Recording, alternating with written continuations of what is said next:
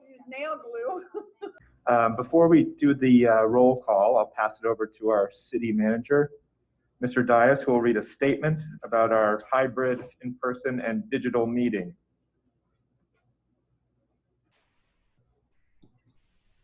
Thank you, Mr. Mayor. Today is May 11th, 2020, and this is the regular meeting of the City Commission. Pursuant to Executive Order number 20-69 issued by the Office of the Governor, Ron DeSantis, on March 20th, 2020, municipalities may conduct meetings of their governing boards without having a quorum of its members present physically or at any specific location, and utilizing communications technologies such as telephonic or video conferencing, as provided by Section 12054 of Florida State Statutes. Procedures for the public comment. Public comment tonight will be taken per item, and non-agended items will be taken at the beginning. If it is an agenda item for public comment, please wait until the agenda item comes forth.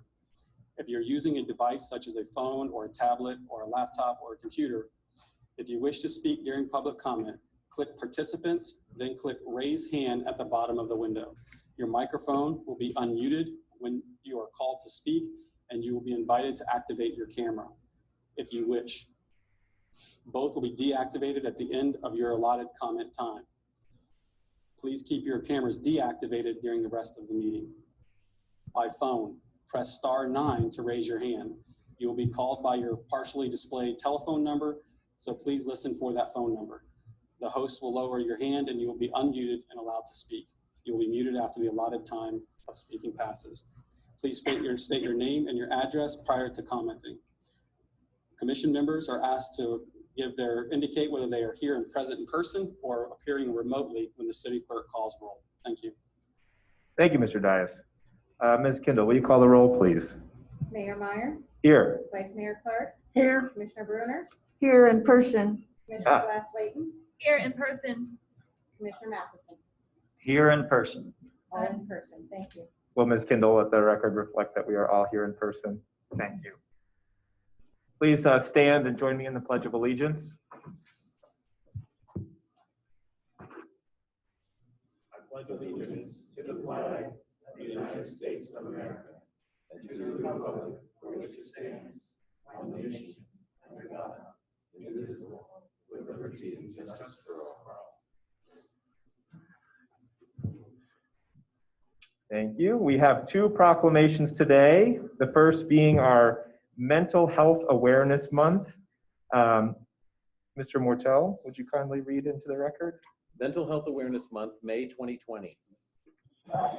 Whereas the mental health of every citizen, family, business owner, and resident of Stuart is a critical factor in its emotional and economic stability. And whereas mental health is essential to maintaining overall health as physical health.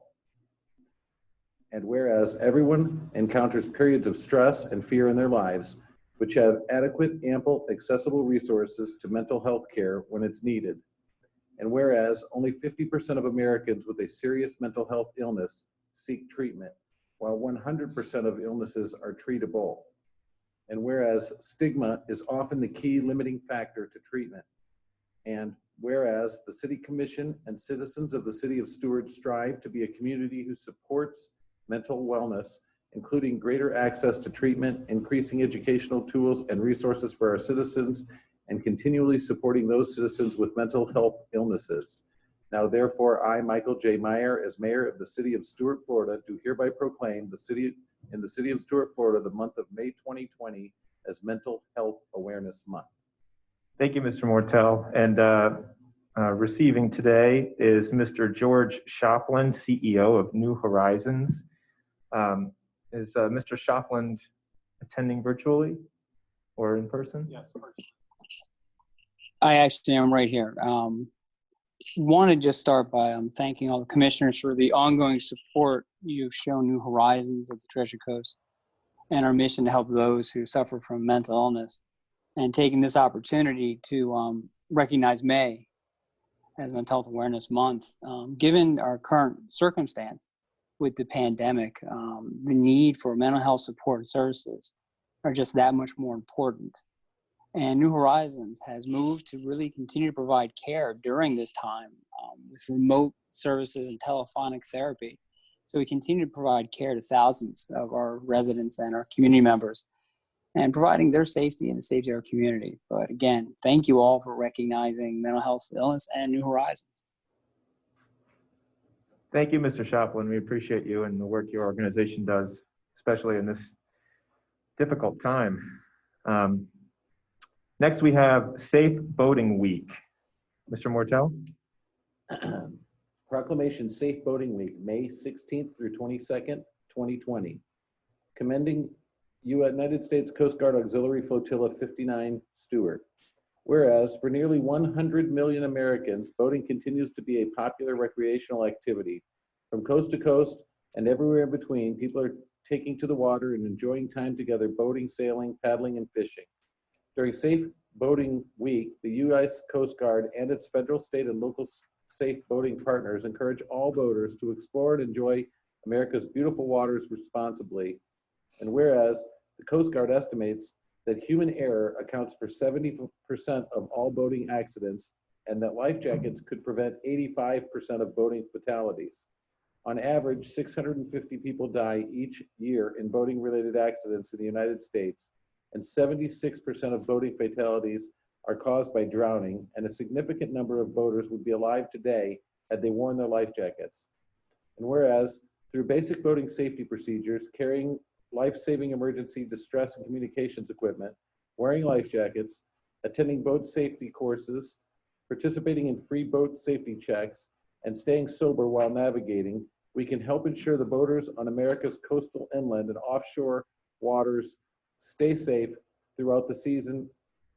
And whereas Safe Boating Week is observed to bring attention to important life-saving tips for recreational boaters so that they can have a safer, more fun experience out on the water throughout the year.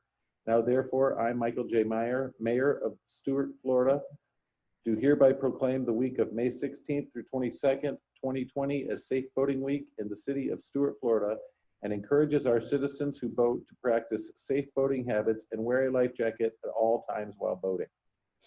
Thank you, Mr. That Mortel. was a long one. Accepting today is Ms. Dawn Muller, Flotilla Commander of the U.S. Coast Guard Auxiliary Flotilla 59, Stewart. Is Ms. Muller joined us? Mr. Mayor, Ms. Muller is online, however, her microphone has dropped off. Perhaps we could, I'll carve out some of my commissioner comments time if she'll be able to get it fixed. Ms. Muller, if you want, you can log out and log back into the Zoom session. It may reset your microphone. Well, thank you anyway, Ms. Muller. Moving on to comments by city commissioners. Commissioner Glass-Layton. Yes, just one comment. I'm sure we're all very excited about this. The Florida Health Department is now going to be offering free COVID testing. And there's 2 sites within the city of Stuart. There's no appointment needed, and you can drive through or walk up, which is absolutely fantastic. The first location is going to be at St. Joseph's Catholic Church. It's going to take place Wednesday, May 15th from 12 to 6. And then the second location is the 10th Street Community Center. And that's going to take place on Saturday, May 16th from 10 to 6. So that is good news. Again, it's free COVID testing, no appointment needed. You can walk up or drive through. That's all that I have. Thank you, Commissioner. Vice Mayor? Hi, thank you. As you all know, this is the first meeting in May. Normally we would have an arts moment, but I'm so glad that it's Mental Health Month. And for those who are at home, and for those of us who would look forward to the few moments that we have for the art moment, I would encourage you to do whatever you can with your family, with yourselves individually, to uplift yourself during this time, to read, sing, write, do whatever you need to do. So please, I just encourage you to refer to the arts and use that as a part of whatever time you're spending now during this quarantine time. The second thing I have is that I'd like to pull item number 3, just so that we can educate the public a little bit on this matter that we kind of do each year, because it's a staggered event for this board, and just have the city attorney or the city manager just talk to us a little bit about item number 3. It's on the consent agenda. And then, like Commissioner Glass-Layton said about the testing, I'm so glad, because people have been approaching me, and I'm glad that the people who've been meeting and coming together to look for the best interest of the community have worked this out, and that these places and within the city as well as throughout Martin County have been selected to at least start with some COVID testing. I think those are my my comments for right now. Thank you. Thank you, Vice Mayor. Commissioner Bruner? I'll pass. Thank you, Commissioner. Commissioner Matheson? Thank you, Mayor. And thanks for the comments, Vice Mayor and Commissioner Glass-Layton. I want to reiterate on what the Vice Mayor just said. I've, over the past several weeks, enjoyed leading my daughter on some small art projects, and just enjoyed having and being able to spend so much time with my family. And also to touch on the incredibly important topic that Commissioner Glass-Layton brought up about the free testing. The health department's providing it. This is our way to build confidence on the way out of this. There's the 2 sites in the city, but from the 12th to the 23rd of May, there'll be sites throughout the county. And I'm sure the city will be posting this on our webpage if we haven't already, but you don't have to go just specifically to the 2 sites within the city. There'll be 12 different sites in the county. You know, I, and I'm sure all my fellow commissioners, highly encourage everyone to go get tested. Free testing, you know, it just gives us more information to make better decisions. So please, please, please go get tested. The second thing I wanted to bring up is this, of course, as is my style, regards Lake Okeechobee. I want to thank everyone for voting and making me the kind of the point person on LOSUM. A week ago or so, I sent Colonel Polk our vision statement and a little piece I wrote, and told him how thrilled I was and have been at times when I've gone out in the boat the past few weeks, seeing just our river rebound after slightly over a year with 0 discharges. And the reason I bring it up is I'm asking maybe for a little more than just to be the point person in a letter, and maybe the position the city might take in regards to the WRDA bill that's going through U.S. Congress right now, and the position that Martin County has taken, and the position we've kind of already taken with our vision statement. But if any of you are familiar, we've got the LOSUM process going on. And there's also comprehensive Everglades restoration projects, or CERT projects. And they are similar as far as water quality projects, although LOSUM is more of lake management. And CERP is a lot of infrastructure. And in the year 2000, the WRDA bill included a savings clause, which basically gave interest to all stakeholders to have the amount of water that they were getting in the year 2000, no matter what happened with CERT projects. That WRDA bill did not tie that savings clause to Lake Okeechobee management. And right now there's some special interest groups that are attempting to tie that savings clause in the new WRDA bill in 2020 to the LOSUM process. And the important part is right now the Corps has taken a stance that the LOSUM process, which is going for more adaptive management of the lake to balance all parties' interests, is not a CERP project. And they don't want to be tied down by a law that's now 20 years old. And to make a long story short, our vision statement is aligned with basically the county's position. My personal position, a lot of environmental groups' position on how the lake should be managed, and actually the Army Corps' position, and Congressman Brian Mast's position, who serves on the Transportation and Infrastructure Committee, which will be weighing in on the WRDA bill. But basically what I'm requesting, and the reason I'm bringing it up in Commissioner comment is that we agree with the county as a city, and I could provide the mayor, because I'd be looking for the mayor's signature on a letter stating that we are in agreement with the county on this issue. That the savings clause of WRDA 2000 should not be tied to LOSUM. So I'd like to make a motion that we could have the mayor's signature on this letter and give him time to review it. Mr. Mayor, may I ask a question? Yes, Vice Mayor. Is there a time frame involved with that letter going out to a Madam particular? Vice Mayor, could you come to the microphone? Sorry, is there a time? Thank you, City Manager. Excuse me, Clerk, I'm sorry. Is there a time frame, Mr. Matheson, or is it something that we can discuss at another meeting and relook at the savings clause specifically? Although you probably might have put that in the letter. But Let me get back to the microphone.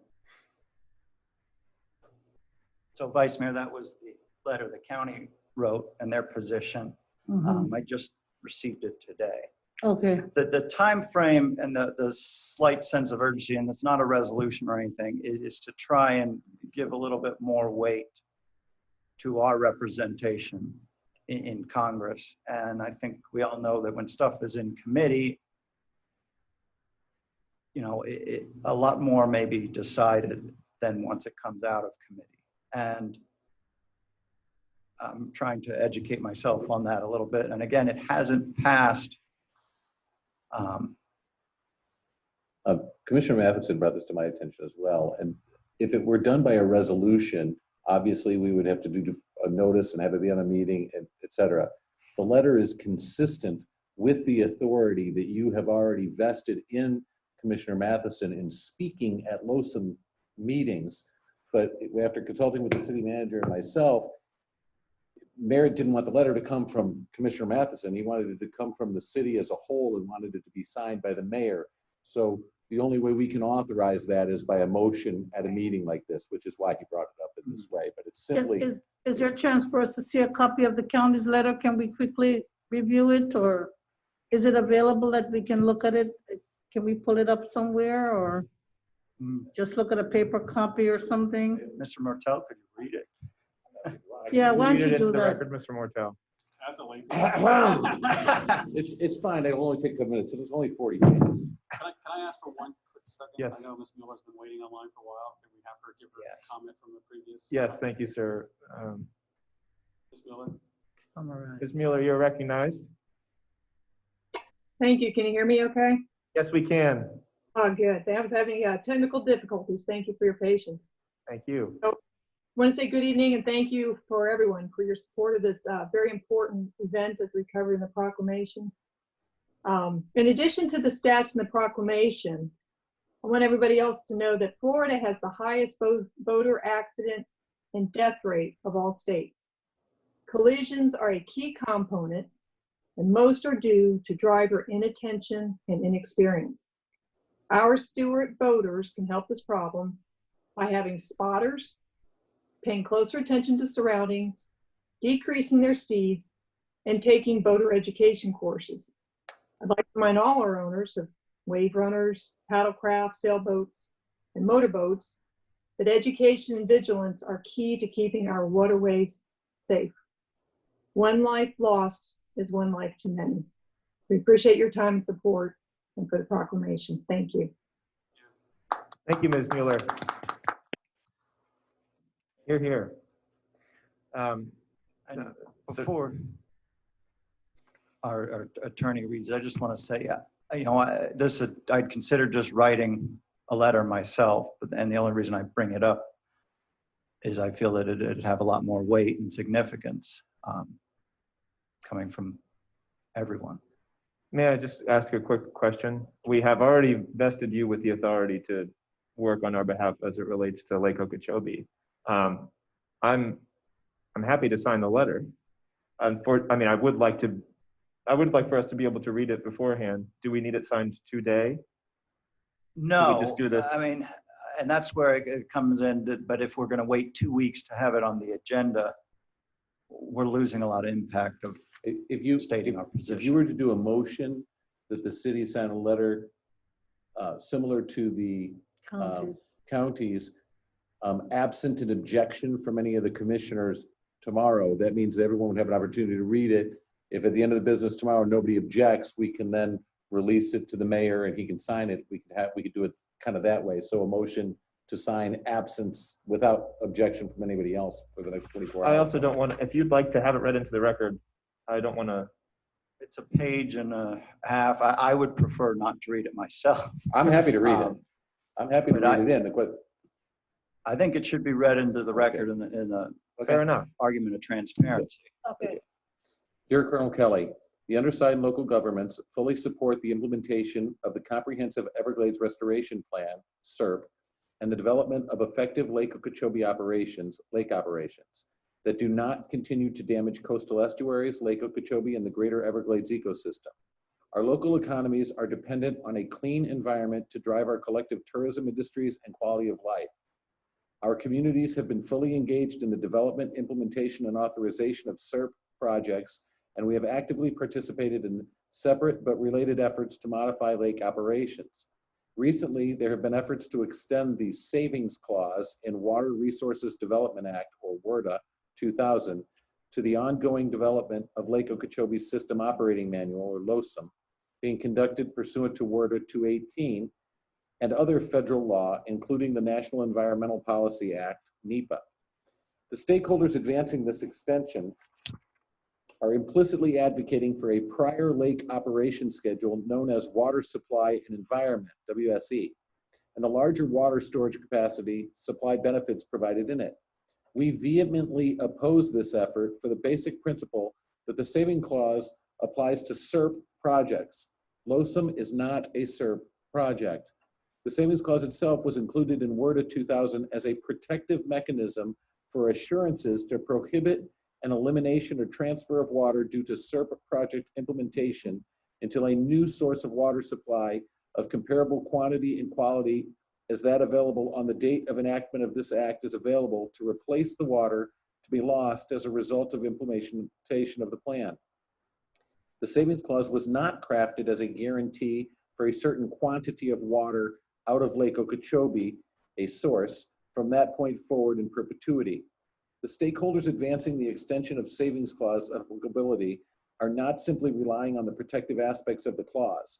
Instead, they appear to be using the clause as a tool to extend federal protections for all lake operations for their water supply benefit, thereby disregarding state water law. Through multiple congressional authorizations since 2000, the savings clause has never been extended to apply to lake operations, contrary to the arguments advancing the broad application of the savings clause. We find no authority within WRDA 2000 or its implementing regulations that extend the savings clause and the larger lake storage capacity offered under WSE to all future regulation schedules. Since clearly WSE was the existing regulation schedule at the time of WRDA 2000, Congress could have expressly extended that application of the savings clause to WSE in this matter. Had Congress written that language into WRDA 2000, it would have made the WSE the only lake schedule that could ever exist unless and until a comparable capacity of water sources was developed through the subsequent SERP projects.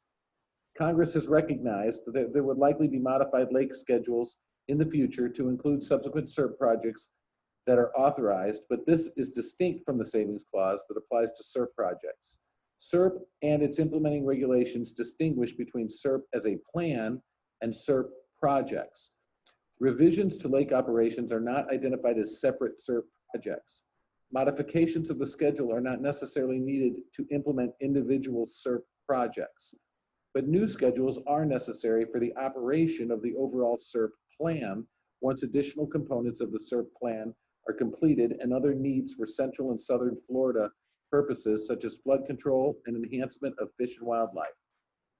Simply put, the result of such a proposed broad extension of the savings clause of WARDA 2000 to lake operations would be to solidify in perpetuity a Lake Okeechobee operational regime that has proven to be economically and environmentally disastrous for our communities regardless of SERP implementation and CNSF needs. WSE, the schedule in place at the time of WARDA 2000, is not the baseline by which we measure success or failure of restoration of the ecosystem through non-SERP and SERP project implementation. Such an interpretation would also ignore other federal applicable law that applies when either a SERP or non-SERP project is developed, such as the Clean Water Act or NEPA. The bottom line is that our communities want to see SERP projects implemented where storage north, south, east, and west of Lake Okeechobee will provide water at the right quantity, quality, timing, and distribution. Our communities also want a healthier lake schedule through the LOSUM process as contemplated by WARDA 2018 and currently subject to a NEPA process, which should ensure that any future lake schedule is not inconsistent with the goals and purpose of SERP. SERP as a plan is about ecosystem restoration, and that includes the ecosystem as a whole. The projects to achieve the SERP plan require an application of the savings clause on a project-by-project basis. The lake operation schedules are neither SERP projects, nor were they ever intended to be subject to the application of the savings clause.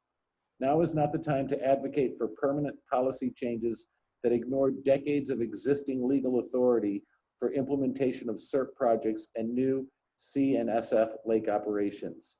Sincerely, Board of County Commissioners, Martin County, Florida, Harold E. Jenkins, II, Chairman.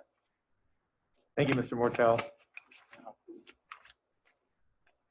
I want to be clear. That hasn't been signed by Harold Jenkins yet. You know, that's going to be coming up for them. Probably tomorrow. Yes. But, you know,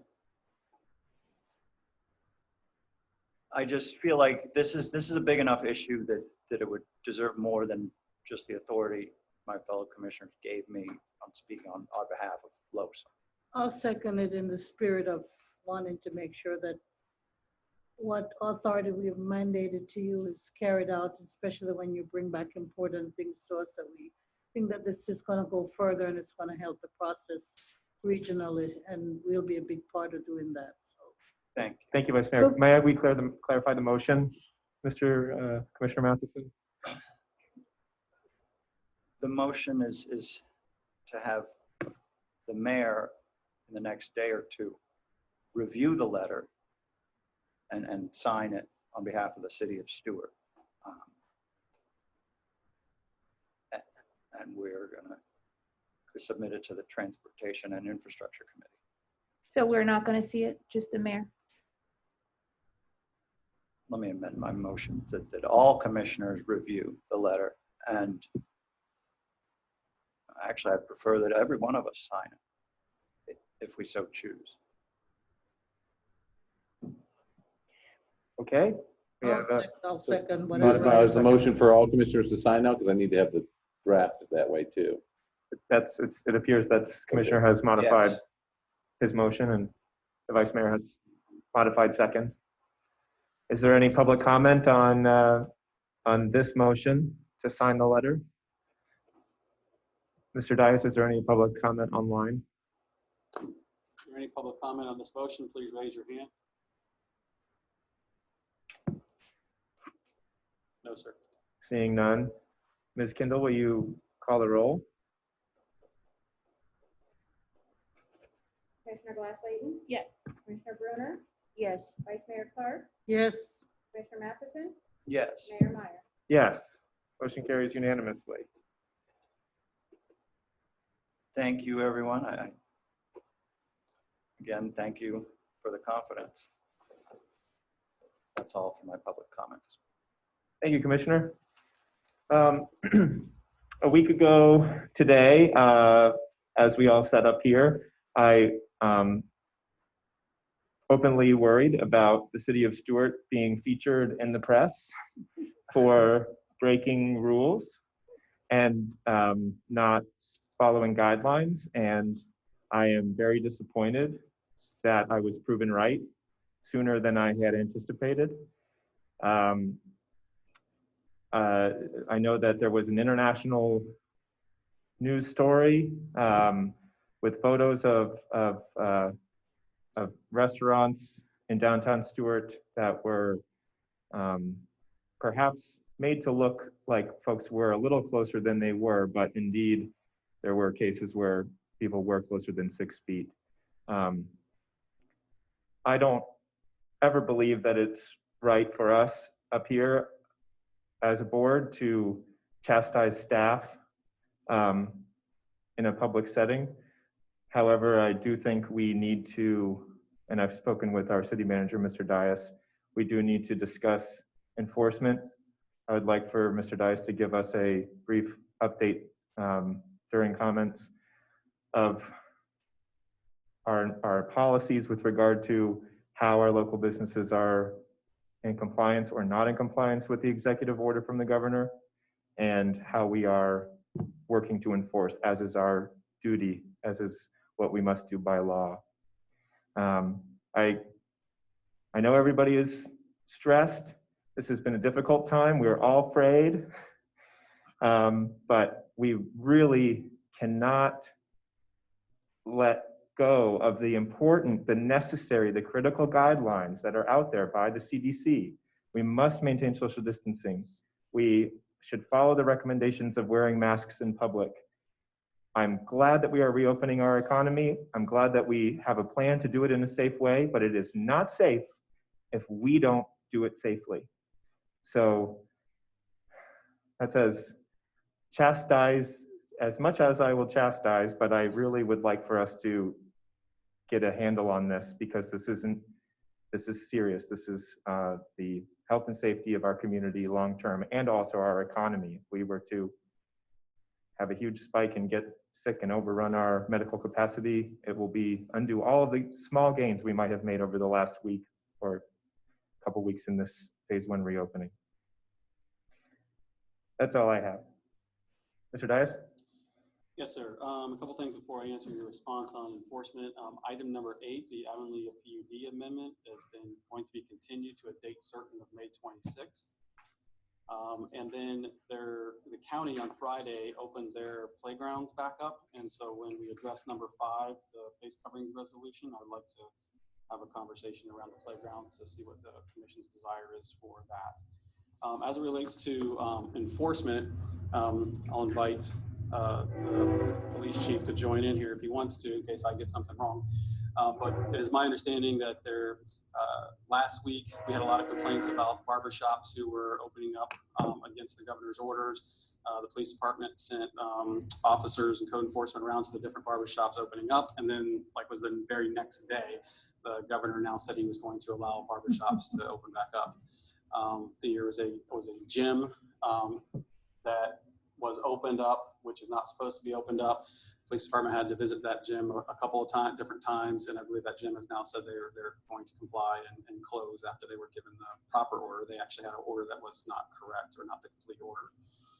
As it relates to restaurants, which I know in our downtown area has been a big point of contention as it relates to that international release you spoke of, and some citizens in this room spoke about this past weekend. The law enforcement did go around to all the restaurants, I think it was Friday, in our core, to inform them of the internal policies for the 25% occupancy and the social distancing external.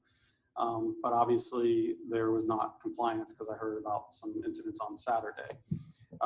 The police chief has directed at least one of his police officers and probably some code enforcement officers to maintain a visible presence in segways in downtown. So that, I believe, starts, Chief, do you know when that's going to begin? The patrol, good morning or good afternoon, commissioners. Patrol division will be working that until Wednesday. Then I had a dedicated officer will be downtown on a Segway monitoring any violations on Wednesday evening from 3 to 11. And that will go through Sunday. And Monday, Tuesday, I can additionally add another officer to cover those 2 days as well. But I tried to give it the bigger economic times, Wednesday through Sunday, for the restaurants. And so as it relates to enforcement actions on those, as you know, violation of the governor's order is a second-degree misdemeanor. We obviously don't want to go out and start throwing people in handcuffs. So when it came to the licensures who were licensed by the business professional regulations, there was a fine attached where we could report them to those, to that entity. I don't know that entity falls under, or the restaurants fall under the business professional regulations. So, CBPR, yes, they do. okay, so then that will be the same methodology that we would take an approach to. And from my understanding from some of the barbershops, it was a pretty hefty fine. So if they don't comply, then we'll report them to the business professional regulations. I also believe there's a suspension issue of the license as well, if they're adjudicated. So they cannot, they can be fined and suspended.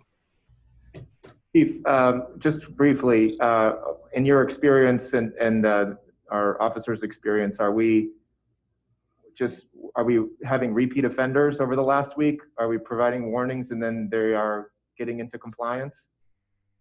At this point, I have had one gym re-offender, and that, as City Manager Dias explained, there was some misinformation that was given to that person.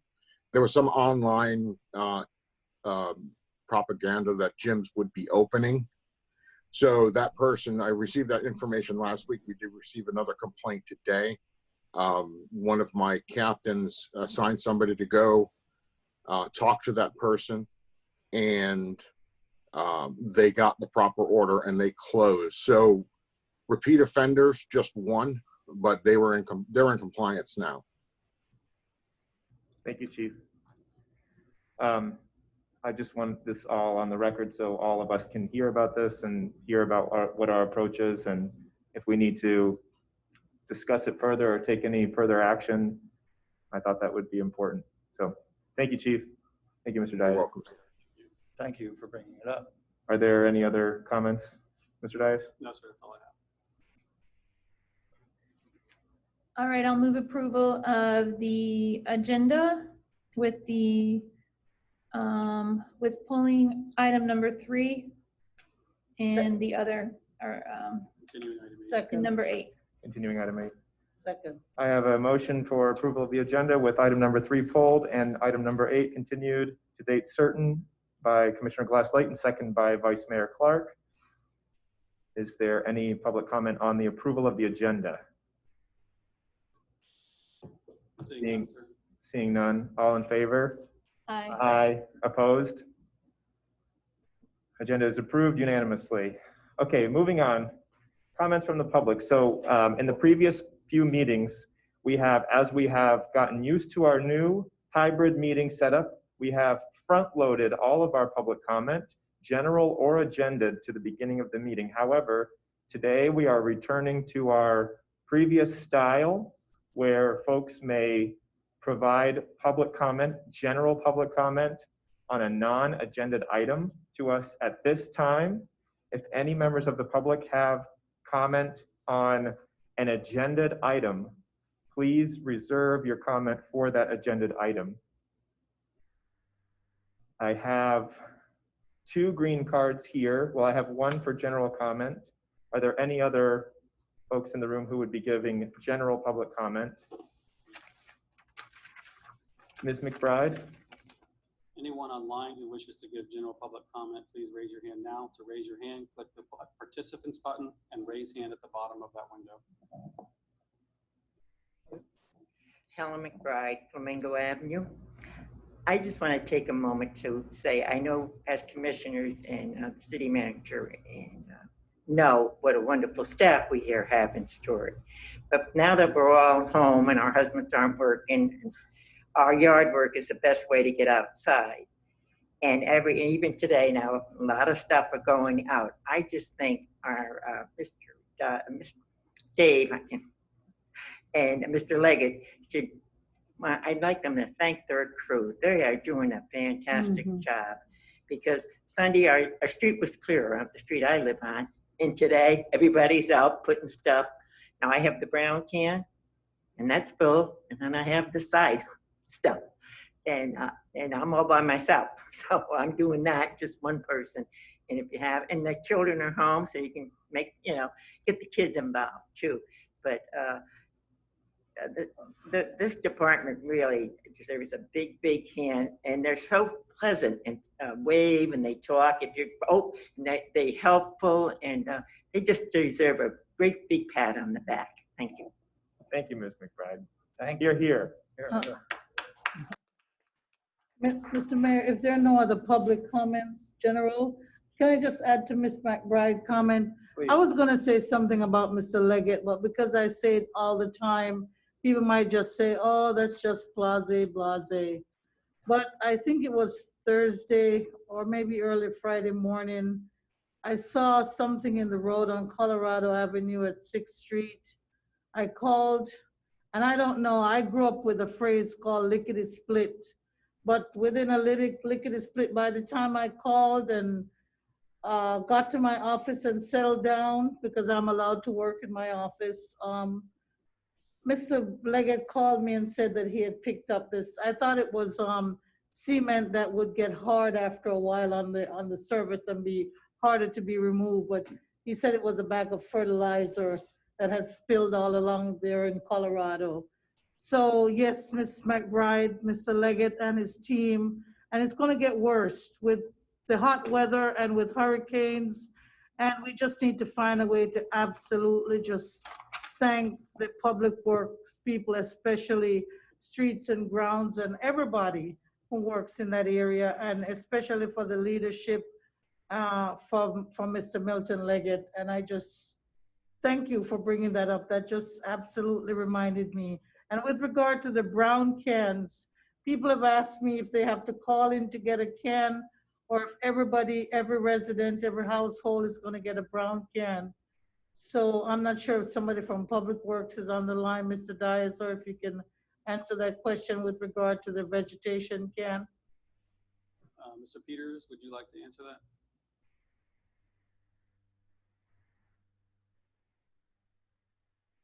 Mr. Peters?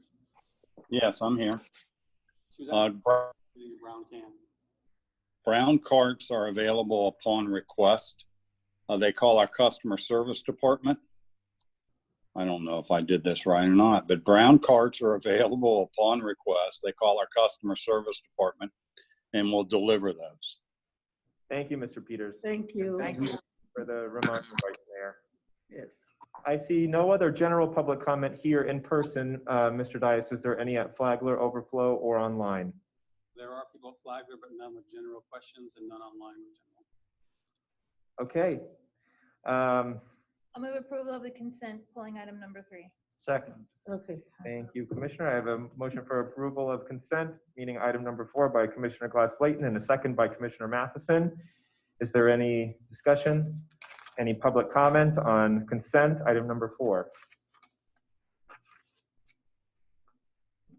Seeing none, Ms. Kendall, will you call the roll, please? Commissioner Matheson, Yes. Commissioner Bruner, Yes. Vice Mayor Clark, Yes. Commissioner Glass-Layton, Yes. Mayor Meyer. Yes. Motion carries unanimously. Moving on to item number 3. Pulled. Mr. Mayor, I pulled that Yes, item. Vice Mayor. Just to have city manager and our city attorney remind the public of our relationship with the Stewart Housing Authority and how they are mandated by the state in terms of their membership and in terms of our approval of them. So either Mr. If I may, Vice Mayor, just for the benefit of anybody just calling it, this is item number 3, which is the Stewart Housing Authority Board of Commissioners reappointment of Martha Mosley and Lily Williams for 4-year terms from 2020 through 2024. Briefly, Housing Authority is a statutory component that Florida Statute 421 is a development of a housing authority to provide access to people to apply for and receive subsidized housing. People commonly refer to it as Section 8 housing. And the city of Stuart many years ago passed a resolution creating a housing authority and creating a circumstance so that people in the community could apply for and receive those vouchers to provide for subsidized rent. Housing authorities are determined when there is an insanitary or unsafe inhabited dwelling accommodations exist in the city, and or there is a shortage of safe or sanitary dwelling accommodations in such city available to persons of low income at rentals they can afford.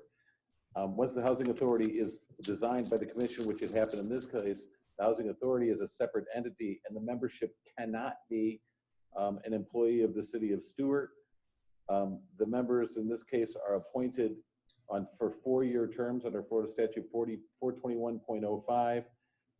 The mayor and this technically is the appointer of the positions, and the commission ratifies those appointments. In this particular case, you have Martha Mosley and Lily Williams, who have both submitted letters to the agenda item that want to renew their position. Thank you, Mr. Mortel. Information. Vice Mayor, are there? Nothing. I'd move approval of the 2 members for the terms from 2020 to 2024 on the Stuart Housing Authority Board of Commissioners. I have a motion by Vice Mayor Clark and a second by Commissioner Bruner. Is there any further discussion? If I could just add, Yes, Mr. Mortel. these positions receive no compensation. Thank you for the clarification. Is there any public comment on this item? Mr. Dias, any online? No, sir. Seeing none, before I call the question, I would just like to thank Martha Mosley and Lily Williams for their service. Ms. Kindle? Commissioner Matheson, Yes. Commissioner Glass Layton, Yes. Commissioner Bruner. Yes. Vice Mayor Clark, Yes. Mayor Meyer. Yes. Motion carries unanimously. Congratulations and thank you again. Thank you. Moving on to item number 5, face covering recommendation. Mr. Mortel, will you read the resolution title? This is resolution number 58-2020, a resolution of the City Commission of the City of Stuart, Florida, encouraging the use of face covering equipment while in public within the geographic boundaries of Stuart, Florida, and for other purposes. Thank you, Mr. Mortel.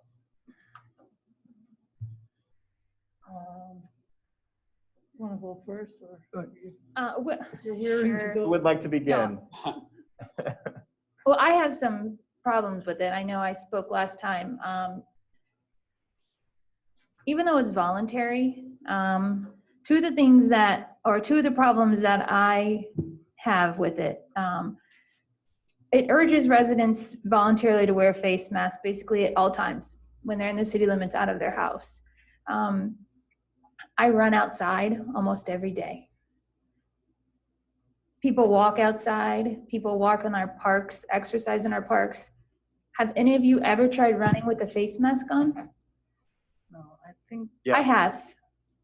And aside from it being uncomfortable, I very nearly passed out.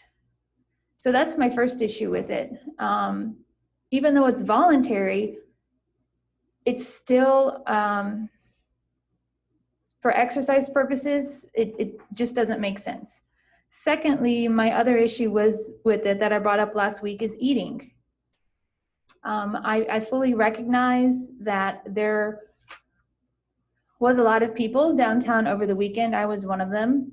There was a lot of people downtown today. Some were wearing face masks, some were not wearing face masks. I think when you go into a restaurant, it becomes pretty hard to eat while you have a face mask on. I do think it's something that while you're walking maybe to a restaurant or you're walking on the sidewalk, I think that makes sense. Secondly, during this time, we've probably got takeout probably 20 to 25 times over the last month and a half, and we've picked it up and we've went down to the Riverwalk stage and we've ate. Again, if we're going to do that and we're going to have face masks on, I think the probability of keeping the face mask on while we're trying to eat is pretty slim. So the guidelines that we're recommending, even though they're voluntary, I just think when we ask somebody to do something, we need to make sure these things that we want them to do are practical. And I just don't think this resolution, not ordinance, the resolution, the way that it stands is practical. And I just hope that we can talk about it and get it done, because I do think we should say something, but make it in practical terms so people will want to do it. And the way that it stands, I can't put my support behind it. Thank you, Commissioner. Vice Mayor?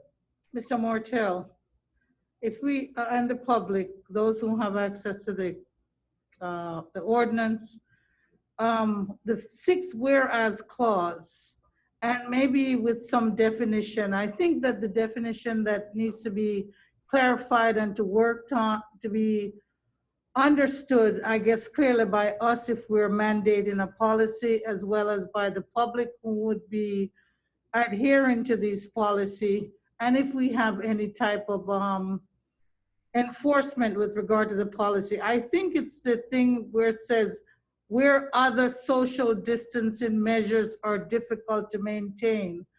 I was of the impression that when the governor first did the order way back in April 3rd, 4th, or something like that, that people are still allowed to run and to go to the park and walk individually, to do certain things. And I believe it's as long as social distance is maintained. So whether it's you're walking or jogging at a certain level, yes, you may bump up on someone because you have to cross through people. But I think some of that stuff is somewhat understood. But yeah, if it's going to be an enforcing thing, I agree, Ms. Glass-Layton, that needs to be resolved, because you can't tell how close you're going to get to somebody. You have to run around them to make sure that you're maintaining social distance. The other thing is that if we have restaurants that are following the CDC guidelines and people are seated in a certain area, then that's already social distance. So you don't need a mask. And so I think if we can clarify or understand what we all mean by in public settings where other social distancing measures are difficult to maintain. And we know, rightly, the grocery stores are Publix, that has been brought up, how close are the aisles, who's going up what aisle, who's coming down beside each other. And we know that that's gonna obviously happen, like the Fresh Market, for example, Fresh Market, where everybody's like that already, unless they change how they do their aisles, that allows people to, even if they're in the same aisle, to be 6 feet apart on either side. And that's not happening. So you know you're going into that situation, you wear your mask. If you're in a restaurant where you're already separated, or even us, I think we're wearing them to make sure that we all have people reflect that, you know, we need to be cognizant. But if we have proper social distancing, we don't necessarily have to wear them.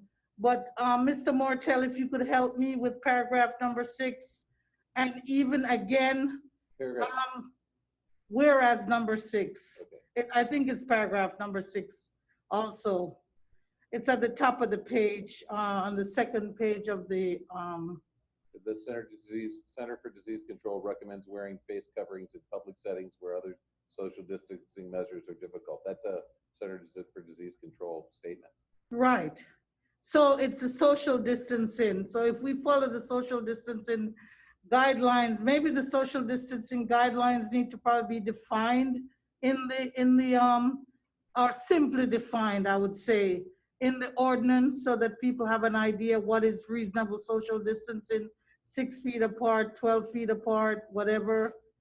What the resolution says is, the City Commission urges all residents of the City of Stuart to voluntarily wear non-medical face coverings in all public spaces outside their homes, including sidewalks, public rights-of-way, boardwalks, and open parks during the term of the COVID-19 health emergency declared by the governor, except where doing so would inhibit that individual's health or where the individual is under the age of 2. So the question really would be how you're going to define public space. I mean, again, you guys can get as specific as you want on this. It doesn't, we could make it broad or specific. So can we, if we took out something like that and just made it similar to what we list as a logical reasoning following the CDC guidelines, if we just use the language of paragraph 6 down onto the order section, sorry, I'm writing it, yeah. Section 2 Mhm. came right from the CDC. The use of face coverings is recommended in addition to the physical distancing requirements. That's the CDC's recommendations. But if you're saying you want me to replace section 1 with the No. 6th whereas, I'm just trying to find the best Mr. Mayor. language. Well, Commissioner Matheson? I agree with you, Vice Mayor, and 100% Commissioner Glassleton. If we're going to pass a resolution, it needs to be consistent with what we're asking. We're asking people to voluntarily wear them, and my interpretation of our discussion the other night was what a lot of other municipalities and states have passed is when you're in a situation where you cannot properly social distance. And the Vice Mayor touched on it. Right now, I'm socially distanced from everyone else. And if I'm properly eating at a restaurant, I'm socially distancing. There could be some argument made, the last sentence in section 1, where one cannot run with a mask on and not jeopardize their health. But if you're going out for a jog, in theory, you're going to be properly socially distancing. And so, just amend the first sentence of section 1, starting from voluntary wear non-medical face mask coverings in all public spaces outside their homes, and then add where proper social distancing according to CDC guidelines is not achievable. Actually, I would add that at the very end of that entire sentence in section 1. But, that seems to be the main catch here. You can go to a restaurant, and if the restaurant's following the guidelines, you're properly socially distancing. And we already talked about encouraging the restaurants with our police chief and code enforcement to follow the rules. And our resolution should be consistent with those. But there's no way to eat a slice of pizza with a mask on. And we shouldn't be suggesting to people that with a resolution that they have to choose between the two. And I've been to, I've known cities that have, I think in Ocala, the mayor, they're not agreeing, they're not signing off on wearing masks. And I've had a phone call today from a resident who said, well, they expect our city to protect them when they come to meetings like this, that they want to make sure that if they're coming to the meeting, that we're going to enforce wearing masks for people coming inside. And they wanted to at least do that. So people are asking to have it. And if it's not every single place, and at least know that when there are activities that are being sponsored or being hosted by the city of Stewart, that we make sure that we require that people follow the CDC guidelines exactly. That was requested of me today by someone, and so I'm bringing this up. But I think if we follow the spirit of this, and yes, it is voluntary, but they were saying that they wanted to be sure that there would be a requirement, especially for people coming to a public hearing such as this. Thank you, Vice Mayor. So it appears that there is some consensus, and please interrupt me would you like to make a comment, Commissioner Bruner? No. Well, yeah, I guess my comment is it's just a lot of time wasted on this, I feel, trying to work out so many different opinions and thoughts and science and non-science. And I can't sign this. Why don't we just, if we want to have a resolution that we follow the CDC guidelines. I think that's what everybody's doing anyway. And I feel still that people are being safe everywhere I go. Might not be, some people might be 50% masked. They've got their lotion, some gloves, some not. Restaurants is a tough thing.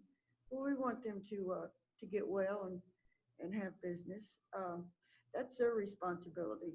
I don't want to see anyone going to jail. I want them to, the people to follow it best they could. So anyway, I don't know what you can do with this.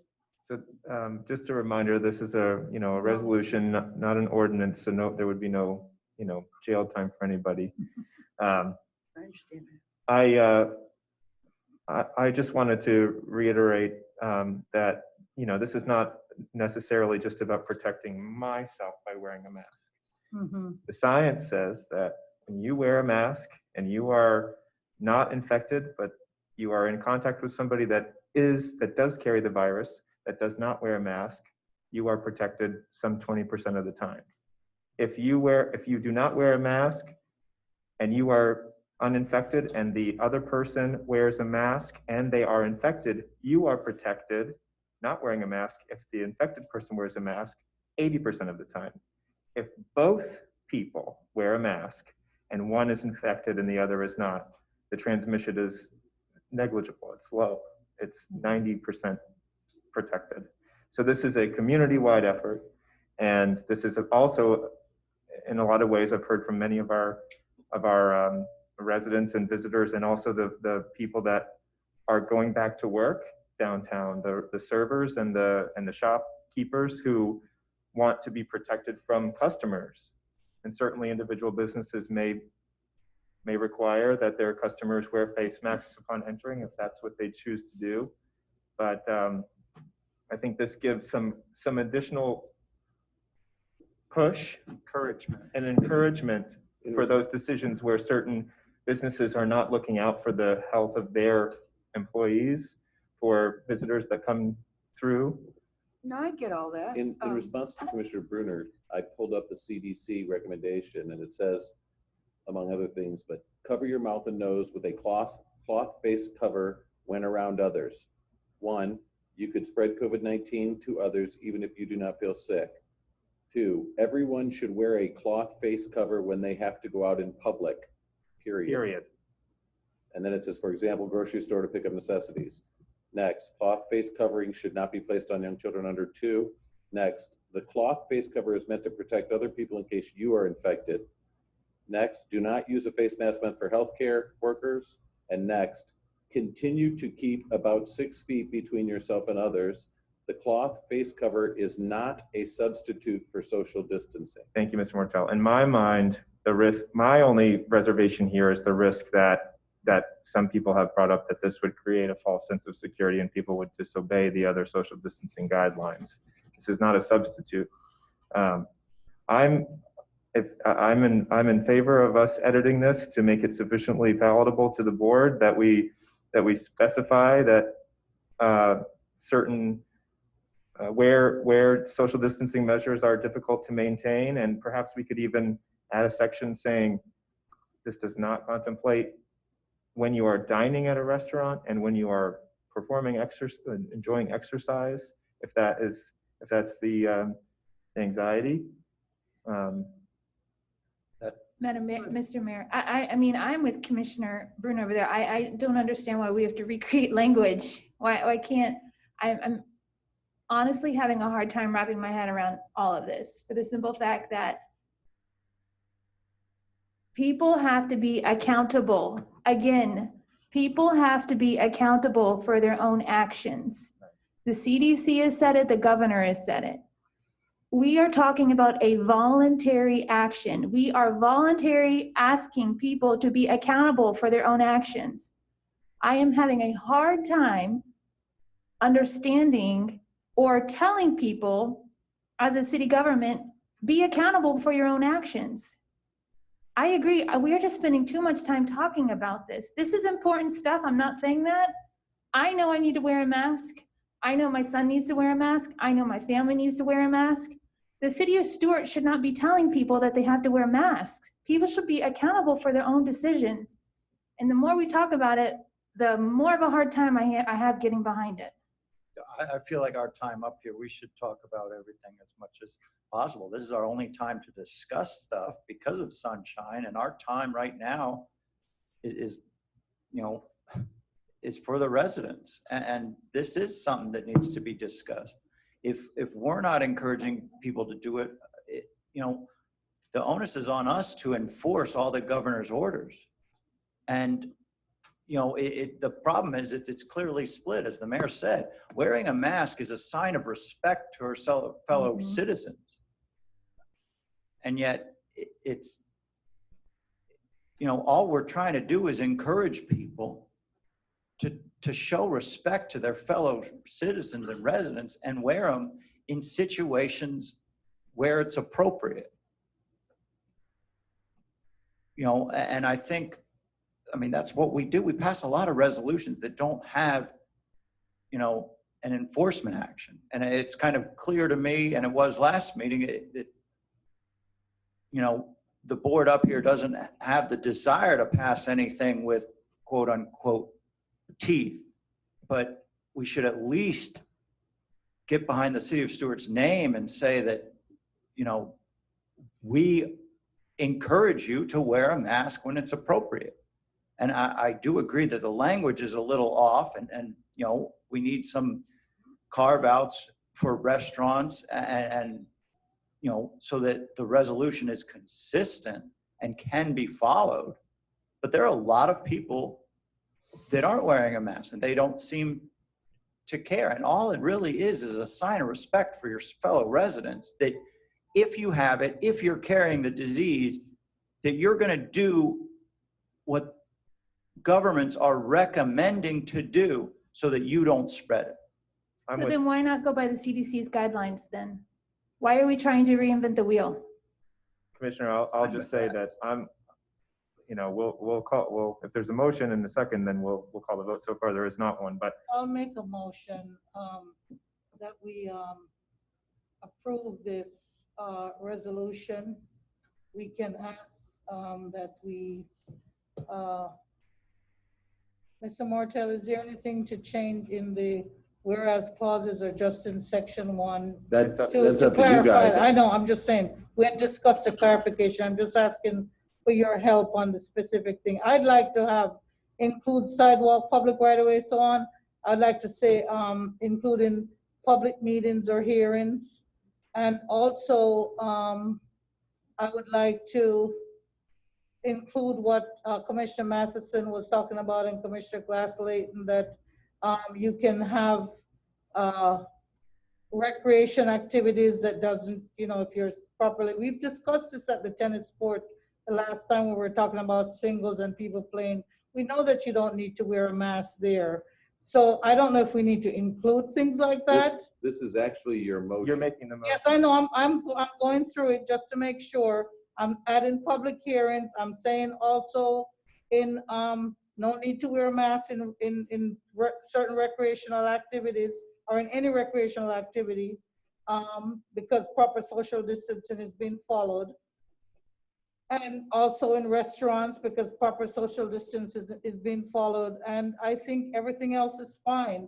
And I'd like it to go like that. And if those explanations can be, the wording can be added. And if Mr. Martel could read section 1 with trying to add those wording in there, I'd like to make a motion to move forward with this encouragement of the use of facial masks. And yes, in making this motion, I'd like to say that I have read letters from the public and emails that have come into us. Some are against it, some are for it, some are saying that it's all a bunch of woo-hoo and it's not necessary, but I'm asking that we move forward and I'm making that motion. Vice Mayor, just to clarify the motion, we're adopting, your motion is to approve this resolution, 58, 2020. including language. I can reread section 1 with Would Commissioner you- Clark's comments.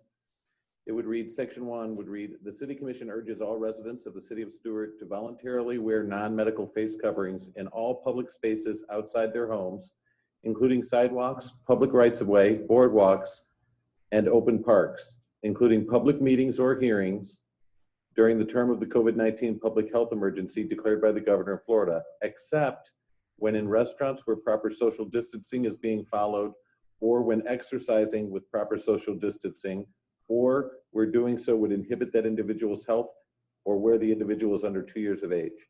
Agree. So if I'm just walking down the road at my house, I have to wear that mask? If no one's out or I'm in the woods? It's voluntary. First of all, it's voluntary, and second of all, there's now an exception that you would be doing an exercise activity where you would already be doing a social distancing. I'm just checking. There's a motion. Second. Oh, I have a motion by Vice Mayor Clark and a second by Commissioner Matheson.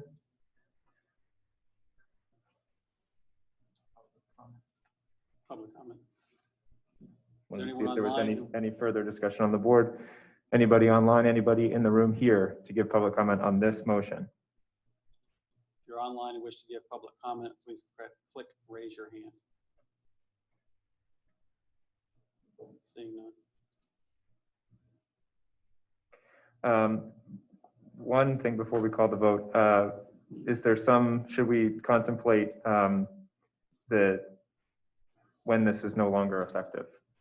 Is this to be enacted only during It says, including while attending public meetings or hearings during the term of the COVID-19 public health emergency declared by the governor of Florida. Okay. So that will, if that expires, this expires. Okay. All right, I have a motion and a second. Ms. Kendall, will you call the roll, please? Commissioner Glass Layton, No. Commissioner Matheson, Yes. Commissioner Bruner, No. Vice Mayor Clark, Yes. Mayor Meyer. Yes, motion carries 3-2 with Commissioners Bruner and Glass Layton voting no. Okay, moving on to item number 6, charter referendum questions. Mr. Mortel? This is resolution 60-2020, a resolution of the City Commission of the City of Stewart, Florida, presenting referendum questions for proposed amendments to the charter of the City of Stewart, Florida, providing an effective date and for other purposes. Thank you, Mr. Mortel. I believe your staff presenting. I'm happy to. As you know, this is a Charter Review Board matter. Came before the City Commission to review the Charter Review Board's report. At the last meeting, the City Commission had several items to review and directed staff to bring back 2 potential ballot questions. The first was the ballot question related to shall the city charter of the City of Stewart, Florida be amended to provide that the City Commissioner's term shall be extended from 2-year to 4-year terms and restrict any single person from serving as City Commissioner for more than 12 consecutive years. And the second, oops, I just closed it out. And the second was, shall the city charter of the City of Stewart, Florida be amended to provide that no City Commissioner shall actively collect funds for the purpose of seeking another elected office or actively run for another publicly elected position while serving as a Stewart City Commissioner. Now, just so you know, the rules and regulations related to the concept here will be adopted by the City Commission by ordinance in the event these referendums were to pass. Like, for example, a couple years ago, there was a ballot measure that said Florida shall allow medical marijuana. Well, the actual law on it ended up being very extensive. It had lots of criteria, et cetera. So the purpose behind the ballot question is to succinctly describe the intended regulation. Okay. And then we put in the details when you adopt the ordinance, if in fact the ballot question was adopted. We know that the ballot question number 1 was for 8-year terms. And then the 4-year terms, Or, I'm sorry, 8-year like, limit eight- originally. I'm sorry, 12 or 4-year terms, a total of 3 4-year terms for a total of 12 years total. Right. I know Commissioner Matheson also had consulted with the city manager and myself with some alternative language, and I think, I don't know, did you send it to everybody or no? I didn't get it. I emailed it to you. I Saturday. can bring it up Yeah. now if I. I'm happy to address it, but we might as well bring it up. I think we should, yeah, let's go question by question. So for number 1 regarding terms, I had a couple notes as well, Commissioner Matheson. I did make the original motion with this one, and then part of it was perhaps I was a little dismayed for my failure on the attempt at providing residents with the commission having another check on our pay raises.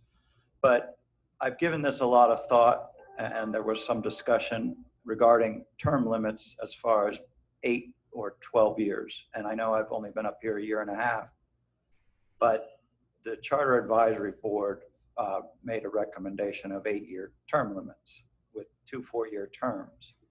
I wholeheartedly agree with their recommendation. And I know there was some discussion that perhaps 12 years is a little better. And, you know, the language that came out of the Charter Advisory Board, from my interpretation of it, was that we weren't going to dissuade anyone from maybe stepping in halfway through a term so they could fully serve 2 complete 4-year terms. And the catch is that's the same as the US presidency. And that's the same as, you know, what the residents of Florida set as a cap. And along the for our lines of that, I drafted a different alternative question that could just be substituted language that would say, shall the city charter of the city of Stuart, Florida be amended to provide that the city commissioner terms be extended from 2-year to 4-year terms and restrict any single person from serving as a city commissioner for more than 10 consecutive years or be elected to more than 2 consecutive terms. 2 consecutive 4-year terms. Well, if it gets, Yeah. that if this referendum question is answered yes, then the terms will be 4 years. If it's answered no, it won't matter because the term limits won't be adopted, so it won't matter. Joined together. Right. So your intent, Commissioner Matheson, just to be clear, was that, you know, 12 was less about 3 4-year terms and more about making enough space for somebody who is either elected in a special election or appointed could serve that term and then still go on to do 2 full 4-year terms. Exactly. The last thing I want to do is dissuade residents from stepping in if someone steps down and you know, having language where they couldn't complete 2 complete 4-year terms. But I think term limits of 8 years, if it was just straight up 2 full 4-year terms, if it's good enough for the US presidency and it's good enough for Florida legislator, it should be good enough for the city of Stuart and our residents. So I'm sorry, I'm way confused. We're talking about, the question is, we're talking about 12 years. You're talking about 8 years?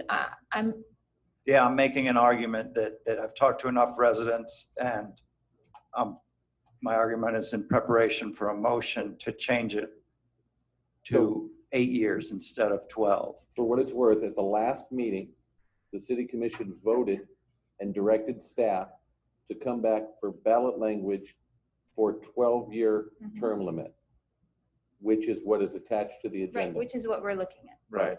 However, Commissioner Matheson has raised an issue that he would want to consider moving it to a 8 years or 2 terms, consistent with what the charter recommendation was, and then an extra 2 years or a total of 10 years in the event you were appointed.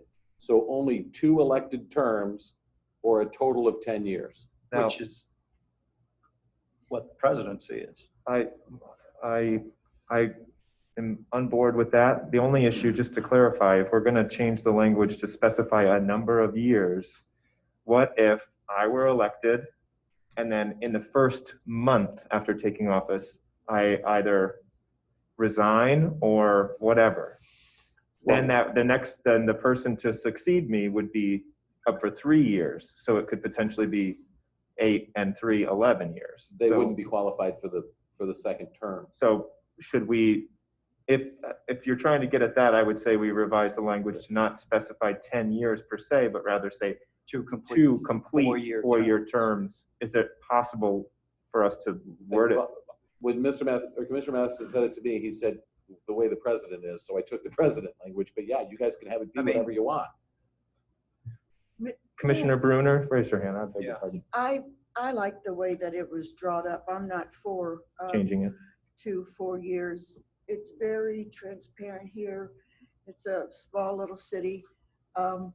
I'll go with the 4 years and three terms. Vice Mayor, did you have a? Yes, Mr. Mortel, in looking at the charter, not the charter committee themselves or other people, did we look at, throughout the League of Cities in Florida for all, I don't know, 400 and something cities that we have, how many of these cities generally have term limits? I think a lot of municipalities don't have term limits. Honestly, I don't know if the city manager knows. I don't know the answer, and I kind of would guess along the lines, and I would be guessing because I have no Very idea. few have term limits. Right. So what makes us better than our legislators in Florida? Because I think over 70% of the Florida residents voted for 8-year term limits on our Florida It's legislator. Politics, Mr. Matheson. Let Vice Mayor keep the floor.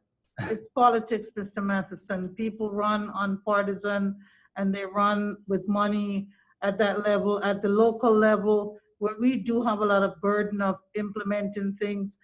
A lot of it has been based on literally on character and continuity in a lot of these cities. I know when the League of Cities gives out awards, they give awards for people who've been there a long time. If people don't like the people who are in office, they can always run against them, and there's an opportunity to change. But I know, and I'm sorry I didn't look this up or even ask somebody from the League of Cities to give me some numbers. I just know that at the municipal level, because we don't have that partisan politics where people are running for it in the same way as you mentioned, the presidency or the state senator or state representative. The League of Cities pride themselves on having people who really are invested in their community and have the continuity. So that's one thing. That's one thing that I know that I've seen them. Now, like I said, if it's open, some people have stayed in office for 10, 15, 20, 30. I've had people who've been in there for 40-something years when I go to League of Cities meetings and they're given their awards. However, there is the opportunity each time, every 2 years, for someone to run for office in their local city and to become a part of that. And it's, sometimes people think it's an uphill battle, but it's not, and it's proven even locally here in our city that if you run and if you run in the right way and have the proper backing, you can still make changes in the community.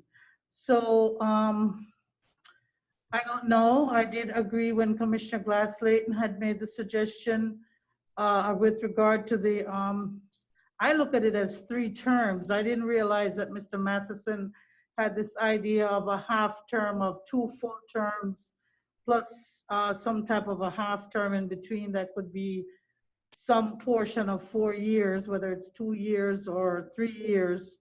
But either way, the maximum of the 12 years, I believe that's right. Now, if we have to change this again, it would be another charter change and another referendum. Yeah, this can only be Yeah. Right.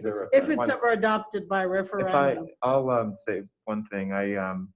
I've spoken a lot with residents over the last week who have reached out and who are in the know. And for me, you're right, it is political, right? It comes down to politics. And while I voted in favor of 12 years in theory, because to me, 3 terms versus 2 terms for what we know of to be public service here is not I don't have a problem with 12 years with 3 full terms. In talking to the electorate, this has to pass by a majority of, was it 60, 2/3 vote? When it goes up? Yeah. 60%, Mr. So- Martel? I think it's 60. It has, 60, yeah. yeah, so unfortunately, we have to huddle a little bit here and talk about what's going to get this through. It seems like we're all in agreement that a 4-year term is appropriate. It's better than a 2-year term. I would like to get that through, and I know that we work with the public and say, we're also going to give you limits. It seems to me from my brief sampling and discussion with the citizens that 12 years might be a shot too far and not let us pass this joint referendum. Are you So, asking to separate the two matters? no, I'm not. I'm just making the case to say that I believe we would have a better shot of this passing referendum if it were to be packaged in a 2 full terms to the citizen. I really think we'd get it. If it's 12, I think we have a less clear path to have it pass.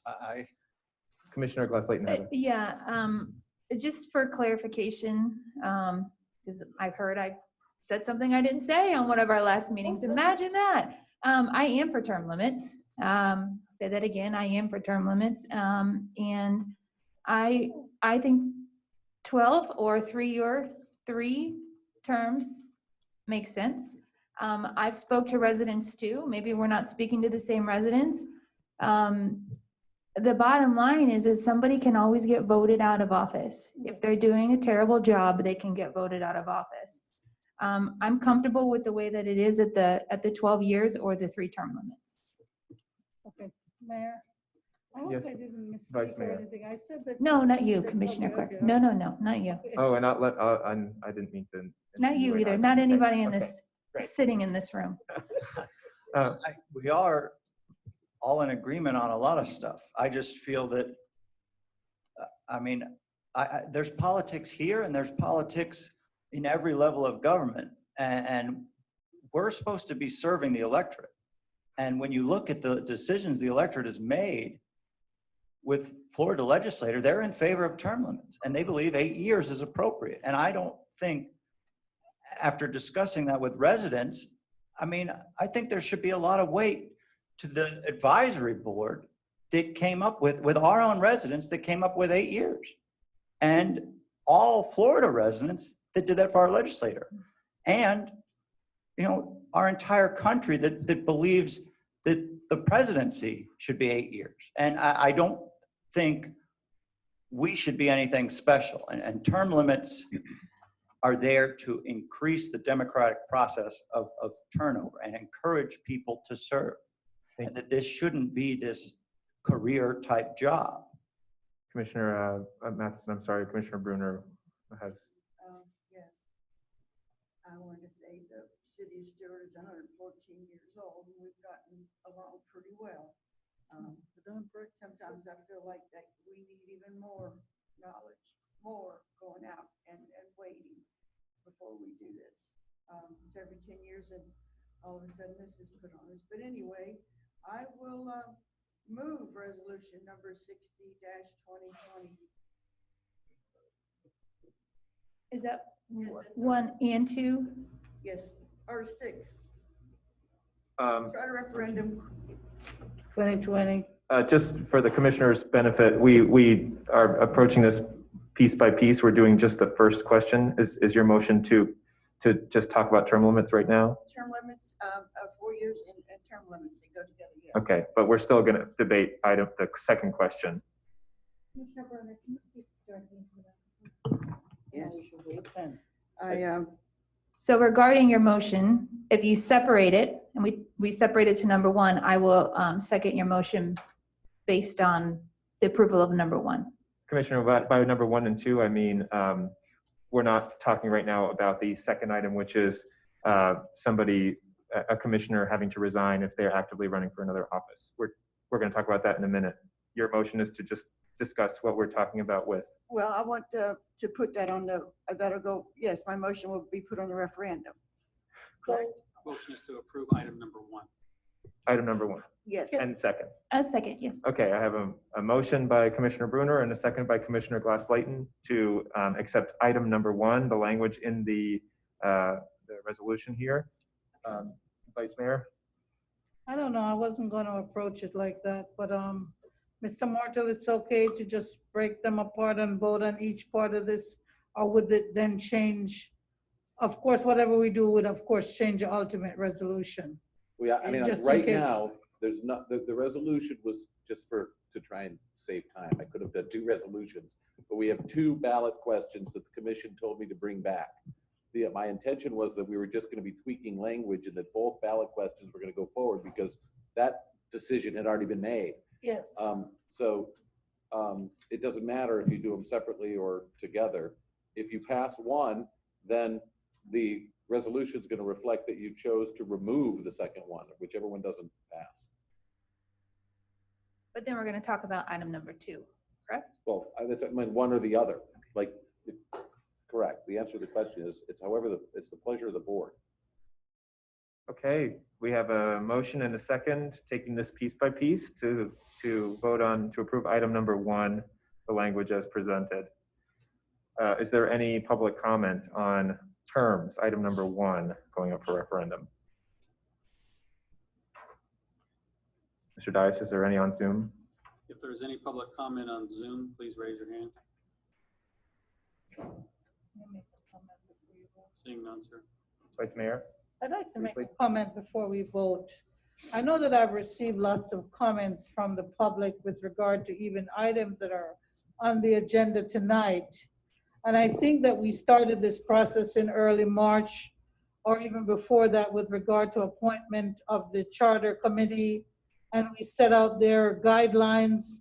And we also said that they had to give us something so that we could prepare to put something on the ballot within the time frame. I think Mr. Mortel, 70 or 90 days before certain announcements were going to be made. So I want to be sure that whenever we make this, whatever we do tonight with regard to clearly coming to a ballot language, that we don't get accused of saying that we cooked up something at City Hall behind somebody's back, whether it's behind the charter resolution back or behind the general public of the City of Stuart residents who could appear at a public hearing. I just want to be sure, and if Mr. Martel or the city manager can again recap that we did have this process and it was set out and it's been clearly put to whatever advertisement and whatever public hearing notice that this has been a process for referendum. As a point of clarification, whatever you suggest for referendum language will have to be voted on by the people. Yes. And the process was followed that was outlined in the charter. So you guys formed a charter review board, you adopted their bylaws, 11 members were selected. They had 5, 6 meetings, can't remember. 6 meetings, went through the charter, completed a final charter report for you that was on your last agenda. And out of that came these 2 recommended changes. And this is the second public hearing you've had on it. On this. And then to Mr. Mortel's point, after potentially approval by the voters in referendum, we will then have to enact enabling ordinances to deal with it. So there's plenty of sunshine. Okay, Ms. Kindle, will you call the roll, please? Vice Mayor Clark, Yes. Commissioner Bruner, Yes. Commissioner Glass-Leighton, Yes. Commissioner Matheson, Yes. Mayor Meyer. Yes. Motion carries unanimously. Moving on to the second piece, the second question, shall the city charter of the City of Stuart, Florida be amended to provide that no city commissioner shall actively collect funds for the purpose of seeking another elected office or actively run for another publicly elected position while serving as a Stuart City Commissioner? Move approval of section 2 as published. Second. I have a motion by Vice Mayor Clark and a second by Commissioner Matheson for approval of the second question for staff recommendation. Any discussion on the board? Any public comment here or on Zoom? Seeing no public comment. Seeing no public comment. Ms. Kindle, will you call the roll, please? Commissioner Matheson, Yes. Commissioner Glass-Leighton, Yes. Vice Mayor Clark, Yes. Commissioner Bruner, Yes. Mayor Meyer. Yes, motion carries unanimously. Before we move on, I just would like to follow up on the work that the Charter Review Committee did and the entirety of their report. I know that before, just to remind everybody, we have a kind of a tight deadline. We've got to get these questions voted on, worked out, and then submitted to the supervisor for to go onto the ballot for later this year. So I know that some of the Charter Review members and the members of the public have asked why we didn't address the other recommendations in the Charter Review's report. I fully intend to address them, and I know at staff presentation last meeting, it was said that staff would be bringing back the other items for our review. Can we get? Yes, sir. I'm currently working on chapters 1 and 2, or section 1 and 2 of the code where most of the items live. And so that probably will come to you in the next couple of months. Okay, very good. Just wanted to make sure that the people that bravely volunteered their time, that we're looking through all of their recommendations. Thank you. And Mr. Mayor, would the other item be about the salary issue? No, well, my question for staff was, what about the other recommendations that staff deemed it was possible for us to change, you know, by ordinance or by ordinance, not by rep. not by referendum? I hear you. Okay, thank you very much. All right, moving on to item number 7, extension of local emergency. Mr. Mortel. This is resolution number 61-2020, a resolution of the City Commission of the City of Stuart, Florida, extending the declaration of state of local emergency pertaining to COVID-19, providing an effective date and for other purposes. And I'd like to waive reading, and I'd like to move that we approve this. I think it goes on till June 8th. That was the intention. The first meeting of June. But by the way, that I picked that right because it's your second Monday in June, so that's your first meeting in June. It was just a coinciding with a regularly scheduled meeting. The county's approach has been to, well, they extended theirs for another week. So they've been kind of going week by week, but they have been meeting every week. Right. Well, and the county commission doesn't necessarily extend it. It's the emergency manager. Michelle. Michelle does Right. the actual extension. Yeah. Do I hear a motion for approval? Did you make a motion? I'm sorry, Yes. Commissioner Clark. Oh, I'll second your motion. okay. Up to June 8th, I think. Vice Mayor Clark made a motion to approve up to June 8th, and second by Commissioner Glass-Layton. Any further discussion on the board? May I ask a question while I make the Mayor. motion? So that gives us the protection to apply for funding and to do everything to whatever we need to do. If anything comes up and the governor or the federal government says something, we can. Yes, ma'am, and it keeps the protective orders in place that you already have. We're under it now. And one of the things I think we skipped, maybe we can talk about now, is that playgrounds issue, and whether or not you guys want to keep the playgrounds closed or open. Would you like to do that with the motion on the floor? Shall we call No, the wait vote? till and the then- motion's done. Okay. Is there any public comment on this extension of the emergency order? Here or on Zoom? Seeing none on Zoom. Seeing none. Ms. Kindle, will you call the roll, please? Commissioner Bruner, Yes. Commissioner Glass-Layton, Yes. Commissioner Matheson. Yes. Vice Mayor Clark. Yes. Mayor Meyer. Yes, motion carries unanimously. Mr. Dias? So last Friday, the county commission voted and elected to open their playgrounds back up for child play. In our previous meeting, we had decided to keep those closed. It is in the manager's protective order, so I could open those playgrounds back up. I just want to get the commission's input on what your thought process is on that. I'm all for it if you have the money and the time and the staff to keep them clean. Is there some CDC guidelines that we have to follow to keep them clean so that we won't, I don't know if we'll be sued for anything like that, Mr. Mortel? First of all, they are open public space. We're not wiping down the benches on the boardwalk, and there's a bathroom out here in the parking lot that's been open as well. People are, again, as Commissioner Layton said, there's an obligation to take some personal accountability. If you're going to use the playgrounds, I'd recommend washing your hands. Bring some wipes. Yeah. But It would be impossible for us to clean them after every And I don't know single if you saw person used it. the report the CDC released on the living dwell time of the virus outdoors. It's significantly reduced when it's outdoors and is affected by UV lighting, UV rays from the sun.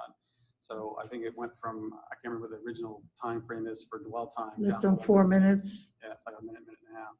So those playgrounds, either if it rains or it gets direct sunlight, is going to help extinguish the virus on equipment. to the Vice Mayor's question, though, I know that in certain other areas, good local governments that manage playground equipment, they do have they use electrostatic sprayers and, safe They've been spraying sanitizing stuff. equipment on a regular basis, obviously not assuming that they're going to do it between each child's touch, but do we have, what's our policy? I mean, are we disinfecting playground equipment currently?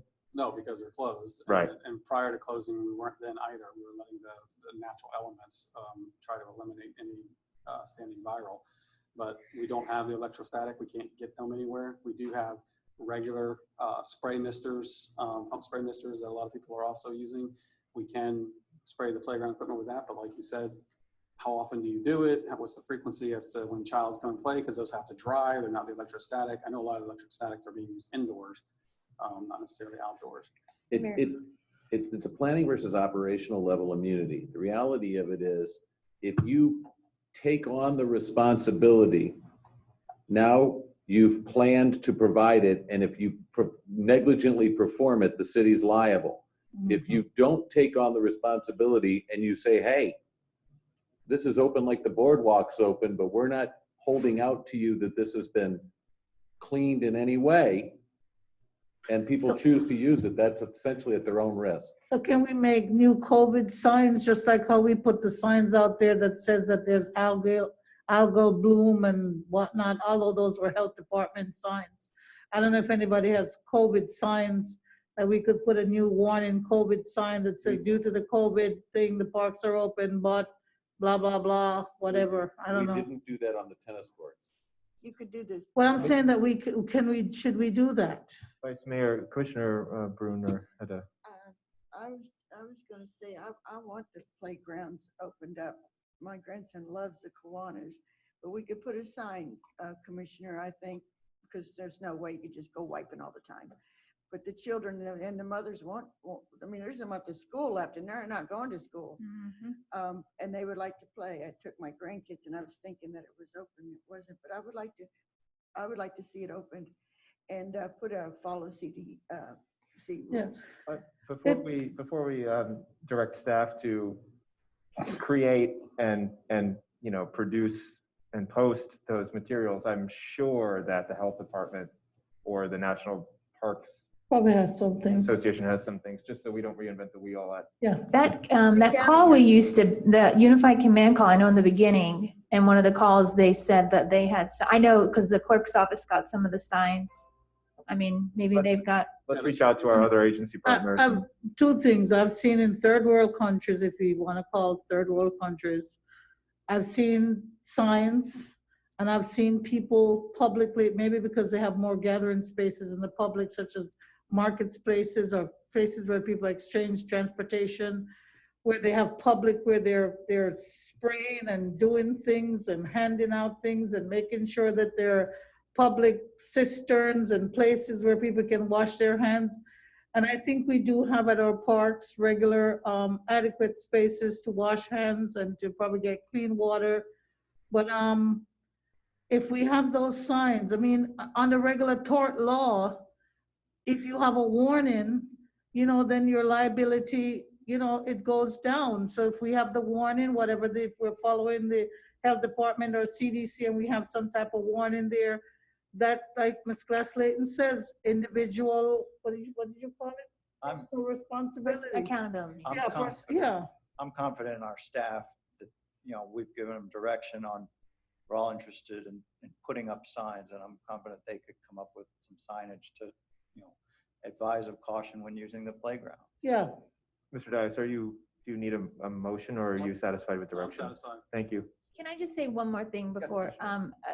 We all know kids are not good at social distancing. I'm all for opening the playground. I just want us all to be prepared. We are going to get emails and we are going to hear from the public, because I imagine I will be one of those people that is going to go to Kiwanis Park when we open it, because there's been a long time of being cooped up. So I anticipate people are going to go to our parks. So we just all should be prepared. We're going to get emails, a lot of them, I can imagine. I agree. I've been keeping my kids away from the park because there's no physical way I could keep my daughter off the playground knowing they're closed.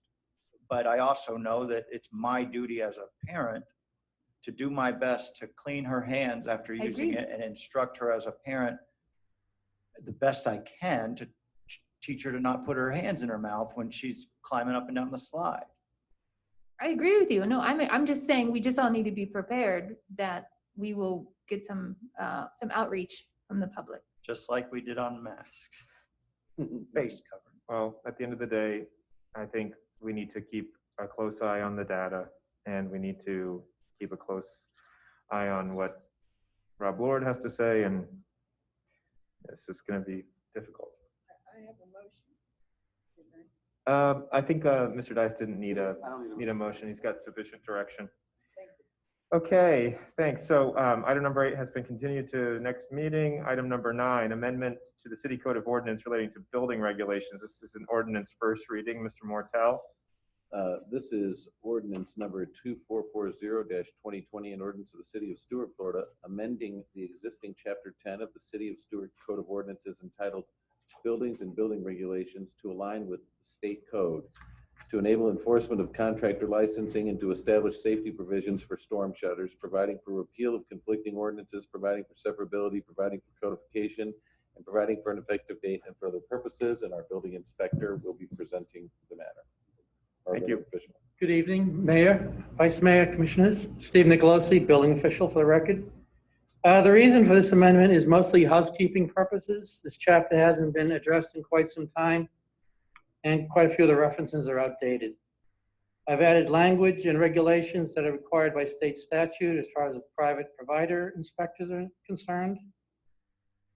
I've added using the International Code Council valuation table and a website for determining wind speed. This will help maintain consistency as the International Code Council is used throughout the state and actually throughout the country. The Florida Building Code is based on that. I did add a new section dealing with storm shutters. We'll restrict the use of the shutters to a specific time before and after a wind event. The language there is also consistent with jurisdictions that regulate shutters. And this is basically a safety consideration for first responders as well as the homeowners. I also added a section on outdoor storage, which has actually never been addressed in our code. This will be beneficial to code compliance officers and keeping our neighborhoods attractive. Additionally, I'm added a reference to the International Code Council Property Maintenance Code for property maintenance issues. Again, it's the base code used by most of the jurisdictions around the state and country. And again, I'm trying to maintain consistency. I had a construction site debris requirement that dumpsters are mandatory or a method approved by the building official. As again, we have nothing in our statute right now. And I also added to our section on expired permits to be consistent with Florida statute, and also permit applications. People drop them off, and then it's months later before they pick them up. So trying to clean that up. And that's basically it. If you have any questions. Thank you, Mr. Nicolosi. Mr. Vice Thank Mayor. you. Mr. Nicolosi, I want to say thank you for your work in the building department, number one. And also, I know you were looking for a booming year in 2020 and we had a little slowdown, but I thank you for the language here. I have a question to ask of you and Mr. Martel and Mr. City Manager. In section 10-6, item B, where it says efficient building development. I know that in the past, we've had this whole issue of the solar in including certain things and whether or not people are going to get refund if they had done something by a certain time or made a request. Is that what this is about, where there's no fee now so that there's no need for any refund? I did that at the request of our sustainability committee so we can be a soul smart city. That's one of the qualifications, one of the things to be qualified. So I just added that in there. Technically, we can't give back rebates anymore with the Florida statute, so. Okay, so that we don't have that whole rebate fight business. Okay. And actually, that is so outdated. We'd be actually giving rebates to do less than what's required. Okay, And well, people I'm glad that you clarified that. And you said that everything else is housekeeping? Right, yeah, just cleaning up statutes and. Okay, getting in line with- Mr. Mayor, if nobody else has any question, I'd ask that we approve this change which is amendment to the city code relating to building regulations, ordinance number 2440-2020, as published and requested by staff. Is that your Second. Okay, I have a motion by Vice Mayor Clark and a second by I- Commissioner Matheson. Just had a quick question for Mr. Nicolosi. You know, you talk about hurricane shutters. Is there a difference though, say for boarding up a building entirely? If there's just, I think we building have is something in, closed. we have something in there already that if you're using plywood, it has to be painted. okay, Yeah, and there is, in this section, if you're going away, if you're away for the summer snowbird, there's a provision for that as well. so just painted plywood and you could leave it on there Right. indefinitely? Yeah. Okay, thank you. I wonder what's going on over at Faraday's. Could use a new coat of paint. Okay, is there any public comment on this? Any online, Mr. Dias? I see none. Ms. Kendall, will you call the roll, please? Commissioner Matheson? Yes. Commissioner Glass Leighton? Yes. Commissioner Bruner? Yes. Vice Mayor Clark? Yes. Mayor Meyer? Yes, motion carries unanimously. Thank you, Mr. Nicolosi. Thank you. Appreciate it. Thank you. Mr. Mayor, before you call the next item, I would Yes, sir. ask that you recall agenda item number 8. It's an ordinance 2438-2020, the minor amendment to the Avonlea PUD. Yes, sir. We're going to need a motion and a second to set it for a date certain Thank to you. stay in compliance with advertising. Yes, thank you. Do I hear a motion to continue item number 8, minor amendment to Avonlea PUD to? Is that May 26th? David? Yes, sir. Yeah. So moved. Second. I have a motion by Commissioner Glass Leighton and a second by Vice Mayor Clark. Is there any public comment? Seeing none. Ms. Kendall? Do we need a, can we It could be do? all in favor. All in favor? All in favor? Aye. Opposed? Seeing none. Motion carries unanimously. Item is continued. Thank you, Mr. Mortel. Keeping me in line. The clerk actually brought that to my attention. Thank you, I Ms. missed it Kendall. too. Okay, moving on to item number, are you requesting a recess, Vice Mayor? Just for me. Okay, can't do that. Moving on to item number 10, Stewart Spring Tree RPUD, future land use map and rezoning. Mr. Mortel, This is ordinance number 2427-2020, an ordinance of the City Commission of the City of Stuart, Florida, amending the future land use map of the city's comprehensive plan, thereby assigning a future land use designation of multifamily residential for 3 parcels equaling 13.59 acres annexed by ordinance number 2352-2017, owned by Stewart 13 Acres LLC, Tierra del Lago, Inc., and Stewart Harbor Marina and Yacht Club, located west of Southeast Federal Highway, south of Southeast Harrison Street, and north of the Natalie Estates Mobile Home Park, with said lands being more fully described in Exhibit A attached, and further providing that said lands shall concurrently establish the Stewart Spring Tree Residential Planned Unit Development RPUD, consisting of 280 multifamily units with 7 individual 4-story apartment buildings, approving a development site plan, providing for development conditions and a timetable for development, declaring the plan to be consistent with the city's comprehensive plan, providing directions to the city clerk, providing for repeal of all ordinances in conflict, providing for severability, providing for an effective date, and for other purposes. Mr. Mortel, before we open this quasi judicial hearing, I know that the ordinance description as read into the record is no longer valid because Well, I agree that the amended plan does have it. So if you guys were to adopt it and we were to change because it said 7 4-story buildings, Right. as I was reading, I was thinking the same thing. I'm actually pulling it up right now because I agree that it should be whatever it is. And I don't have the details, but I think it's 6, 4, and 1, 3. Well, I'm just asking for your legal opinion. We should probably revise the title to reflect what it is at the end. Does that need to be read It into the doesn't need to record now now? because that is what was originally submitted. Let's see, so now as a quasi judicial hearing, do the commissioners have any ex parte communications to disclose? Commissioner Garcia? Yes, I have met with staff. I goodness, I've met with a lot of people. I held a joint town hall meeting with residents. And I've spoke with residents outside of the town hall meeting. I think that covers it. And I'm here with an open mind. Thank you. Vice Mayor, what are you? Here with an open mind. I've met with the developer. Microphone, please. I'm here, I'm Eula Clark. I'm here with an open mind.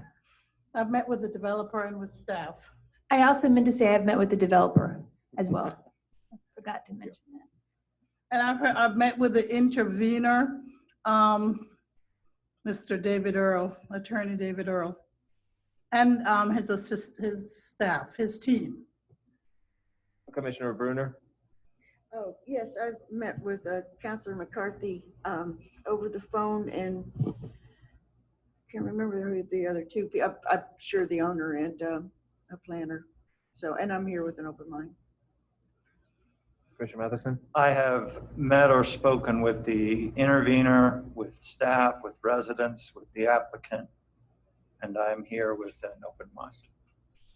And excuse me, Mayor, I've also read emails from so many interested residents and other parties who are interested in the outcome of this or considerations on this matter. I have met and spoken with staff, with the applicant and their representatives, with residents and neighboring citizens of Martin County, and I have spoken with representatives of the intervener, and I am here with an open mind. Mr. Mortel, will you please swear in any giving testimony? I don't know if there's people online giving testimony, so I'm going to need to identify that in advance right now. The applicant can tell me Perhaps if they know. We're not going to call any in the main presentation, but they be called. Okay, we'll address that then. Okay, for the record, there's 1, 2, 3, 4 people. If you please raise your right hand if you're going to be sworn. 1 second, please. I have a Gail Sneed. Is that someone presenting as a? Okay, it's probably a Resident, I think. Let the record reflect I have 4 people being sworn. You swear to tell the truth, the whole truth, and nothing but the truth, so help you God. Let the record reflect all 4 testified affirmatively. That would be 2 for the applicant and 2 city staff. Thank you, Mr. Mortel. Okay, Mr. Reeds? Yes. Good evening, Mayor, Commissioners. Tom Reeds, Senior Planner for the record.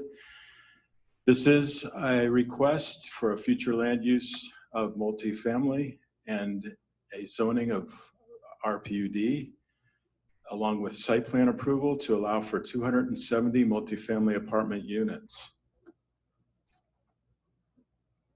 I want to start by saying that mailed notices have been sent to neighbors within 300 feet per section 1102 of the Land Development Code. Also 3 signs, one at the intersection of Springtree Place and US 1, one along Harrison Street, and one along US 1 at the center of the site were reposted on April 23rd. So the site is on the west side of US 1, just south of Harrison Street, north of Springtree Place, the road, and north of Natalie Estates mobile home community. It's 13.9 acres. So the existing land use is still a county land use. It's commercial limited and liberal multifamily. The proposed land use for the city will be multifamily to support the apartment buildings.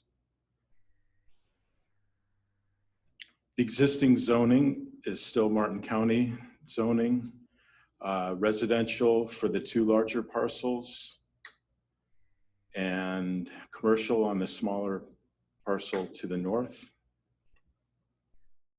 And of course, the proposed zoning to support the apartment buildings in the city will be RPUD, residential planned unit development. So this site is mainly, as the attorney was mentioning, The most northern building has changed from 4 stories to 3 stories, and the remaining 6 buildings will remain at 4 stories. Also, the lake at the center of the project will have an irregular shape, different than what was originally proposed, along with littoral plantings at its perimeter. There's also rain gardens on the site. On the north part of the site, there's preserve that will remain uninterrupted because, as I'll talk about later, the Harrison Street access egress was moved to the north side of the site for a right-in, right-out only for the residents into the site. The preserve still, the 50-foot preserve still exists to the north, on the west, enhanced landscaping on the south side of the site. And as I mentioned, the access road off from US 1, eliminating the need for the Harrison Street access point. Also, a sidewalk, 6-foot sidewalk has been planned for the south side of the project along Springtree Place. So just to review what the applicant is, what we reviewed the project as required, as compared with what the applicant is providing. A required buffer of 55 feet on the west side due to a 25-foot plus 10-foot for each additional floor. And the applicant's providing 50 feet. Also on the north side of the site, the required buffer is only 25 feet and the applicant's providing 50 feet. And then also one has to take into account the existing preserve area that separates the Springtree Place single family from the proposed multifamily to the east. With that, I'm going to end my presentation and hand it over to Kevin Freeman, who's going to talk about the comprehensive plan. Thank you, Mr. Reeds.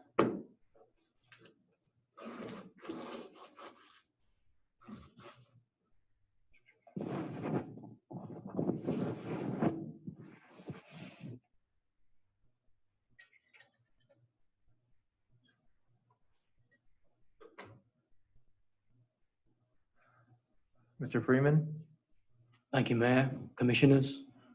I'm just going to go through the pertinent policies that we've drawn from the comprehensive plan that are relevant to this proposal. And I'll go through them slide by slide. So I'm going to start with policy A5.3. Wherever possible, medium density residential and recreation open space areas should serve as buffers between higher and lower intensity residential uses to achieve an orderly land use transition. When we look at the project, we see the proposed project is of higher density than the adjacent residential uses. The existing and proposed open space and preserve areas provide substantial area for buffers to act as transition zones. Policy A5.5. I've got a feeling I missed a slide somewhere. Yes. Sorry about that. Let me go and recap. Policy A5.1, the future land use element of the city's adopted comprehensive plan shall provide land for future residential use to promote a more compact development pattern.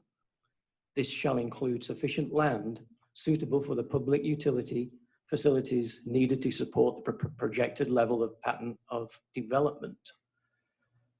So we see that the proposed project is compact in form and it counteracts the existing urban sprawl development within the locality by proposing a medium density development of 19.9 dwelling units per acre. The proposal also fronts the busy US 1 corridor and acts as a buffer to the lower density and medium density residential uses to the west. When we look at policy A5.2, development on all vacant, unplatted areas designated as residential should be compatible with any surrounding existing homes. In order to consider the compatibility of proposal, we need to assess whether the existing residential and commercial development adjacent to the proposed development are able to exist together without problems or conflict. And we note that some amendments have been made to the site plan to this end. I also would like to make the note that this policy requires a determination of compatibility, not of comparability.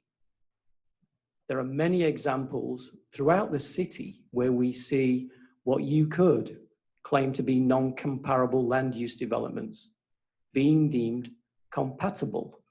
And you see them, and I've listed a few examples here. We have Kingswood, which includes 4-story residential apartments adjacent single family, and that single family is within the county. There are a number of other multifamily residential unit developments that are adjacent to single family unit existing developments. So if we look at whether those are comparable, we'd say, no, they weren't comparable. How is a multifamily development comparable to an adjacent single family development? But we can say they are compatible because of the measures that have been taken during the development review and measures taken through the site planning to incorporate access, to incorporate buffers, to incorporate landscaping, and to incorporate all the other things that the Land Development Code looks at. So in terms of Policy A 5.2 continued, the proposed development proposes an entirely residential development as opposed to the previous Martin County land use designations of commercial and multifamily residential. This in itself providing a greater compatibility in relation to the existing homes. The proposal is separated from existing commercial uses to the northeast by a proposed preserve area. The existing buffers and preserve areas within the site provide sufficient distance and visual shielding to protect existing residential development. The 3- and 4-story height of the proposed development is adequately shielded from view. In respect of traffic impacts and safety, the applicant's traffic study and additional work to the Springtree Place access road and sidewalk provision address volume and safety impacts in that respect. We also see an addition of an access onto US 1, directly onto US 1. So overall, this proposal is considered to be compatible with the adjacent uses. Wherever possible, medium density residential and recreation open space areas should serve as buffers between higher and lower intensity residential uses to achieve an orderly land use transition. This is Policy A 5.3. So the proposed project is of higher density than the adjacent residential uses. The existing and proposed open space and preserve areas provide substantial area for buffers to act as transition zones. Policy A 5.5, the city shall market itself as a community for families. The development forms a part of an inventory, that's a citywide inventory that widens housing options for existing and new residents of the city. That inventory, taken as a citywide resource, needs to have a variety of home types and sizes to accommodate families of all sizes and stages of life. This proposal incorporates a sufficient variety of homes which add to that inventory. Policy A 5.6, the city shall maintain a height limitation of the greater of 45 feet or 4 stories of occupiable space for all buildings. The city shall require landscaping of all new development and redevelopment to promote an aesthetic streetscape. The city shall require landscape buffers between single-family residential and non-residential uses. The proposal complies with the height limitation and incorporates substantial landscaping fronting the streetscape. The proposed development, although not single-family, incorporates landscape buffers to the adjacent commercial uses to the north. Objective B1, compact urban form. Discourage urban sprawl by facilitating urban redevelopment and infill development of properties and planning for urban infill and redevelopment of lands located within Stewart in order to achieve a compact urban form. The proposal is considered to be a good example of compact urban form of residential infill that discourages further sprawl. Objective B3, desirable pattern of land uses.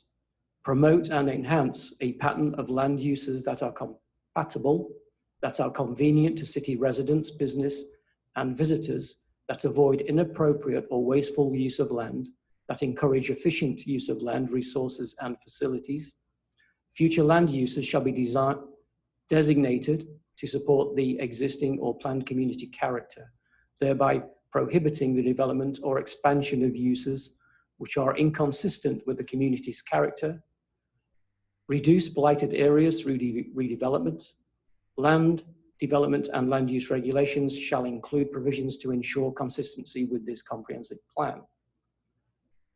Having reviewed the proposal is considered to be a good use of vacant land and within the community characteristics of the city, and avoids the inappropriate or wasteful use of land and encourages the efficient use of land, resources, and facilities.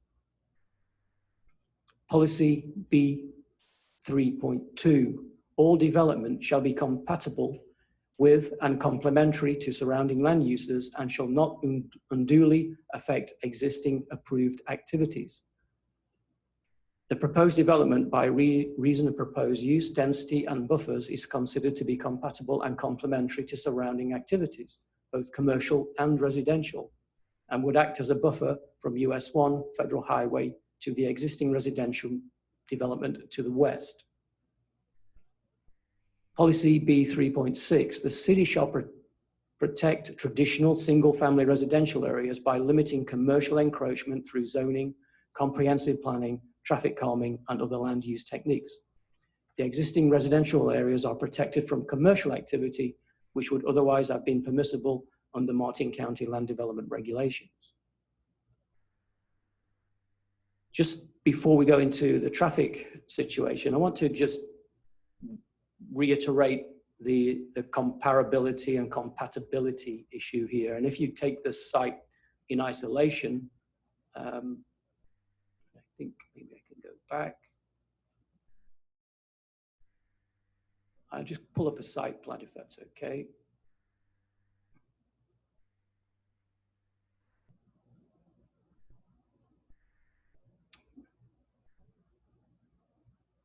I got it, Kevin, just tell me when to stop.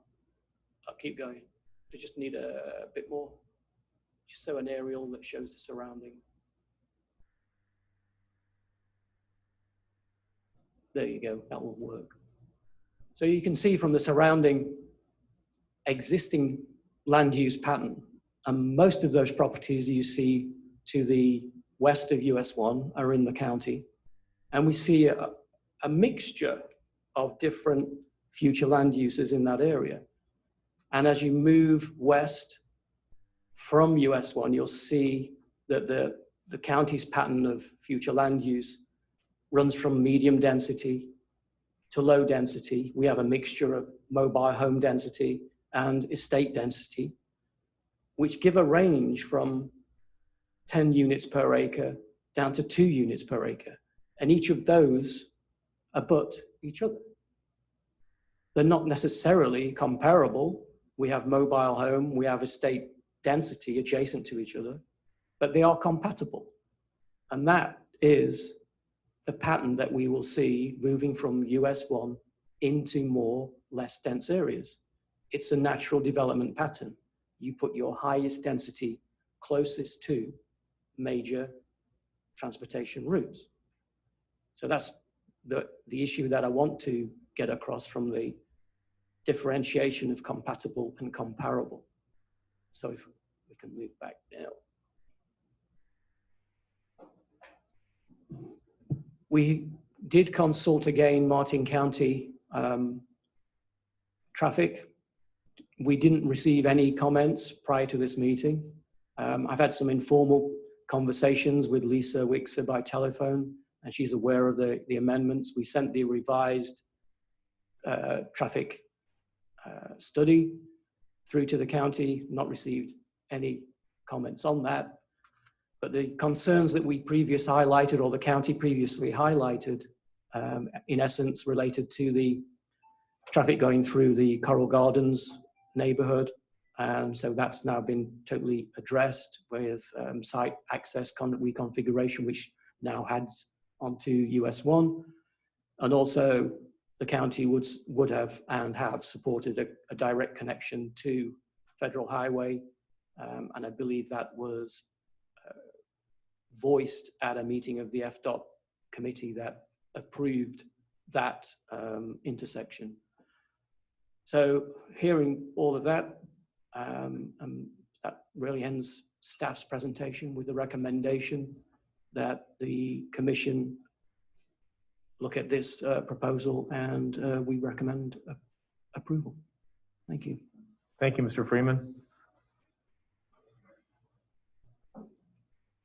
Mayor, I just need 1 minute to switch. While he's doing that, can I ask a question, Mr. City Manager? I see a lot of people out in our hallway, and I'm wondering if the TV out there is working, and if people are also aware that they can be at the Flagler Center and still participate in the meeting in person from the Flagler Center. I mean, remotely, but in person through the services that we have there at the Flagler Center. I know that people are in the hallway. I just want to be sure that the TV's working out there, that they can see what we're seeing on the screen. Vice Mayor, can you speak into the microphone? Oh, sorry. So is the screen available outside, Mr. City Manager?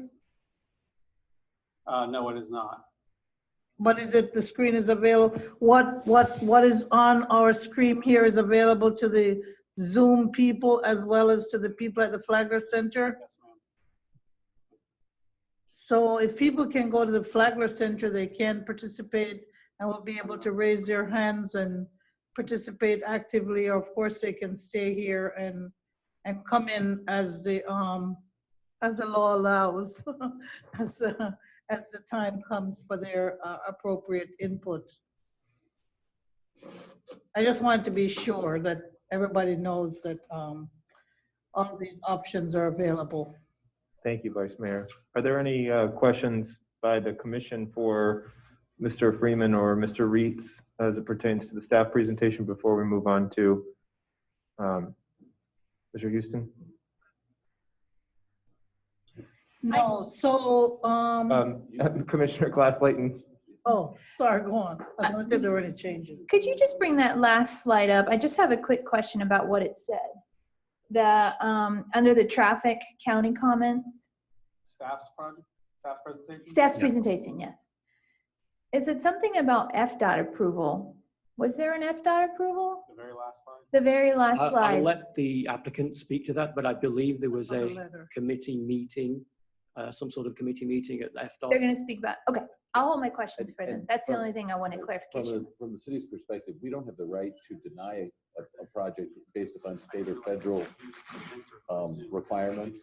Oh, I But they understand. require together, right? I just saw that on there and I didn't know what it meant. And then, Mr. Mayor, you would then make sure the intervener doesn't have any questions for the witness before they're move on to the next witness. So, Yes, thank you for the clarification, Mr. Mortel. Does the intervener have any questions for the presenter, for the applicant? well, for the staff member, which is Mr. I'm sorry, Freeman. staff member, before we move on to the applicant, Yes, Mr. Mayor. please. Mr. Earl. My name is David Earl. I represent the Spring Tree Property Owners Association, and we're the interveners here. So I have a question from Mr. Freeman. Mr. Freeman, if this were straight zoning as compared to PUD zoning, what would be the height limitation associated with the project?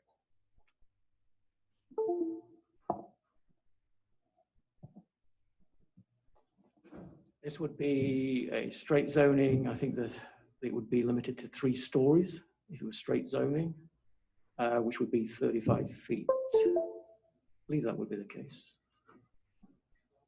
And if this were straight zoning, would there be a unit per acre limitation imposed? And what would that be? Well, That would be 15 units per acre. Are any of these facts disclosed in the staff report to the commission for comparison purposes? I think they are. All right. As I understand it, and correct me if I'm wrong, the current PUD application reflects approximately 20 units per acre, correct? Yes. And it is composed of, actually, the change from the initial presentation of all 4-story buildings is now 1 3-story building and 6 4-story buildings, correct? Yes. And the 4-story, I say 4-story buildings because in Stewart, the height limitation is either 4-story, either 45 feet, correct me if I'm wrong, or 4 stories. Correct. And if you use the alternative of 4 stories, the height could go significantly higher than the 45 feet, correct? Yes. How high is this particular project's highest point? I would defer to the project reviewer to that. And I'm sure the commissioners understand this, but just so that I'm clear on the record, PUD zoning is a discretionary zoning which seeks to depart from what you're entitled to under straight zoning and requires the approval in the discretion of the city commission. Yeah, that's correct.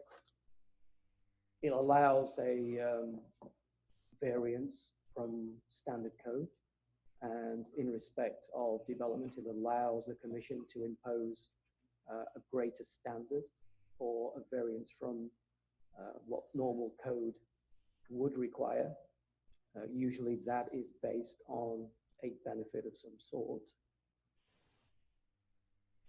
So in that respect, with the PUD zoning, certain things that you might be restricted from in a straight zoning setting that you couldn't achieve, you could ask for an exception for. And that in fact is what's happening in this case, is it not? The applicant has come forward with a planned unit development. So that development can incorporate design features. I would let the applicant speak to how they think they've addressed that. Thank you, Mr. Freeman.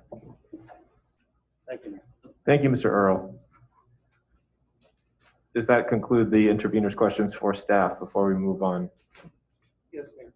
Thank you. Mr. Houston?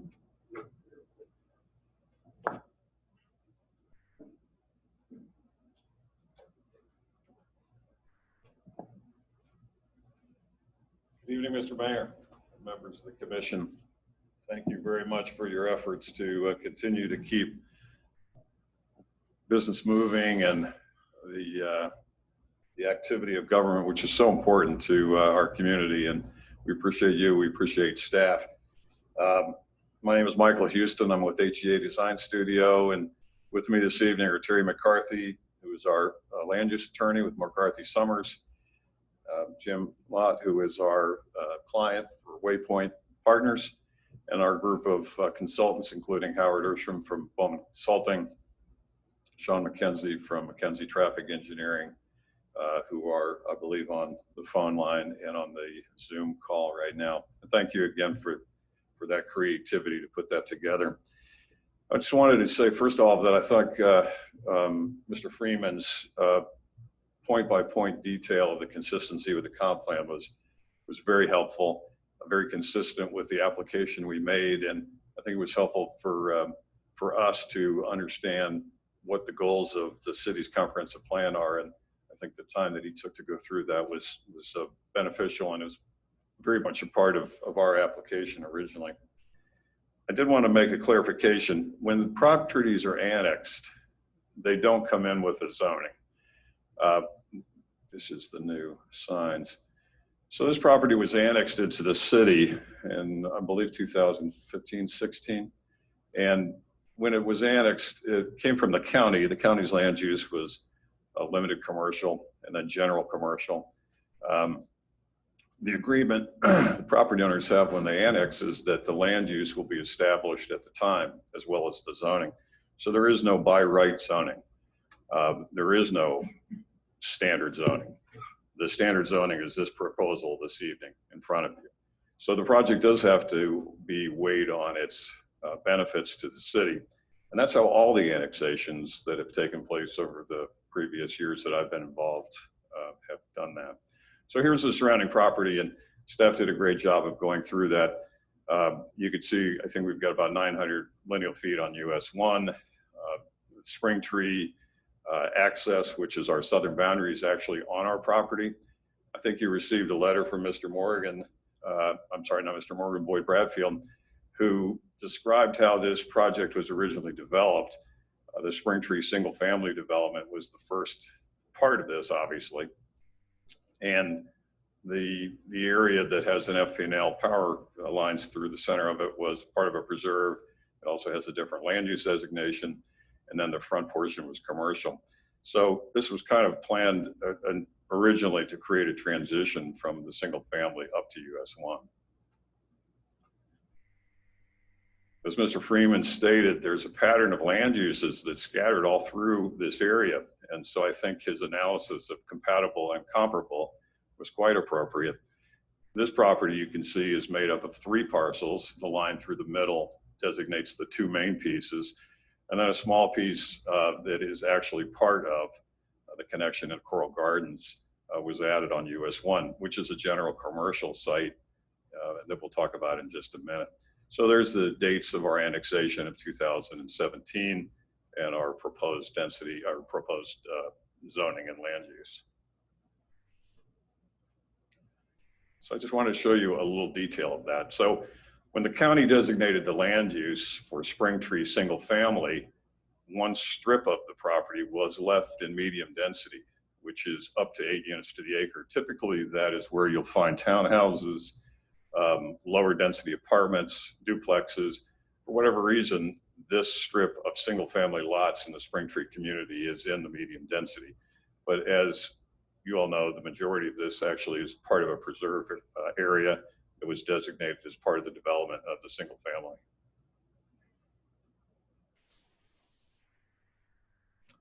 We talked about the habitat on the site before. It certainly has been impacted by a lot of different things, a lot of exotics on the site. But as I had mentioned to you a month or 2 ago, you can see that just by the footprint of the tree massing, that the best character of the trees, which are primarily pines, are up along the north side, which is up against the Coral Gardens community. So the process has been an interesting one, and this is not unusual in the process of development, where we work with community, we work with the staff, and in this case, the staff was not just the city staff, but was the county, and we begin to, and usually that takes place up front. And so some of the things that have happened with the access have happened later, and it's been unusual, but it's okay. We've worked through that process, and it has taken us a while, but we're there. So here is the revised site plan. As staff has indicated, the most northerly building was reduced from 4 stories to 3. A sidewalk was added along the south portion of the property to access to the Spring Tree Preserve tract, and a new entrance was created. And I'll show you a detail of that in a second. The other thing that was mentioned as well is the shape of the lake. And essentially what we did there was the city has adopted some new stormwater standards, and one of those elements of the standard is the creation of littorals, help clean water and create more of an irregular shape for the lake, and that's what you see here. So here's the area that changed for the access. Commissioner Glass-Layton asked about FDOT. We met with FDOT very much in the same timing as we were meeting with Lisa Wixer and discussing the access that we had originally.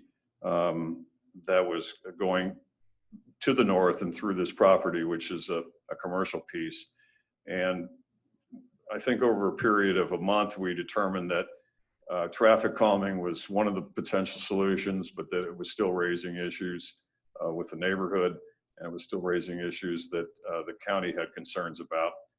So this entrance, which is on the northern portion of the main two parcels, was proposed to DOT, and in the review of that, was accepted as an access into the site.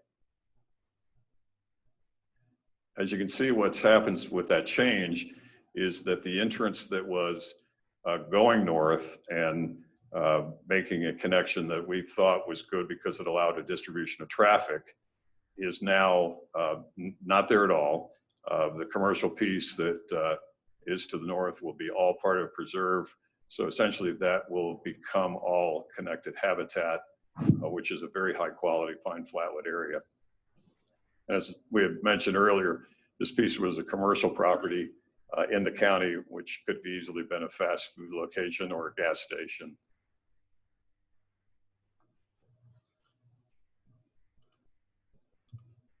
The dry retention areas and the buffers remain.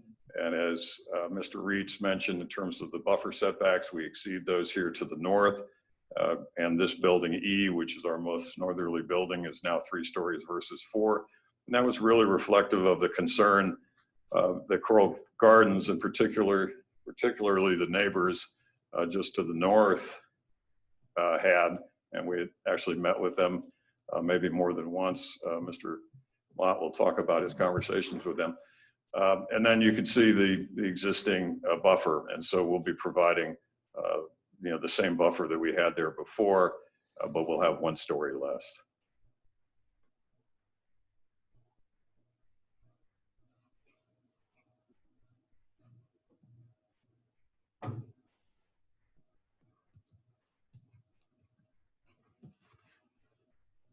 On the southern boundary, the entrance continues to be off Stringtree Place, although obviously we now have a second entrance. But what we've added is a sidewalk, which came up at the last hearing, along the southern property that connects US 1, goes back to our western boundary and to the Springtree Preserve area. And then we also have a sidewalk that connects on the north side of Springtree that goes to the project itself, and then accesses into the community from that location. The clubhouse, the pool, the amenities that we talked about before continue to be the same.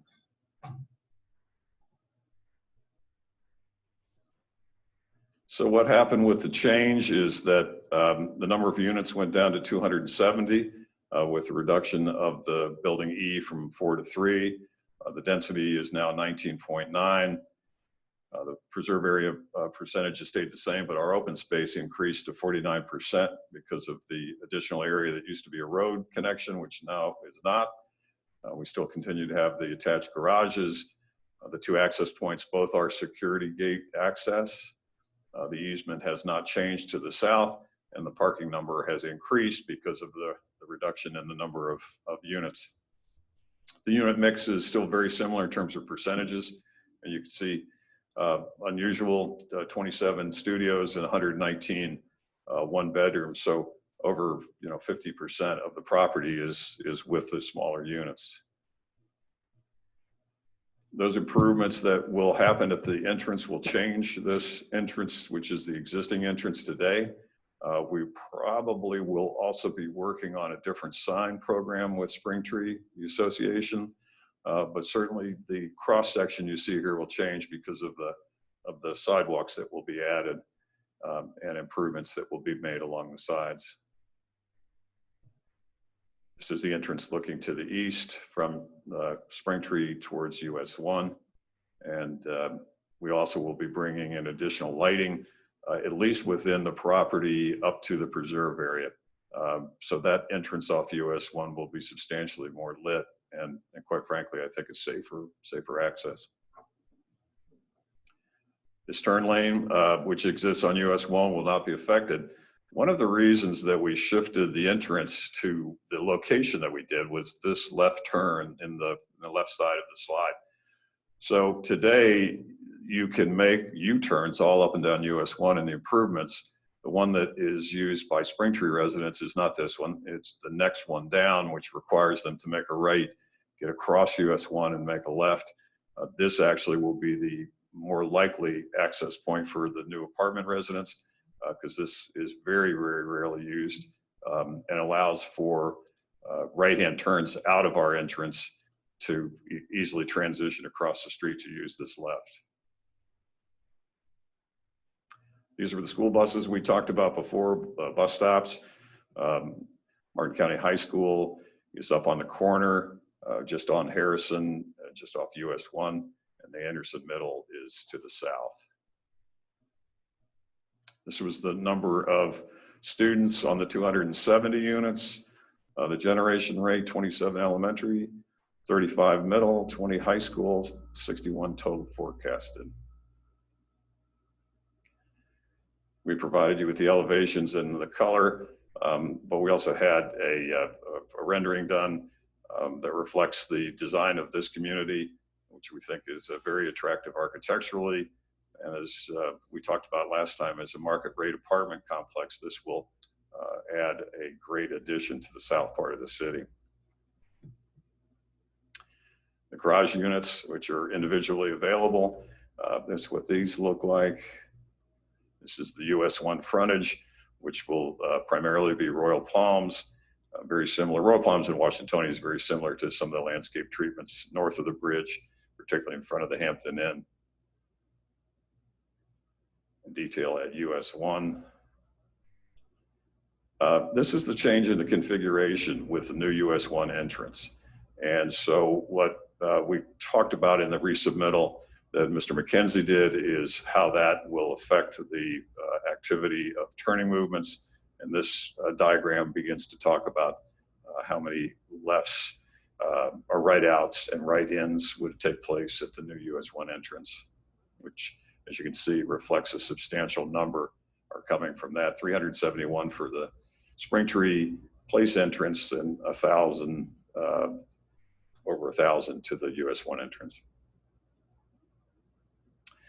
The buffer we just want to remind you of is substantial. This property is 524 feet away from our southwest corner building, 495 to the next building up, 560 to the Muslim northerly building, and that buffer is quite substantial. These were the views that we talked about. These were diagrams that we created that are mathematically accurate based on the distance and the view from the back of the homes at Springtree, and up to the top you can see what that cross section looks like. This is the existing vegetation in the FPNL easement. Gives you a sense that it is some pine flatwoods, but it's pretty scrubby. And in this case, you can see from this Google mid-level aerial, which is probably a drone, that there's a lot of scrub vegetation that occurs through there, but pretty heavy buffer up against most of the homes in Springtree.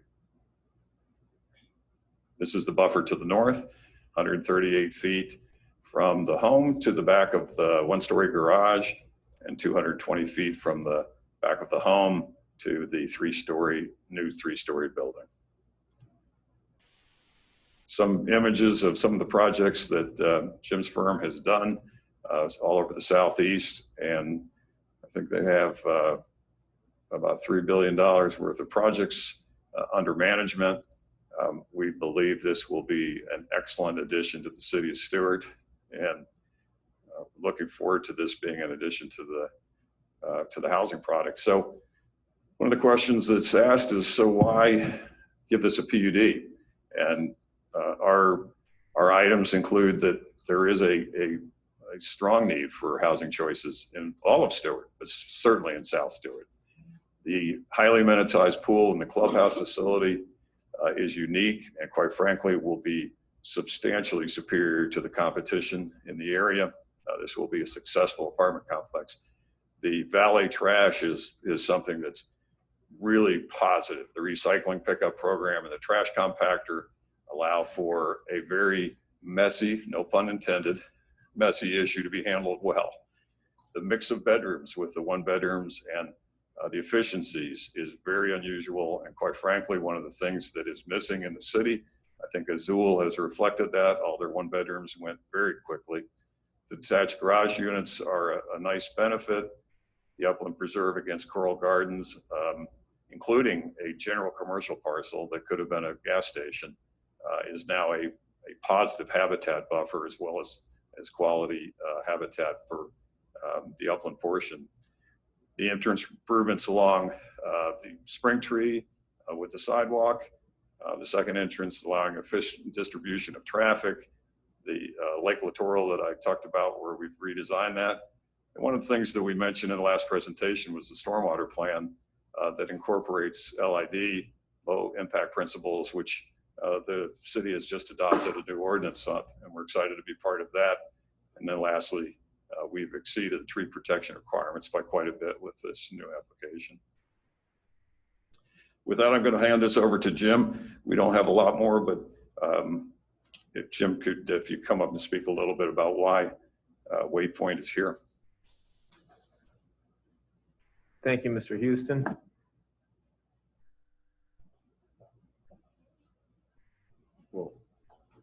Are there any questions from The intervener has. Intervener. Well, I mean, let me see if can staff or can commission ask any questions of Mr. Houston before the intervener? Yeah, that would be appropriate, right? Do you want to sit here so you have a microphone? And Mr. Mayor, when can we get like 2 minutes just to open our eyes and breathe? I know we haven't had a break, and I know we're in the middle of the presentation. Should like a brief recess? 2 minutes, 1 minute? I mean, how much time do we need to wake up? Oh, you did notice that? No, I'm just kidding. No, just a minute, Mr. Just a minute. We just get a minute. Just to stand up, stretch, whatever. Okay. I'd appreciate that. What do we do? I guess we're gonna have a brief recess for 2 minutes.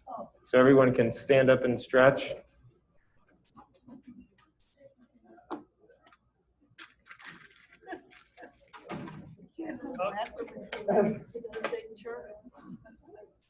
Waiting for you to use the pointer. I'm like, use my pointer. It's just the mouse. You just move the mouse. Yeah, you know why it was? Because this was really, this was not moving. Gotcha. So even moving it forward.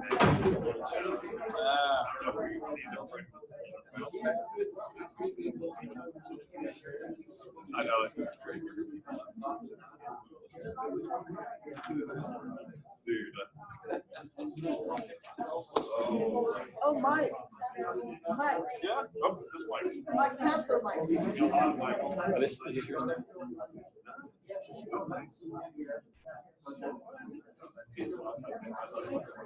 Because if you do it on the surface, it works better. It won't be early though.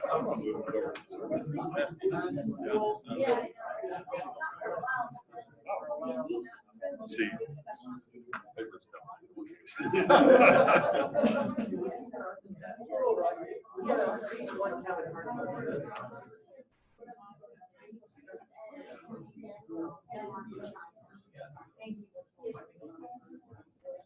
Hey, Martel.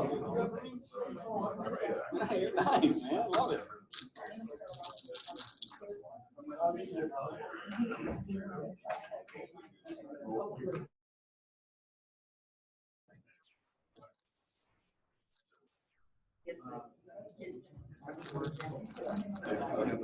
Yes, sir.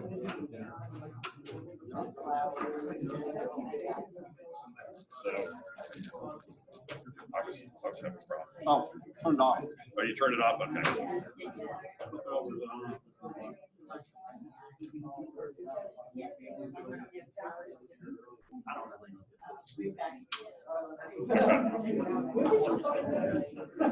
Okay, but if you need to, so, and then this, you can see there's a pointer on it. Jared?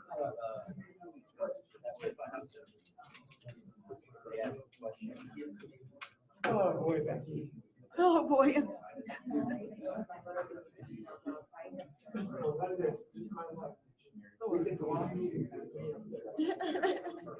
I heard next week's gonna be 2 weeks pretty long, because they've been putting stuff off.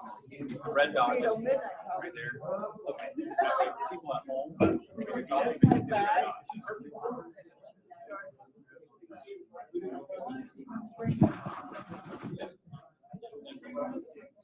Want one? Want a cinnamon, Mike? Mayor, you want cinnamon?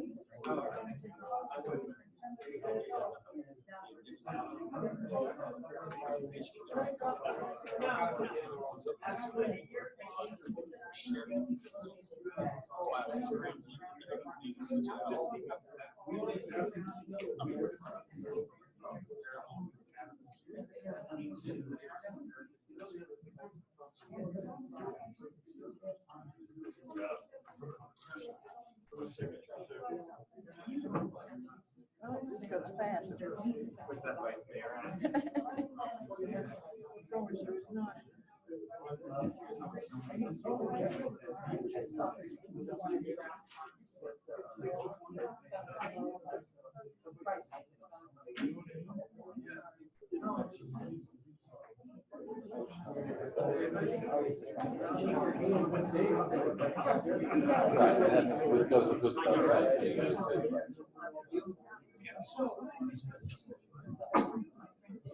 Hey, David. She went that way. There's a vice mayor. She's out there. But you and I both know.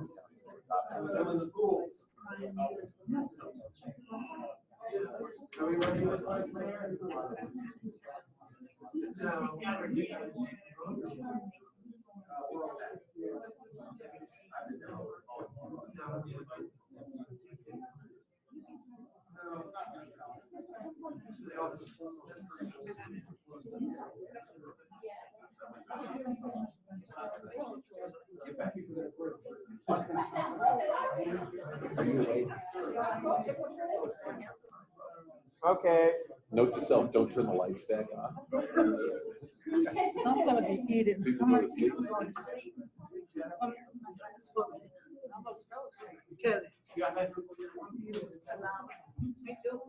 All right, let's reel it in. Been giving ourselves about 5 minutes here. Sorry. No, thank you for the suggestion. It's nice to stretch legs. How are we doing, Ms. Kindle? Are we back on? All right. So now we did opening up the floor for the commission to ask any questions of Mr. Houston.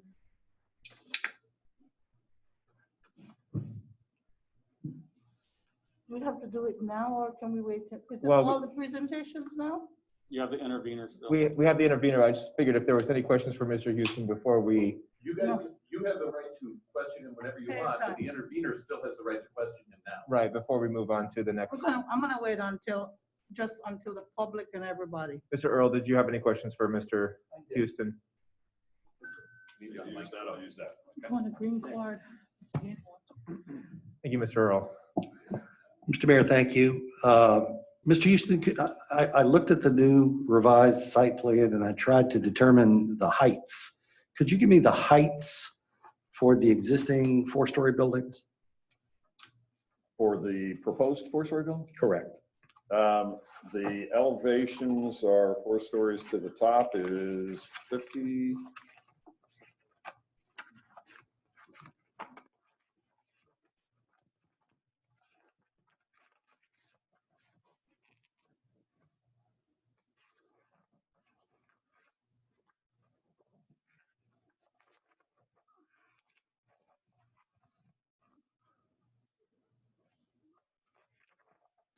I might go back to the elevation and take a look at that. I believe it's 54 feet.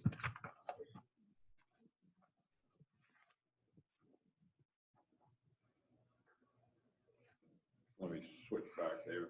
Yes, sir.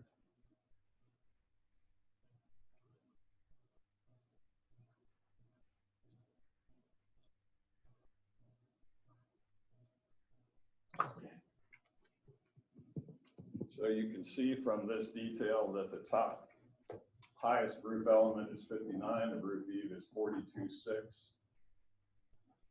Then the roof eave is the top of the 4 stories. And for the 3-story building, Mr. Houston? Essentially, it would be 12 or 11 feet less, Mr.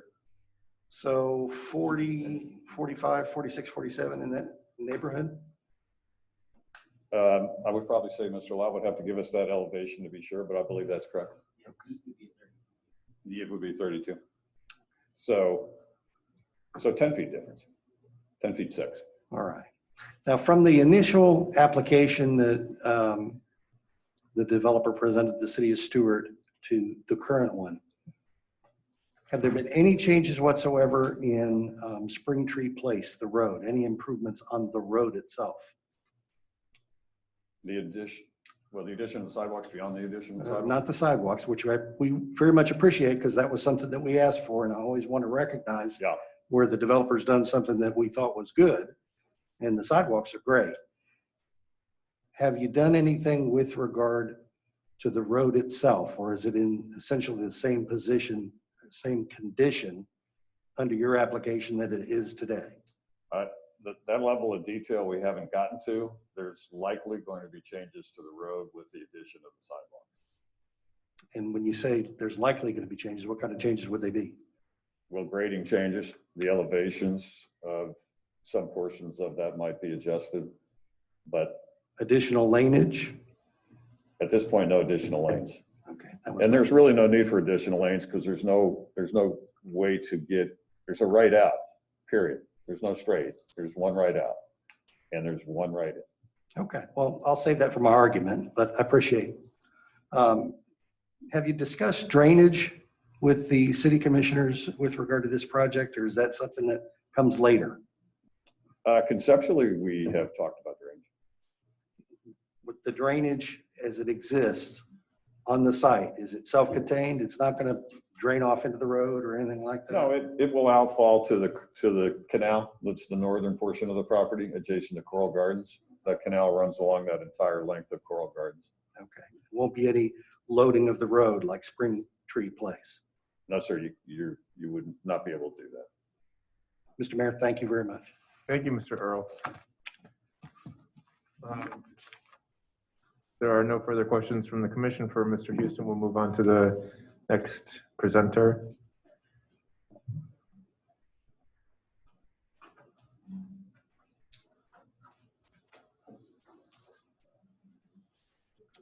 Evening. My name is Jim Lott. I work at Waypoint Real Estate Investments. I want to thank you for your continued consideration of our project. I know you've heard about this project a lot. We're excited about it. I want to continue talking about it. I don't want to repeat the presentation that I gave a couple of months back. I went into a lot of detail on our company. I've talked a lot to the commissioners, our neighbors, and other folks about our company, what we're doing, and so forth. But I did want to focus on a couple of things for you to consider tonight as you look to potentially vote and hopefully approve this project. First of all, at Waypoint, we're extremely passionate about trying to find the right communities to go into to build these types of projects.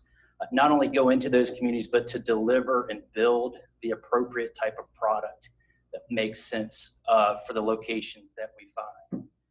We're very confident in that strategy. We own and operate and manage over 13,000 units. And we're developing more. We've got a lot of projects under construction and other projects that we're continuing to permit, get zoned, and approved. So one of the things that we have found with the city of Stewart, from our perspective, is there is a supply-demand imbalance when it comes to housing. And by that, I think that there is a greater demand than there is supply for housing in this community. And it's something we're trying to help address here. In speaking with the city staff, I've heard the number of 17,000 people. Not sure if that's the number, but we're confident that over 10,000 people daily drive to the city of Stewart to go to work. And at the end of the day, they get in their car and they leave the city of Stewart to go home.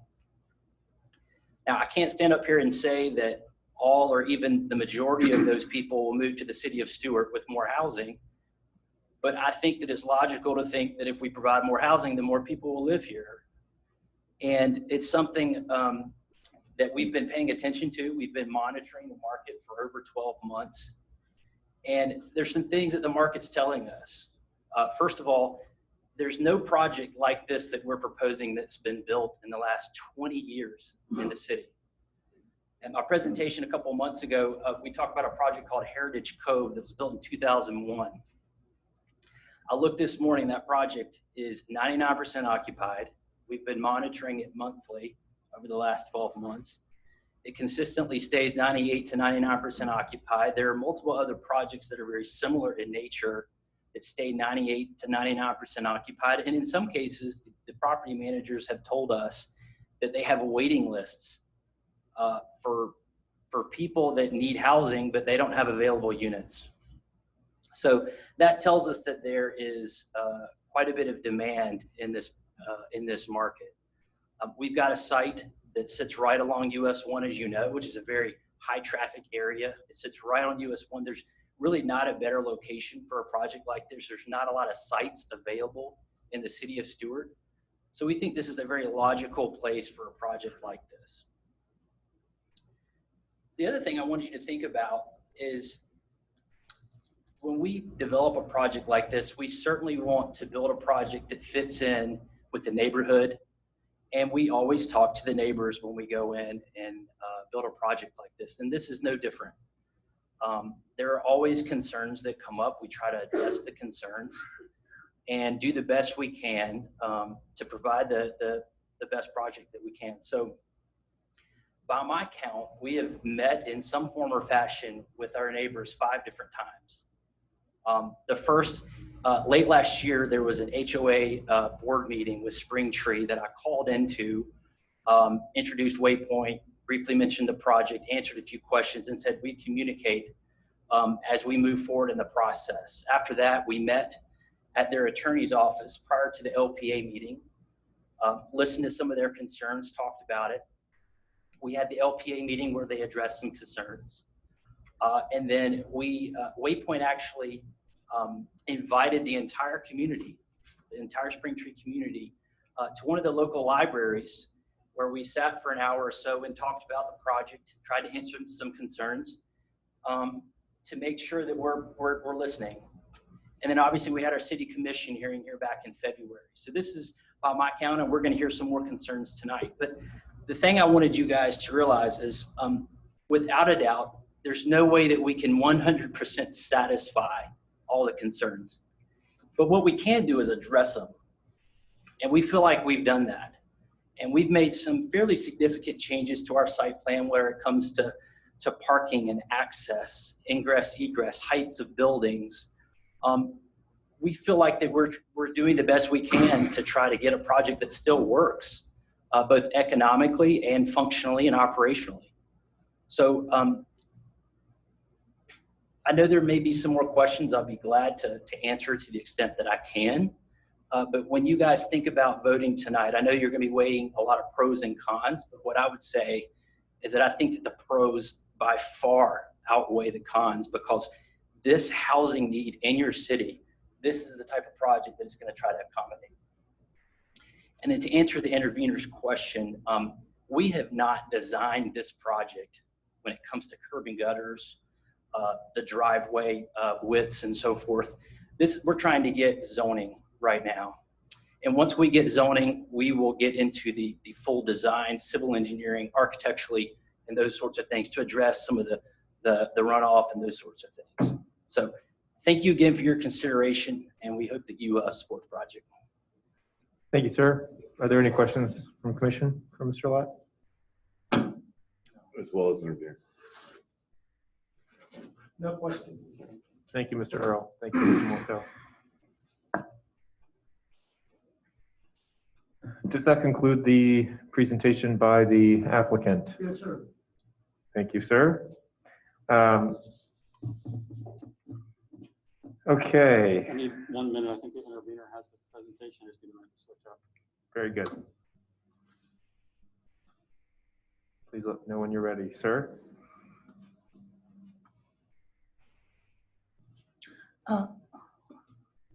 Vice Mayor? Maybe, sorry, Mr. I was thinking Earl. Dr. Earl Gray. Go ahead. David Earl. Go ahead. But maybe this is for Mr. McCarthy and his group. I want to make sure that I specifically hear from your traffic person. I think they're on the line or something. So are they going to be available for me to ask them questions, the traffic, Mr. McKenzie's group? Or are they on Zoom or something, Mr. Because I think that the traffic issue is, and the change in the traffic, which is now facilitating a change in the project or the possible permission of the project, is something important. And I think the residents and us, we want to talk about that a little bit. Sure. Howard Ersham, who's with Bowman, is our civil engineer, who was at the DOT meeting along with Mr. McKenzie, is able to answer those questions and about the permitting of DOT. Okay, thank you. He is on. Continue, Mr. Earl. Thank you, sorry.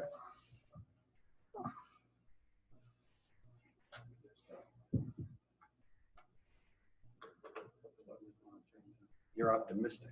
Let's see if this works. Is that this presentation? Vice Mayor, I can't see it from here. My eyes are fading, but we presented this. It's The property this. owners, okay, thank you. Yes. Thank you, Mr. Earl. This is the presentation we made at the last meeting. Yes. And I think everybody but Commissioner Glass-Layton was here and heard it. I'm not going to go through all that again because you've heard it. But what I'm going to do is tell you that I represent Spring Tree Property Owners Association, Inc. I'm here tonight with our Vice President, Bob Publicover. He's sitting in the back. There's Bob. This is an 85-unit single-family development that's to the west of the existing site. It's been there for some years. And as I told you before, the POA doesn't oppose development of the site. I mean, realistically, we know it's always going to be developed as something. We're concerned with regard to this particular proposal. That's why I mentioned earlier in my questioning with regard to the PUD aspect, because the decisions that are going to be made regarding this project are the commissioner's decisions in many ways. This isn't straight zoning where somebody comes in with a vested and entitled right. This is a situation where they come in and they say, here's a project we would like to propose.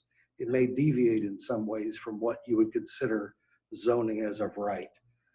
I'm going to concentrate, if I can, but I'll tell you that when we first came before you, we were concerned about density, height limitations, safety, buffering, and parking. So tonight, really, after listening to this proposal, what I'd like to do is draw your attention and concentrate on the issues that I think jumped out at me from the presentation already. We had proposed, and in our discussions, we have had discussions with the developer that they ought to modify their height and density proposals. That's why I asked the questions of Kev Freeman with regard to what entitlement zoning would lead to. Less density, less height. Traffic calming solutions and safety measures, which I'll talk about a little bit more. And here it is. The magic word is compatibility. That's the word that Mr. Freeman talked about. And he actually put that goal statement A, policy 5.2. Development on all vacant, unplatted areas designated as residential should be compatible with any surrounding existing homes. So at that point in time, it was 7 4-story buildings. Now it's 6 4-story buildings and 1 3-story building that they're proposing. Compatibility is not a specifically defined term. It's something that you're going to have to judge yourselves based upon the reasonability of what's presented to you.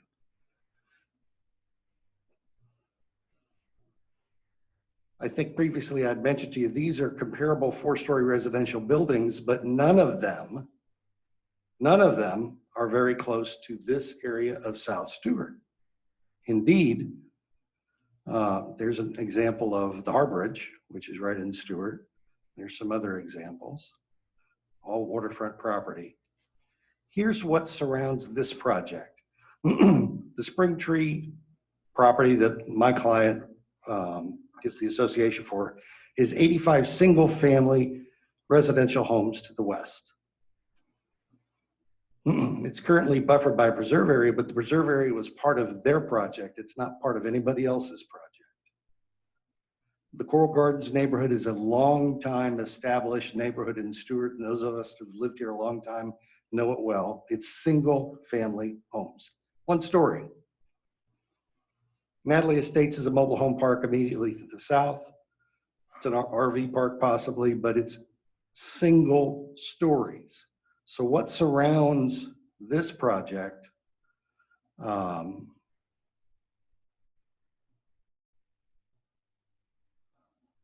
single family homes. And if you take a look, what's in my mind is I take a picture sometimes during the course of the applicant's presentation, the picture taken from up in the air, up high in the air. All of the developments on the western side of US 1 in that area surrounding this project are single family, single story homes. Is that compatible? I think you have to question that. And I think from my client's perspective, it's clearly not in their minds something that's compatible in that area. In addition, just for a compatibility exercise, you've got an 85 single family home unit development in the back. They're using that single road. The apartment complex that's being proposed is 4 times the density, 4 times the density of my client's development. They're going to be using the same road, which I'll get to in a minute. Compatibility is a question that I think is key when you have somebody that's asking you as members of the county or the city commission to exercise your discretion and approve a project. You're setting the ground rules for how Stewart will develop. These decisions have precedential effect. I think you're going to hear from a lot of our folks this evening, so you could probably listen to them carefully with regard to their own personal viewpoints. But this has been, from our perspective, an issue since day one. And it's not something that really the developer has come off of. They've removed one story from one building. I think I had folks from our Spring Tree community that got up at the last time we had a public conference and said, look, we know something's going to be developed there. We know something's coming in, and apartments are good. Housing is good. But the question is this project, as it's proposed, the right project to be approved in the city of Stewart? And if it were 2 stories and 3 stories, that'd be a whole different story than something that's really 4 stories throughout and the density that's approached throughout. That would be responsive if those issues were addressed. In addition to the safety concerns that we initially expressed, we were concerned about the north exit. Certainly much the way the Coral Gardens folks were. So it's good to see that those changes have been made. Having said that, at the last hearing I said, the traffic analysis suggests that 75% of the traffic is going to use that northern exit. But just because you say so doesn't make it so.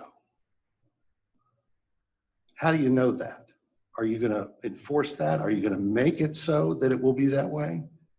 If not, it's very likely that the traffic in this development will function out through Spring Tree Place, which is the traditional exit. It's 2 lanes. It's now being used by the 85 unit development in the back. And on top of that is going to come the 4 times development of the apartment complex with its attendant traffic. There'll be a queuing problem at peak traffic hours. And the unique thing associated with this development isn't that you're dropping onto US 1, it's that traffic that wants to go north, and admittedly that's a significant amount, will have to wait for traffic to slow, which is speed traffic coming in that area of US 1, wait for traffic to slow to cross over to make the U-turn to go north. that creates a queuing problem. We have suggested all along that they make an adjustment to Springtree Place to take care of the queuing. They've not done it. For reasons like this, and you know, we could talk on and on about all the different various other little features, but I think those key features are of significant concern and lead my client and its membership to believe this isn't the right development plan for this project. So to the extent that this is a relatively new hearing, Mr. Mayor, I'll just reoffer my presentation from the last meeting to be considered as part of the record.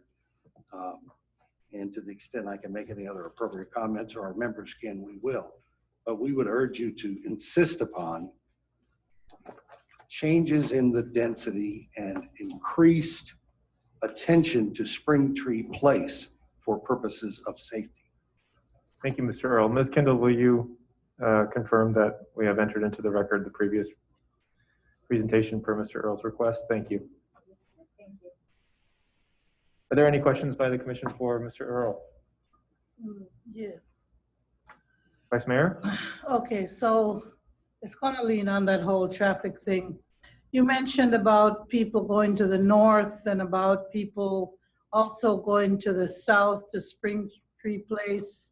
And I think we have a full updated traffic letter as well as a study. And I want to be sure if you had that information and you're aware of it. And if we do approve this project, that when these various ingress and egress points are included in a project, then people, you know, will go, you know, where they want to go. And I want to be sure, I've looked at this recently, but then I think I didn't need to look at something because I thought I looked at it before. But I don't think we're stopping any traffic from going in between that project and Coral Gardens, but I want to be absolutely sure. So if we can make sure, I don't think that there's like a stop at the canal or something where people can't go through anymore. But I want to make sure of that if that's so in the plan. And then with regard to the ingress on US 1, I don't think you brought it up, but I think people wanted to know if there was going to be a light there. But I think the plan is that people still have to go down and turn back with a U-turn or whatever. So there's no new light there between Springtree Place and their entrance on US 1. But again, I just want to bring these things out. And I don't think it's a major concern of your group, but you did bring up the fact about traffic going, a lot of traffic loading back onto Springtree Place. Yes, I think I brought that up. It's a queuing problem from our mind. And thank you for reminding me, Vice Mayor. At one point in time, I think we questioned why there wasn't looking to the future a light request to the FDOT right in the center of this project and an entrance right off the center of the project, so you didn't get loading on Springtree Place or Harrison. But I've never really got to the bottom of that. Okay, well, that'll be a question for the traffic person. I just wanted to start off. Well, thank you for your comments and for the people that you represent. Thank you, Vice Mayor. Thank you, Mr. Earl. So we have had a presentation by the applicant. We've had a presentation by the intervener. Do we want to discuss further? Would you like to ask the questions of the traffic engineer? Yes, Vice let's Mayor? do that. Let's get his comments and we can go further. So, Mr. Mayor, Commissioners, let me first walk you through, if you would, David, go back to my presentation, which included the exhibit that I think is a key exhibit, and I'm going to ask Howard Ersham with Bowman to talk about the DOT meeting and how this permitting occurs. It'll be generally towards the end, David. So the diagram that was submitted, and Commissioner Clark, you're correct, this is an April 21 resubmittal. It shows the net increase in the number of trips. And then the diagram that's in our presentation here shows how that split is proposed, and it's based on logic. So what you'll see in a second is, nope, go back. Yep, keep on going. Yep, keep on going. No, I'm sorry, I got you going the wrong way. Yeah. I got you going the wrong way. So the nice thing about PowerPoint, you can see along the left side where, yes. So what we have right here, so if you can focus on this, what these diagrams show you is there's two entrances to the project. US 1 is along the right-hand side of the road of the slide. Springtree Place is along the lower portion. The project driveway trips is in the box to the left, and then each one of the boxes shows you what's in that turning movement. So as Mr. Earl suggested, our traffic engineer, Mr. McKenzie, believes that 75% is, and that number is just to the right of the box in that right corner, 75% of the traffic will go out of that northern entrance. And you wonder why so much. And the answer shows up in the center line of US 1, where you can see, and this is exiting traffic, by the way, there's entering and exiting. You can see that people that are making a right there, that 65% of those people making a right, and this is AM, PM peak hours, they're getting into that U-turn. They're not getting into the U-turn off of Springtree Place because there's no reason they would get into that U-turn. The people that are making a right that are heading on US 1 could take either direction. They could take the northern entrance if their apartment is closer to northern, and they could take the southern Springtree Place entrance if their apartment is on the southern.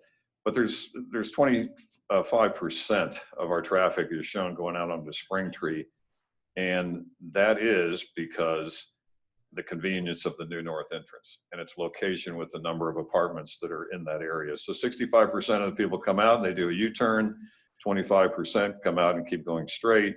And then you can see the people that are leaving, 25% come out and make a right onto US 1.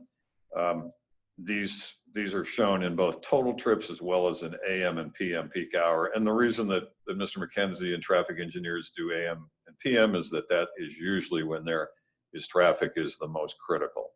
And so those become key numbers. So Mr. Ersham is on the line and can talk on the Zoom call, Commissioner, and can talk about the DOT. Michael? Yeah. Sean's also. Oh, I'm sorry. Yeah, and Sean is on as well. Maybe Mr. McKenzie, you could start off and talk about how we permitted this entrance to the north. Yeah, good evening, City Council. This is Sean McKenzie with McKenzie Engineering and Planning. I'm a professional engineer. The business, can you all hear me? Yeah, but you're not sworn. Right. So how do I go about doing that? Well, we're going to have to do our best here and swear you over the video. I can visually see you. Well, we'll just do it one at a time because I could see him a second ago. He just disappeared, though.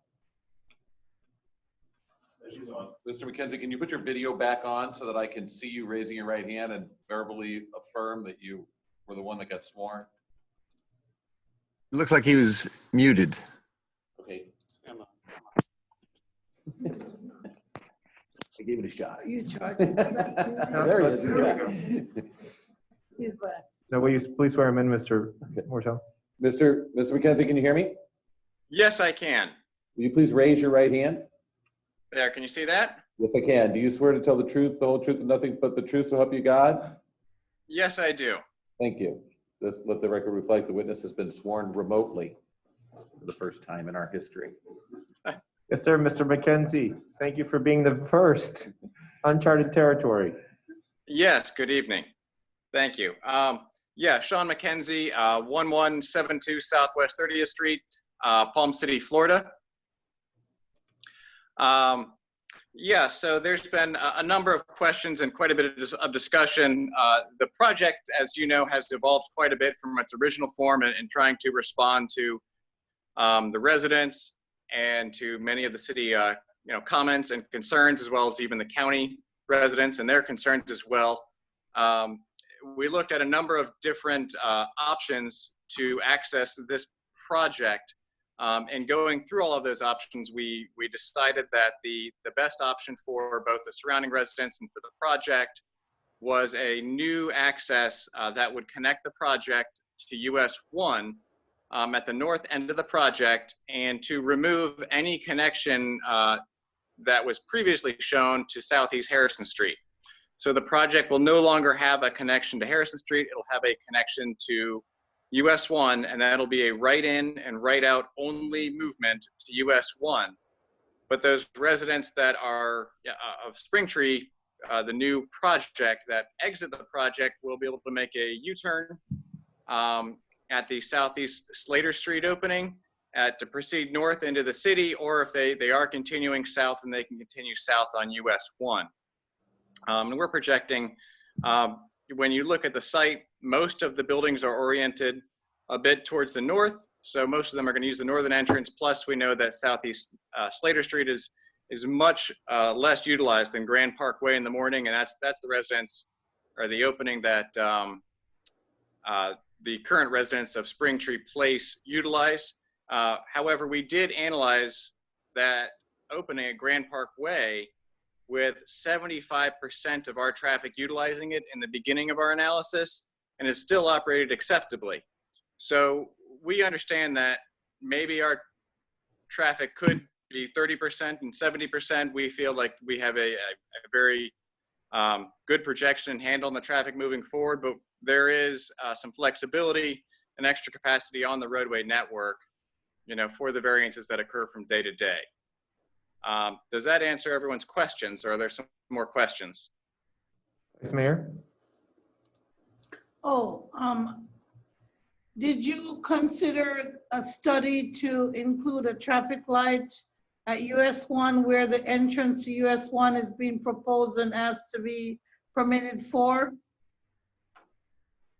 So internally, we did discuss the possibility of a signal converting that median opening at Southeast Slater Street to a full opening. However, the traffic volumes that are coming in and out of this project would not be able to warrant a traffic signal, and likely FDOT would not grant a variance for a full opening and traffic signal at this location unless there was development intensity that called for a traffic signal there. Okay, so that's solely on this particular development, and I believe the current land use of commercial and medium density residential, probably Mr. Freeman, if I'm not mistaken, if that were to develop as is, that would not require any type of traffic signal in that area. Is that a question for Kev, or is that a question for me? Mr. Freeman is coming forward, sir. Okay, great. To the Slater Street side? The complete property, if the property were developed without the change in land use. In the county now? So yes. We're talking about the property that's subject to this application. Right. We could only determine that when a development would come in, and we'd have to analyze that on the floor space or the intensity of that development. Okay. Fair question, fair answer. Thank you, Mr. McKenzie. Thank you, Mr. Freeman. I have lots of questions, but I think that I would like to ask them with regard to like our specific criteria as the staff has put in their report in terms of what we're meeting for that compatibility, especially.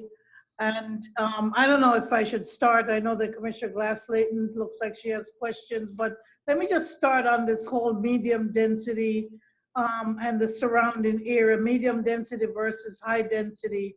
Can I, mine's specific to this traffic. Okay, Do you mind if, thank you, since we're. Thank you.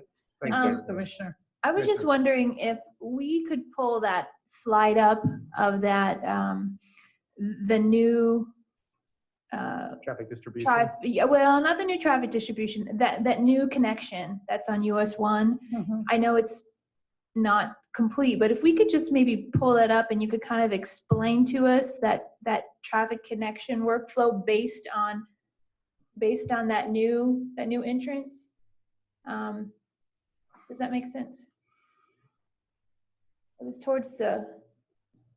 Sean, maybe you could describe that. It's actually the It's not- detail. He'd have it on his screen now. Yeah, go back. It's to the beginning of the presentation, David. It's the the actual detail. It's the picture. Well, no, it's a detail. picture of the turn. It looks Correct. like. Yeah, it's like the 5th slide. And it's this, yeah, keep on going.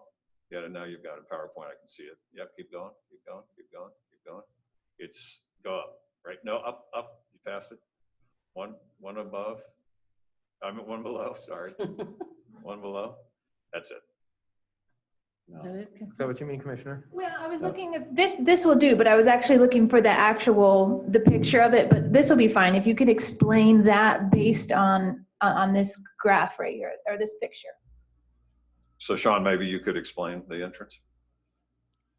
Yeah, so what you have is an entrance at the northern end of the property. Anybody heading southbound on US 1 would continue southbound, make a right turn at the entrance, and this would be a resident-only entrance. They would pull up around a small possible traffic circle there, be able to make a U-turn if they enter there by accident, but any resident would then have some sort of mechanism to open the gate and allow them to enter their home. Anybody exiting would obviously come back out the same way, would pass through the gate. They would proceed right on US 1. They can make a U-turn if they wanted to go north at the Southeast Slater Street opening, or they could continue south on US 1 to destinations further south.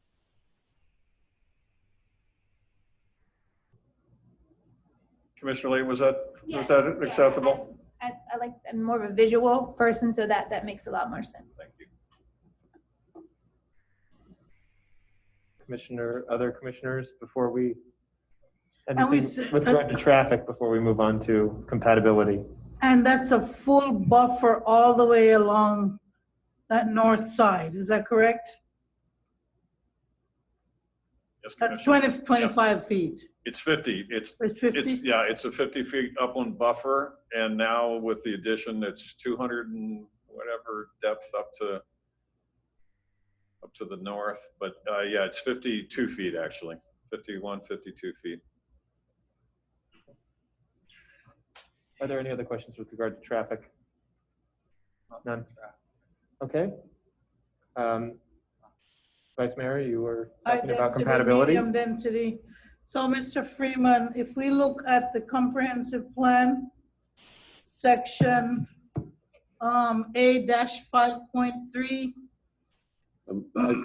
I'm comfortable with Mr. Freeman describing the codes and comp plans for us, but this is a quasi judicial proceeding. So technically, if you're looking for opinion testimony as to whether it meets a certain level for you guys to vote, I'd feel better asking one of the experts by the applicant, because it's their burden of proof to meet those criteria. But So again, that would be to Mr. Well, let me ask Mr. Freeman. He prepared this report, sir. certainly. Thank you, Mr. Martell. It's our code, section A5-3. Whenever possible, medium-density residential and recreation open space areas shall serve as buffers between higher and lower intensity residential uses to achieve an orderly land use transition. I think Mr. Freeman went over that. So if we approve the land use for this area, it would be considered a medium-density residential at the 15 units per acre. So the city has a range of densities from 1 to right through to 30. The option is with a planned unit development, you could approve a 30 unit per acre. So as you graduate that scale, anything between 15 and 20, I would say, is primarily medium density. Anything higher than 20, 22 even, would be considered to be high density. Okay, so this is, I think this is 15 unit, this is 20 units per acre. No, it's around 19.9. 20 units per, okay. And then the other policy, policy A5.6, says that the city shall maintain a height limitation so on and so forth. And the next sentence in that is that the city shall require landscape buffers between single-family residential and non-residential uses. However, in policy number, it actually states it in policy 6.4, that additional buffers between residential uses which exceed 12 units per acre, and it lists some uses, offices, nursing home, and so on, shall maximize the opportunities for passages to facilitate pedestrian or vehicular traffic between the adjacent development in order to reduce off-site vehicular impact. And I want to be sure that since we have, it's almost like a buffer within a buffer, I guess you might look at it that way. If we have this, if we do changes, if we do number one, bring it into the city. Number two, if we change the land use from what it is now in the county to what the developer is asking, that if we do meet, I want to ask Mr. Freeman for sure if he believes that we meet that requirements where we're maximizing opportunities for passages to facilitate pedestrian or vehicular traffic between the adjacent development in order to reduce off-site vehicular impacts. Well, I think if you go back to the first rendition of this site plan, you would have seen that connectivity north to Coral Gardens, and that would be under that policy. We very clearly heard from that residential community that they didn't want to accept that connectivity, which is why now you see the second version, which removes that, what we would normally support as cross connectivity between developments to reduce vehicular traffic. Specifically in this case, it would reduce vehicular traffic onto US 1 at that point, but it would send that traffic north through Coral Gardens. We heard very clearly from that community that they didn't want that to happen. And also from the county made that observation also. So the applicant was requested to redesign that project based on those comments. And in terms of, I guess, logic or feasibility, if we look at like Aldi and Burger King and Walmart and everything on the other side to the north, where we have roads in between that interconnect them, like, so that's the kind of thing we're talking about, or when we call frontage roads or whatever, when we have developments that are connected. In this instance, even though that may not be happening, even though everything is not inside and people do have to go outside, they have to enter and exit either on Springtree or on the US 1 corridor. The traffic engineer has given his testimony saying that there are no major negative impacts on US 1 if this type of density were allowed for residential uses. Based on that professional submitted statement, that's correct, yes. Okay, I'm gonna hold my comments and let other people speak, and I'll chime in as necessary. Mr. Mayor, I had a question from our development director, Mr. Freeman. Yes, Commissioner. Don't go too far. So I wanted to just bring up, you know, that the city prefers to do PUDs on large tracts of land over straight zoning. And some of the reasons are clear to us as commissioners or clear to myself. You know, they promote more openness and more discussion. But say this was straight zoning, you know, when I look at the site plan now, and Mr. Houston mentioned 49% open space. If this was straight zoning, I guess, first of all, it probably wouldn't come before the commission, but would we have a way to mandate that all that open space be in one and consistent environmental corridor? The land development regulations promote the fact that any preserve area is connected and forms a consistent habitat for wildlife. That's sometimes not the case when you apply standard code in terms of how the other parts of the development have to lay out to meet that standard code. With a PUD, you do get that allowance to move things. So you've got a far higher chance to create a connected habitat and to look at how to connect that habitat into other elements of the site development. And this development does incorporate some other features, bioswale, rain gardens, similar thing, a better littoral landscaping effort around the retention pond. There's been much more effort made on the preservation and the landscaping than you would normally see in a straight zoning application. So it's a little bit of a give and take with a PUD. Yes. I mean, you know, the density issues are a little varied from straight zoning. Yeah. But there are some other environmental benefits, as we could see here with this project. Correct. That might not occur with straight zoning. That's right. I think that's all for Mr. Freeman. Okay. Just, may I say something? Vice Mayor? Just in Yes, case ma'am. I forget, this is not for Mr. Freeman, but for the clerk, I had a letter from Renee Nesbitt, who in full disclosure, I know her. She's a member of an organization that I'm a member of, and I've seen her in the community. And she sent a letter just asking us to not vote for the Waypoint residential development on the west side of US 1 because it's not in the best interest of South Stewart and should not be annexed. And she would prefer to have single family instead of the 7 4-story buildings. That's just a short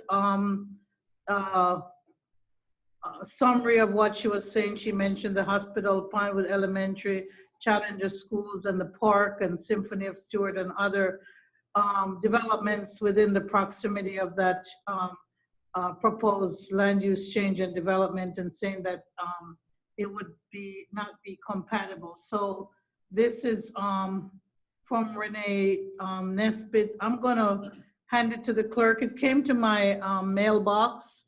And like I said before, I did read several mail from people who have submitted mail to us in our City of Stewart email. And I don't know if we need to print those off and give them to the clerk.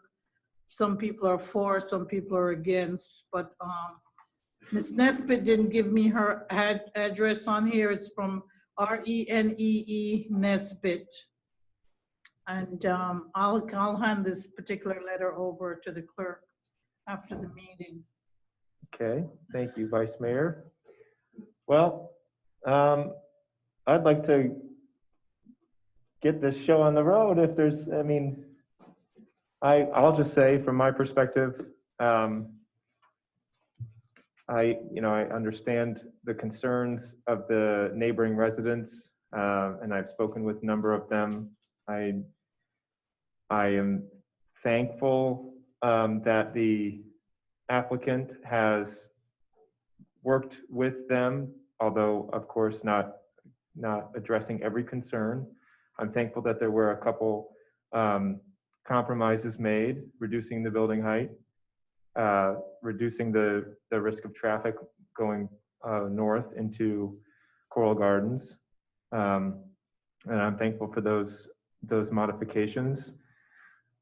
Look, it comes down to me, this is the difficult question that we're going to continue to face on this board as we look at urban redevelopment and development of parcels in our urban core, especially along major thoroughfares.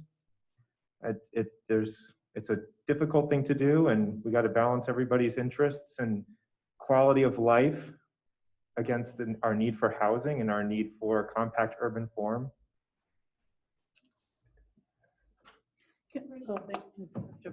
Commissioner? Commissioner Meyer, thank you. We really need this, these rentals, or if it was homes that they were selling and they. Microphone. I'm so sorry. Anyway, they've pretty much done what I wanted to do.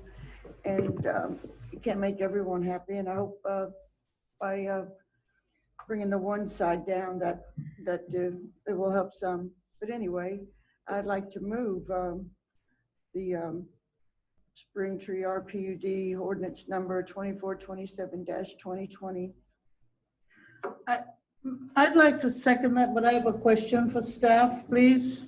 Mr. Martell? Yes, ma'am. I have something, maybe my computer is different, but I have something that's published as an agenda item on May the 11th at 5:30 PM. Item number 10 on the agenda, Stewart Spring Tree PUD, and about the 10th or 12th line in the ordinance number 2427-2020, it still says consisting of 280 multifamily units within 7 individual 4-story apartment buildings. Yes, that was the original application. So at such time as the commission actually adopts something other than that, it will get revised.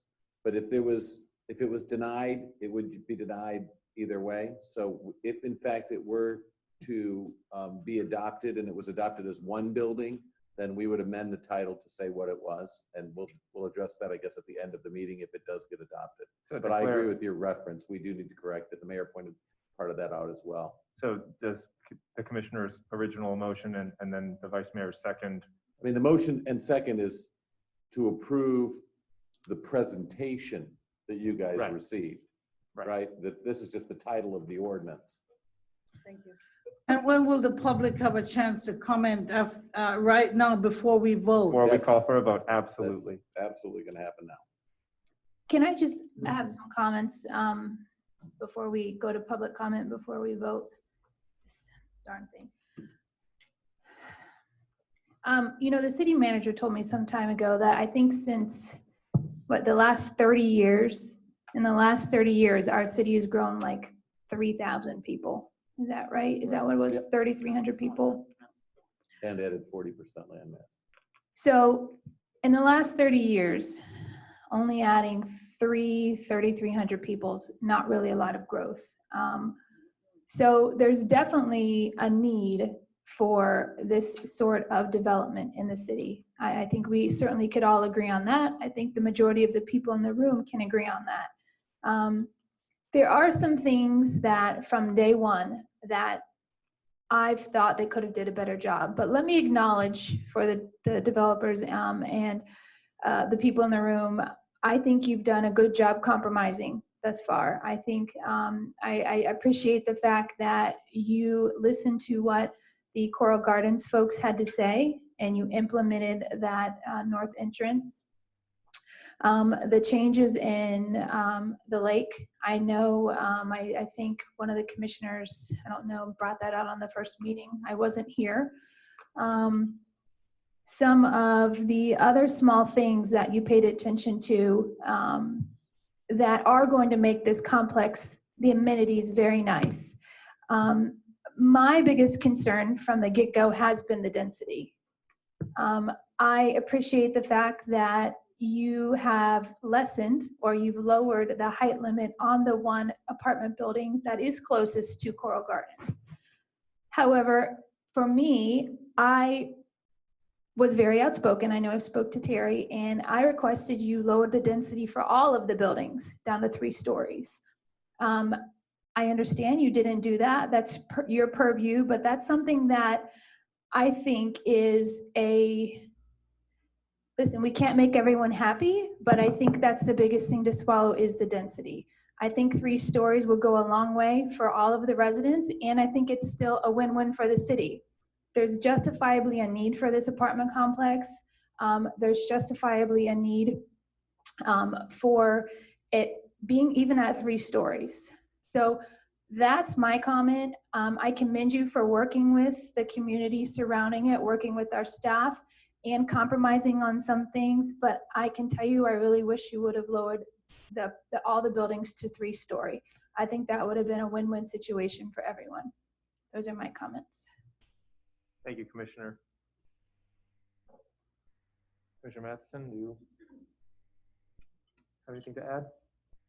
You know, Just a few comments. I mean, I agree this density is a hard pill to swallow. I made a lot of the initial requests and I requested the item to be continued at the first meeting.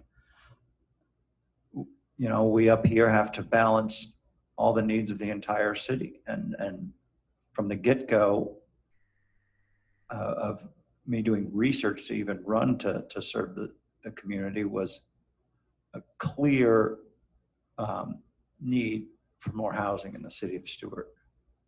And, you know, we have a tendency to do things by the PUD process, and it's a give and take, and it's what the commission at the end of the day believes is best for the city as a whole.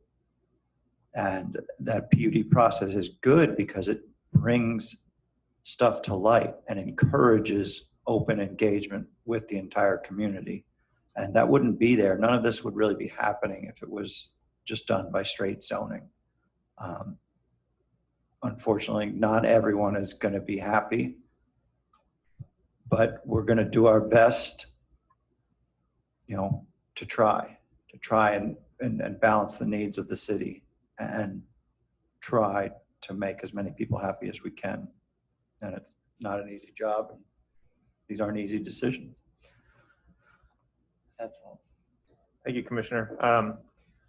Let's go on to public comment before we call a vote.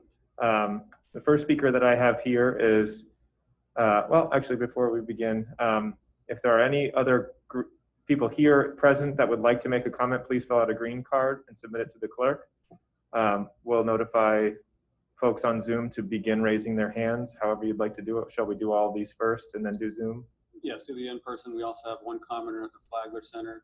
Those Okay. who are currently on Zoom, just to repeat the directions, if you click the participants button and then click raise your hand at the bottom, that will indicate that you wish to speak during public comment. Some of you have dialed in via telephone number. If you press *9, that will indicate to us that you wish to give public comment and listen to the last 3 digits of your phone number to be called to speak. And I'll remind thank you, Mr. Dias, and I'll remind everybody of our pledge of civility, that we will be respectful of one another even when we disagree. We will direct all comments to the issues, and we will avoid personal attacks. Let's begin with David Keys.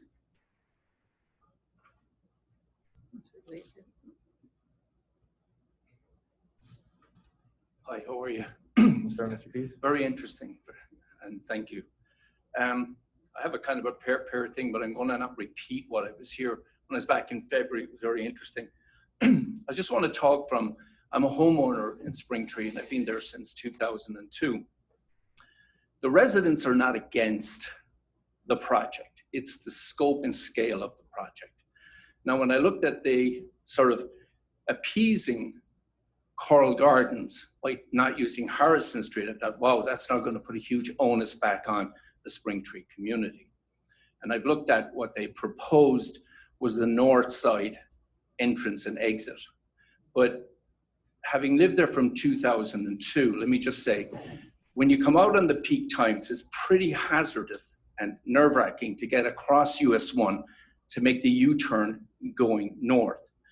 Likewise, if you're coming home in the evening and you're coming north, to make that U-turn and then having people try to get in, excuse me if I'm not loud enough, from 150 feet from the other proposed Harrison area with a gate, that's going to create a bottleneck. So you have an input-output problem. Now, some people who are getting bottleneck will say, hey, I'm going to go down and go in the Springtree. It's got a longer run, and I can turn in there. When the complex was built with 85 homes and a 2-little-lane road, it's the same road. So if you look at approximately 200 cars, and now with this particular project, 400 and something more, as many as the attorney said, and thank you, you don't know the mix flow, depending if the north side becomes a bottleneck. So I want to bring up that issue. I brought it up the last time. That's really hazardous. It's nerve-wracking. Now, we as residents would look upon it if the total number of units were lower. Now, my very good neighbor here has gone out and taken some very good quality photographs to give you the scale, because when I was first this year, and I hope I don't go over time, they used 3-story slides in their initial, which kind of like look really good. But when you looked at the scope of a 4-story, which was going up to 60 feet, Susie took some photographs. I have some Xerox, but I let her present that. It shows you the scale. My house butts up onto the project. And let me tell you, from even going back, walking through the complex, you can see a 60-foot building. So I'm just appeasing to you that I think the traffic, the road in and out of Springtree is not adequate as it currently is laid out. That volume of traffic is going to be a huge impact. I talked the last time about value of homes and that. I'm not even going to get into that. But I just think the scope and the size is just too big for the density of traffic. And I think it's going to really impact the quality for everybody. And anyway, my 3 minutes are up. Thank you. Thank you, Mr. Keys. Next, we have Suzanne Bowman. Good evening, Suzanne Bowman. I live in Springtree. I had a very short letter prepared, but after their presentation, I wanted to Can you bring the mic down, Ms. Bowman, to you? I can bring it down to you. Just, you can speak. Okay. We can hear you. I know you all said you came in with open minds, but I just want to open your minds just a little bit more. Please put yourself in our shoes. We live in that community. We accept all neighbors. I know that was an issue for you, Mr. Mayor. I mean, I bought a home next to a mobile home park, so I'm not a real picky person, but I bought it in an area that I knew was open and I could see the sky and I could see the sunsets. So getting to the compatible and comparable that they did in their presentation tonight, one of the properties they used was St. Lucie Club. I have a dear friend who lived in St. Lucie Club, so I'm very familiar with the property. It's a large piece of property. It has 3 buildings on it. Those buildings are 4 stories. Those 4 stories are approximately 41 feet, not 59. The bottom floor of the building is parking. Each building is 17 units. So you can't take a property like that and use that in your presentation of what's comparable or compatible. That property, go drive by it. It's nothing like this project. It's just not. Another deception is the fact that we were told by the developers that FDOT would not approve a US 1 entrance in our very first meeting with them.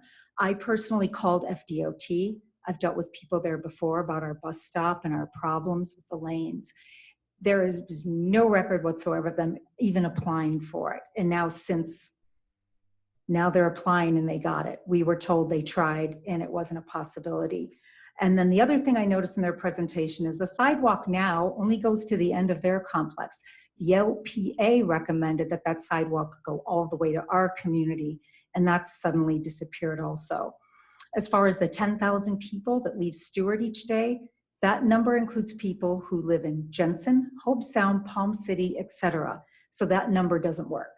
And that's what I've noticed all along.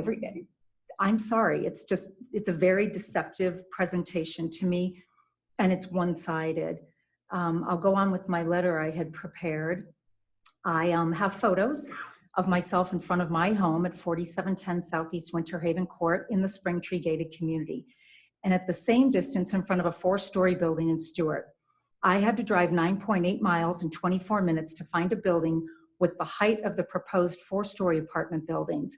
By the way, that building was 5 stories and 61 feet. So in essence, these are the height 2 feet under of a 5-story building. I could not take my photos there because the buildings were gated. I took mine in front of 1050 Monterey Road at the corner of US 1 and Monterey Road.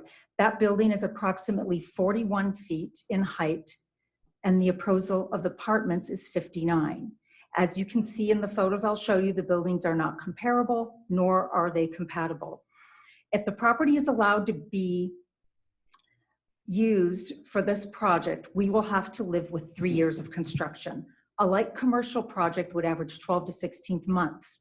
Another deception. When we met with the developers, they told us 12 months. The second meeting, they said 12 to 18. Now it's 3 years in the RUPD. In March, they tore down one mobile home. May I continue? I'm sorry, because the number of commenters we have, we'll have to keep it at that limit. Okay. Thank you for your comment. Mr. Mayor, should I ask for a question if I need a clarification? Or wait on? We typically don't Okay. ask questions of our commenters. These are the photos you were referring to. This is me in front of that 41-foot building. Mr. Mortel, I beg your pardon, do we have, can we have a commenter forward their time? Has that? I mean, it's the discretion of the board. So, I mean, if you guys are. Sir, if you'd like to forward your time to Suzanne Bowman. Thank you. I appreciate it. These are the two pictures you can see. I tried to stand at the same distance. I measured it out with my feet. That's not comparable and it's not compatible.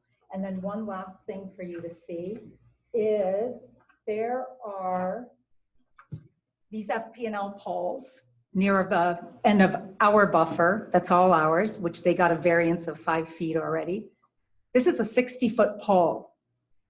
This is what we're going to be looking at the height of buildings. It's only 1 foot shorter than this pole. This is going to be our new view from our neighborhood where we normally see sunsets and the birds fly by. And then in the closing of this letter, just so I cover everything, in March, they tore down one mobile home in Natalie Estates. It took all day for them. I don't know why, but the noise was unbearable. We are going to be dealing with that type of noise for 3 years. I also do not believe the drainage has been investigated properly. In a similar situation with a piece of property that was annexed into the city of Stuart, surrounded once again by Martin County properties, Hogg was built, and the surrounding properties have been having terrible drainage issues that have not yet been solved, and I'm sure you all have had that brought into your chambers here. I object to the rezoning and ask that you do the right thing. We are an established community that knew what we were purchasing. We welcome all neighbors. This is not a matter of people, but a matter of the city of Stuart doing the right thing. I thank you. Thank you. Vice Mayor, if you must. One clarification. Ms. Bowman, we're not trying to attack you or anything. No, so, I won't so attack.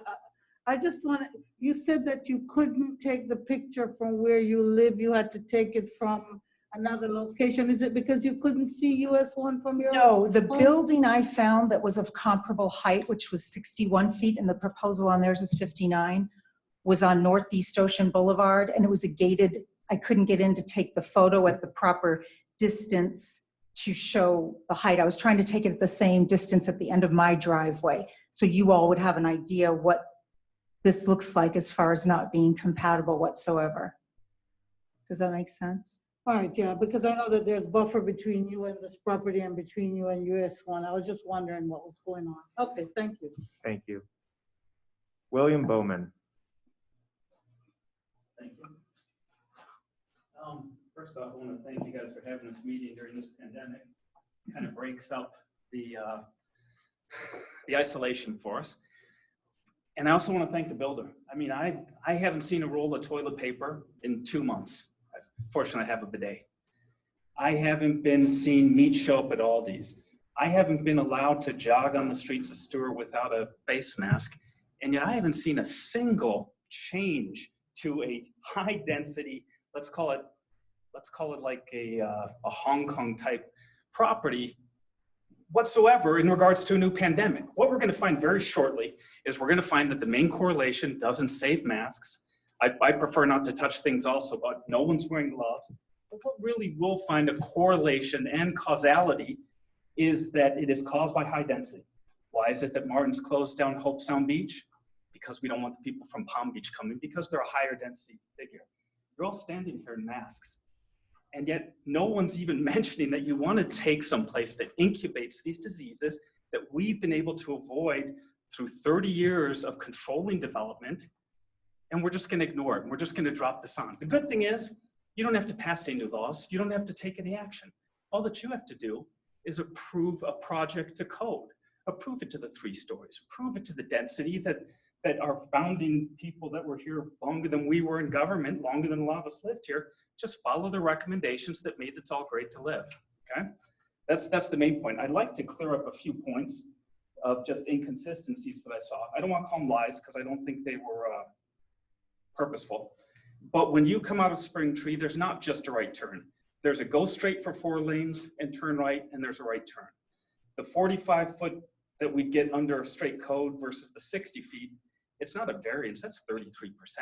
I mean, if you measure anything that's 33%, you're gonna kill it. As Susie said, the sidewalk was originally requested, and I actually think it came from you also, Ms. Bruner, that the sidewalk goes all the way to our development, and they've cut it out, and that's just cheap, okay? I think that the traffic study is correct. I think that maybe 75% of it will go out through the new US 1, but that's only after you have the 25%, which equals 100% of its current traffic. It'll double it after it's clogged out. And then people start to go out on Spring Tree. They'll see that Spring Tree is just screwed beyond all usage, and they will use it. So I do believe it will be 75%, but it's after our traffic's come to a complete standstill. I don't want to cover anything here, but I think the city can, you guys can do a good job. Just follow the code, follow what was approved, and it could be a nice development at 3 stories, or we can go ahead and gather this up and turn it from a quasi-judicial into a judicial matter. All these things have been entered into the record, and then if the buyer goes through with the transaction, they can represent themselves in court. Otherwise, they won't have any standing in court, especially for Section 85.2, and then it'll be up to the sellers. Thank you. Thank you, sir. Thank you, sir. Next, we have Melissa, and I'm gonna get it right this time. Yemelo. You got it. 3rd time's a charm. Yes. Hello, everybody. I am standing close for you. Well, I thank you all for coming here and doing this tonight. A lot of what I wanted to say has been covered. So I'm just gonna agree with Ms. Kelly about the density. It's not that we don't want growth, but we have to control it. And 3 stories all the way around would be great. They modified their plan and took out the exit onto Harrison Street, which is great because I live right there. They took building 3, I don't know if it's building 3, but down to 3 stories. That backs my house. They can still see into my yard. But, maybe we can plant more trees. Maybe we're trying to compromise. And I appreciate everything that you've done to compromise. But I agree that the density really needs to be looked at because it's not a huge area. And the traffic is going to be insane. It's already insane, and there's nothing there. It is going to be off the charts. So please consider this. Thank you. Thank you, Ms. Yemelo. Next, we have John Irvin.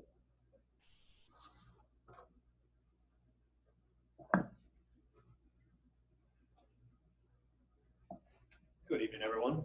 Oh, sir. I want to agree with quite a few of the people that have spoken already, especially Ms. Glass-Layton. The density is a big, big problem. Traffic is going to be an issue. There is on the east side of US 1, big area that's zoned commercial. Any future use for that, I believe Slater Street is the turnoff right there. I think it would be a good idea to get a jump start on that and just have a traffic light there. I mean, I really think that would quell some of the issues that are going to be having 270 units at the current state with I think 450 cars, 450 parking spaces, 430 parking spaces, I believe it was. All of them, going to make a U-turn, or 75% of them going to have to make a U-turn. That's just way too much. It really isn't. There are some states, I know this is Florida, this is Martin County and stuff, but there's some states and some municipalities up north that actually outlaw U-turns. You can't do them. You get a traffic ticket if you do a U-turn because it's dangerous. I'm sure traffic studies, have shown that stuff, whatever. U-turns are bad. I mean, they cause accidents, so you're forcing people to go across 3-4 lanes of traffic to make a U-turn. I'm not a big fan of that. And, you know, I do appreciate the fairly significant changes that they have made by reducing the one 4-story building down to 3 stories and then having, you know, the northern exit on US 1 instead. I don't necessarily agree with the fairly significant. I think that was a very, very minor change, the very, very minor change that they did. And having all of the buildings 3 stories, I mean, I'd sleep much easier at night. Density is the big issue, traffic's a big issue and stuff. So really, really like you to think about that. Thank you. Thank you, sir. Next, we have Robert Public Cover.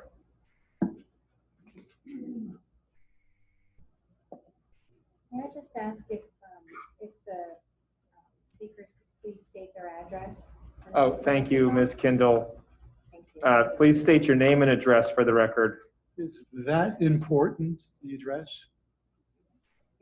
It's our policy, sir. Okay, Robert Public Cover, 2456 Southeast Springtree Place in Stewart, actually Martin County. I don't live in Stewart, but my postal address is Stewart.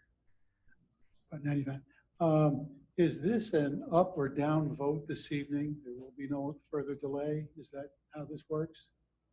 We haven't voted yet, sir. No, I understand. We have a motion and a second on the floor, and we will. Hearings. He's wondering if this is the final hearing. Is this the final hearing? Makes no difference. This is an ordinance first reading of One 2. more, one more. First reading. One more, okay. I've had the opportunity to speak with commissioners, the mayor, vice mayor, back in February or early March before this pandemic developed. And I appreciate the concern that they showed me in listening to my concerns. Some folks took notes, copious notes, I might add. And I thought that would be, important for, you know, after a while, this becomes just white noise. You've heard the arguments before from many, many people here in the audience, as well as letters and so forth. You know what the argument against is. You know what the argument for is. I think it boils down to the density and safety. That's the 2 issues that I can see. I understand that the developer has reduced one building to 3 stories. I guess in the building world, that's a significant development. But for us in Springtree, it's really not much of a move. I think Christmas came early for Coral Gardens. They got exactly pretty much what they wanted. I certainly think that 3-story buildings would still provide enough inventory to satisfy the demand. And I think that safety as far as traffic on Springtree Place is still a big issue. Mr. Houston mentioned the fact that they would not be even addressing that Springtree driveway or roadway until after everything was approved. Well, I mean, that's an important piece of this whole thing, is coming out of Springtree Place onto US 1. And if we don't know what's proposed or not proposed, that's a concern. I would like to see something solid as far as a change on Springtree Place, widening Springtree so people going across US 1 to make that U-turn can do it, and making the right to head south would be able to do it rather than all these cars queuing up in one line coming out of Springtree. Again, going back to density, I think the prudent thing to do would be approve a 3-story project. And you still have, I don't know how many units that would be, how many units there are to each building, but 3 stories would still provide enough housing for people that, and I hope there is 99% occupancy. That would be great. I don't want to see any project fail. Is that for me? Yes, sir. Thank you very much. Thank you for your comment.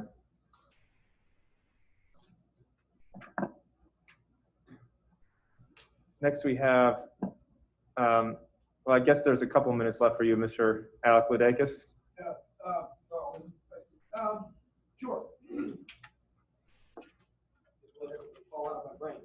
but they've covered a lot of it. To me, it's the compatibility and the density. I know that we're all getting tired of this. I couldn't do what you do every day. I know I couldn't. So thank you for being here. Thank you also for doing a little bit for Coral Gardens, but I still don't feel like it's enough. And also thank you again for letting us all know the definition of compatibility. We know that this is going to create conflict. It already is. That traffic is very much going to be a conflict. I don't care what the statistics say, you're not going to be able to think for somebody as they're making a decision at that moment to take a right down the road. There are 3 U-turns going on right there. When I leave my apartment complex, I have to go, or not apartment complex, or Springtree, I have to go across those lanes of traffic and hurry up and get into that lane before getting creamed by the oncoming traffic that is coming at speed.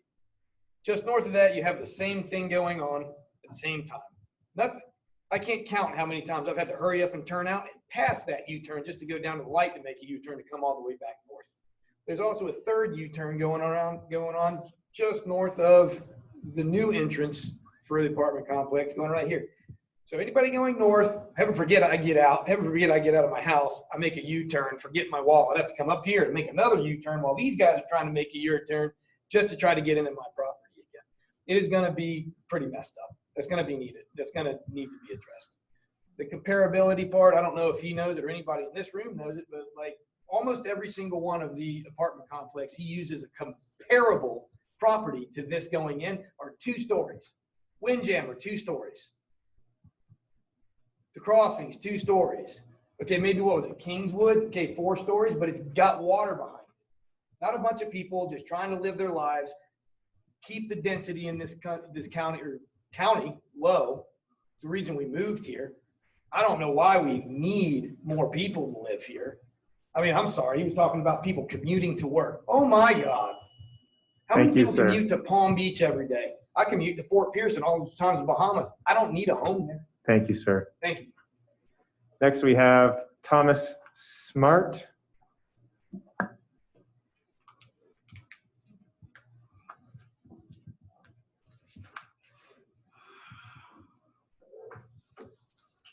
Hi. Hello, sir.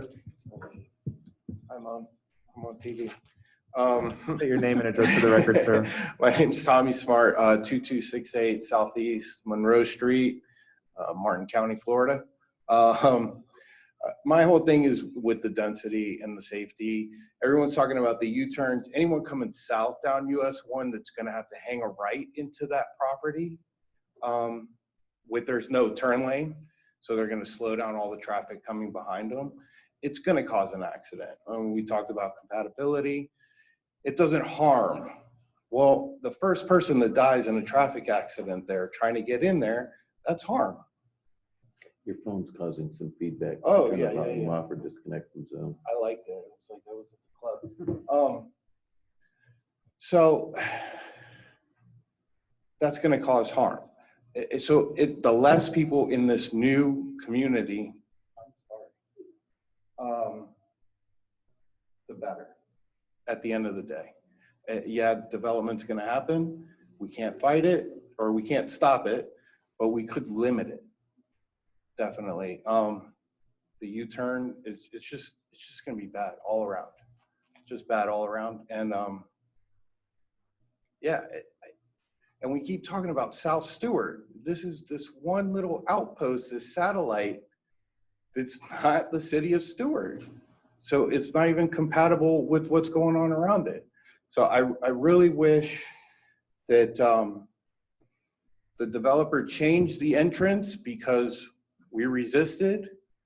They put in a sidewalk because we resisted. They lowered one of the buildings because we resisted.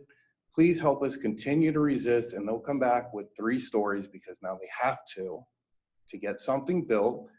We'll be happy. They'll be happy. It'll all be good. Please don't let what is good get in the way of what is best. Thank you. Thank you, sir. Next, we have Helen McBride.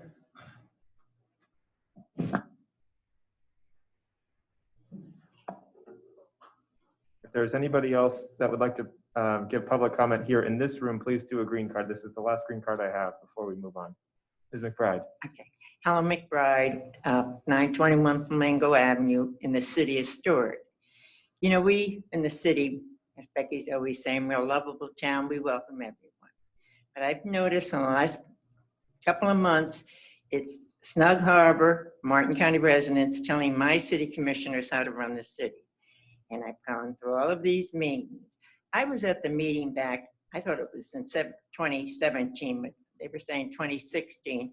I was here. None of these people were here to object to the annexation. Now let's look at it from my point of view. The people, there's only, like he said, 3,000 people moved in because you cannot find affordable housing, not even affordable, reasonably moderate price housing. You cannot find an apartment. Now, believe it or not, I'm heading for the big 5-0 as a resident of the city of Stewart. I know what I paid for my house back then. I know at Coral Gardens, when they started, what they paid, and the same with the other development. Now, and I absolutely do not think the city of Stewart should ask a developer in our city to put a sidewalk in Martin County, because we, the city, give Martin County enough money. Now, as I said, I own 1,800 square foot house. I've got a 3-bedroom, I can make it a 4-bedroom if I wanted to. And people are always asking me if I would rent out a room, which I'm not going to do. But if, you know, as I'm getting up there, I'm going to have to sell. This development would cater, it seems, it's what we, the senior citizens want. We don't want to go into assisted living. We don't want to go in with another bunch of 55 and older people. You could rent, and this is reasonably priced of an apartment. It's gated. Somebody's going to pick up your garbage. You've got still have children. You have a clubhouse. You have a pool. It would be ideal. And like I say, the young people, like if you wanted something, you young folks are like, some of you young gentlemen would say, oh, hey, Mrs. McBride, I'm going to the store. Do you need a ride? That's what the city of Stewart is. It is in the city of Stewart. It is Stewart. They want to say South Stewart, North Stewart. It's kind of like Reverend Gordon and I are always saying, where is East Stewart? I said anything, you know. So it's a little joke. But they feel if they can keep coming here, they're going to wear you down. All right, you go down 3 stories, you know what's going to happen. The reasonably priced apartment's going to have to go up. And especially right now, you know, I really feel, and we elected 5 city commissioners. They elected only 5 Martin County commissioners. Well, I also elected those 5 county commissioners. They have to answer to me. But you 5, and well, you know me enough. I investigated, I talked to you. I know in your heart, you're going to represent we the people that work in our hospital, our school system, our own employees. They have to live up in Port St. Lucie because they can't find a decent place to live, reasonably priced.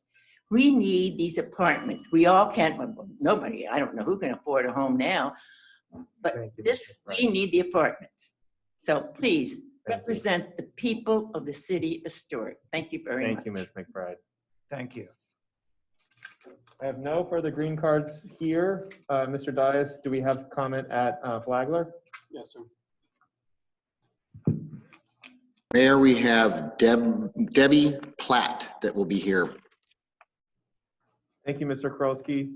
Ms. Platt, if you'd say your name and address for the record, please. Yes, Debbie Platt at 4800 Southeast Federal Highway, Natalie Estates, which is why I'm here and representing them. We are directly right next to Springtree, and I think we're probably more affected negatively than any of the other parties. We depend on the break in traffic to exit. We have a very short distance that we have to cross 3 lanes and get into a U-turn lane there at the Harley shop. First we wait for Coral Gardens people to exit, once the light there at Monroe, that stops the US 1 traffic. Coral Gardens people exit, then Springtree, and then it's our turn to pull out. You put this big elephant development there, or allow it, we will not be able to get out. It's already a hip skip and a jump. I mean, trying to jump through 3 lanes. And remember, this is a 55+ community. So I ask you not to approve this and really think of how it'll affect us. We won't. We already struggle with getting out of there now. And it gets worse during the season. It gets worse during rush hour. I don't know what kind of study's been done, but I don't think it included us. I don't think we even knew about this till I don't know, we weren't in the loop that I'm aware of. So I think you would have had the whole park down here tonight if we really were aware what was happening. So, thank you.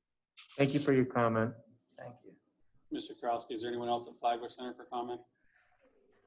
No, sir, they're not. Thank you. Thank you, Mr. Krolski.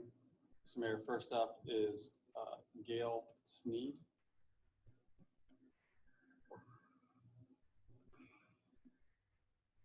Next, we'll have comment from Gail Sneed. Gail, if you'd say your name and address for the record, please, before making comment. My name is Gail Sneed. I live at 2587 Southeast Springtree Place.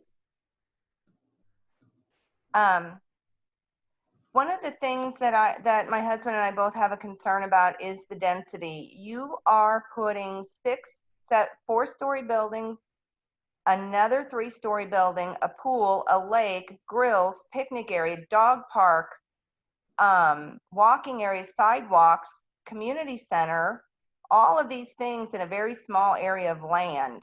It's very dense. It's way too dense for what you're proposing. I know one of the gentlemen talked about water runoff going into that canal. I know there was going to be a study done about the water runoff going into that canal and backing flooding up into neighboring communities behind Springtree and along Springtree. I don't know if that study was ever done. It should be. You also have all sorts of safety issues there. You have a decorative fence in front of that place. It looks like small animals and possibly even a toddler can get through, and you're like 18 to 22 feet off of US 1. That's not safe. A long time ago, Ms. Roberts suggested that they put in a bus stop for the students and also in their subdivision, in their apartment complex, and the students of Harrison. And that bus stop for the safety of those school children has just gone by the wayside. They did agree to put a sidewalk in. However, they are not widening that road coming out of Springtree. That's a very narrow road. If you have any type of a large vehicle that comes through there, you can't pass 2 cars through there. And you expect children to walk safely along a sidewalk with very narrow road and added traffic coming out. That's another safety issue. I know the gentleman talked about this A5.2 compatible without problems. I don't know how you can say this is compatible without problems at the high density that they are proposing. I think they really need to scale it back to at least 3 stories on all buildings. You need to back up the buildings off of US 1 somewhat. I wouldn't want to rent there. I wouldn't be able to go out on my balcony because of the noise, the fumes, and watching the trash flow in off of US 1 into my yard. Who would want to live there? Who would want to live there and have that scenic US 1 view with all the smells? I don't see how this is compatible for this area. I really don't. There are many more safety issues. I did write a letter. There are more in there. I hope you take the time to read it. Thank you. Thank you, Ms. Sneed. Mr. Mayor, next up is Kathy. Kathy, if you'd state your first and last name and your address, please. Sure. It's Kathy Dorman, and I live at 1800 Southeast Madison Street in Coral Gardens. And it's getting pretty late, so I'll try to be super, super brief. But I wanted to thank the developer for the changes to the Harrison Street exit. I think that was amazing that they did that. But I still would like to express my opposition to the density also. I do agree with the city that we are in need of housing, but I believe personally that we're in need of affordable housing. Example, I have a 20-ish-year-old son, and he can't afford to rent an apartment in Martin County. He actually rents a house right now, and he has to have 5 roommates in order to afford to live. So I think that we do need housing, but workforce housing, maybe mixed with affordable family housing, would be ideal for developments in our area. And I think it would serve the community much better. And just, I want to leave you with, like, I've said this before when I've met with commissioners, and I said it at the last meeting, just because you can PUD and you can max out a piece of land doesn't mean that you really ethically should. And I'll leave you with that. I just wanted to put that on the record. Thank you very much for your time, and thank you for the ability to attend via Zoom. Thank you. We appreciate you participating. Next up is Tasha, correct? Yes, Tasha Reeves. Thank you, you're up. Okay, my name is Tasha Reeves, and my address is 2540 Southeast Spring Tree Place, Stuart, Florida 34997. I'm a resident of Spring Tree and a homeowner here, and I want to echo basically what has been said already. My issue is density and traffic. I believe one of the gentlemen, Thomas, I believe, said that if you're coming northbound on US 1 and you have to make a U-turn to come south to get into the Spring Tree neighborhood, there is no right-hand turn lane in front of that. I think it's a Marathon station. It's gonna be tragic there. There's going to be bottleneck, there's going to be accidents because of the speed that we have to try to get across that lane. And then there's not going to be a right-hand turn lane for people going onto Harrison and for people going into the now approved new entrance on US 1 for the apartment complex. I want to thank Miss, I think it's Glass Layton. I just want to say thank you, because we are not opposed to, I don't know what the word I'm looking for. I apologize. I froze there for a second. We're not opposed to development in this neighborhood. We don't mind neighbors, but the density is what is a big concern. And I really would ask you to please approve 3 stories. 4 stories is too much. It's too small of a piece of land to add another 270 units. I do appreciate the developers for what they did do, appeasing the Coral Gardens, but I'm sorry, they just did not do enough to help the Spring Tree people out and the Natalie Estates people. A partial sidewalk is not enough. And I want to thank you guys for being there tonight. Thank you very much. Thank you. Next up is Karen, if you would state your name and address, please. Yes, it's Corinne Narr. I am the association manager for Spring Tree HOA. How is everybody tonight? Very tired. Hi. I want to thank you, Mr. Mayor and Ms. Vice Mayor, for your time, and all the commissioners for staying so long at this meeting. I greatly appreciate it. I have been involved in the entire development and working with Waypoint all the way from the very beginning when I got the first phone call. So we have worked as much as we can with the developer, and I certainly appreciate seeing that they have made some compensations that we have requested in the Spring Tree HOA community. I like the idea that they're willing to put the sidewalk in. One of the reasons that the sidewalk was requested is because of the pedestrian walk for the children going to the bus station. And that is a big concern. I see that they're willing to place that within their plans now, and that is wonderful. I would like to see it extend to the Spring Tree gate entrance. So I ask you to please consider that. I understand that it's not really their responsibility to place that there. However, it would keep better safety for our children. That's number one. The second issue is that everybody in my community, Susie and William and Bob, we've all spoken, but my biggest concern is also the traffic. If we could request the developer to place a right-hand turn lane on Spring Tree Place, that may alleviate a lot of these homeowner concerns. Probably not all of them, but having at least a right lane, turn lane onto US 1 may help. So I ask that you also consider that.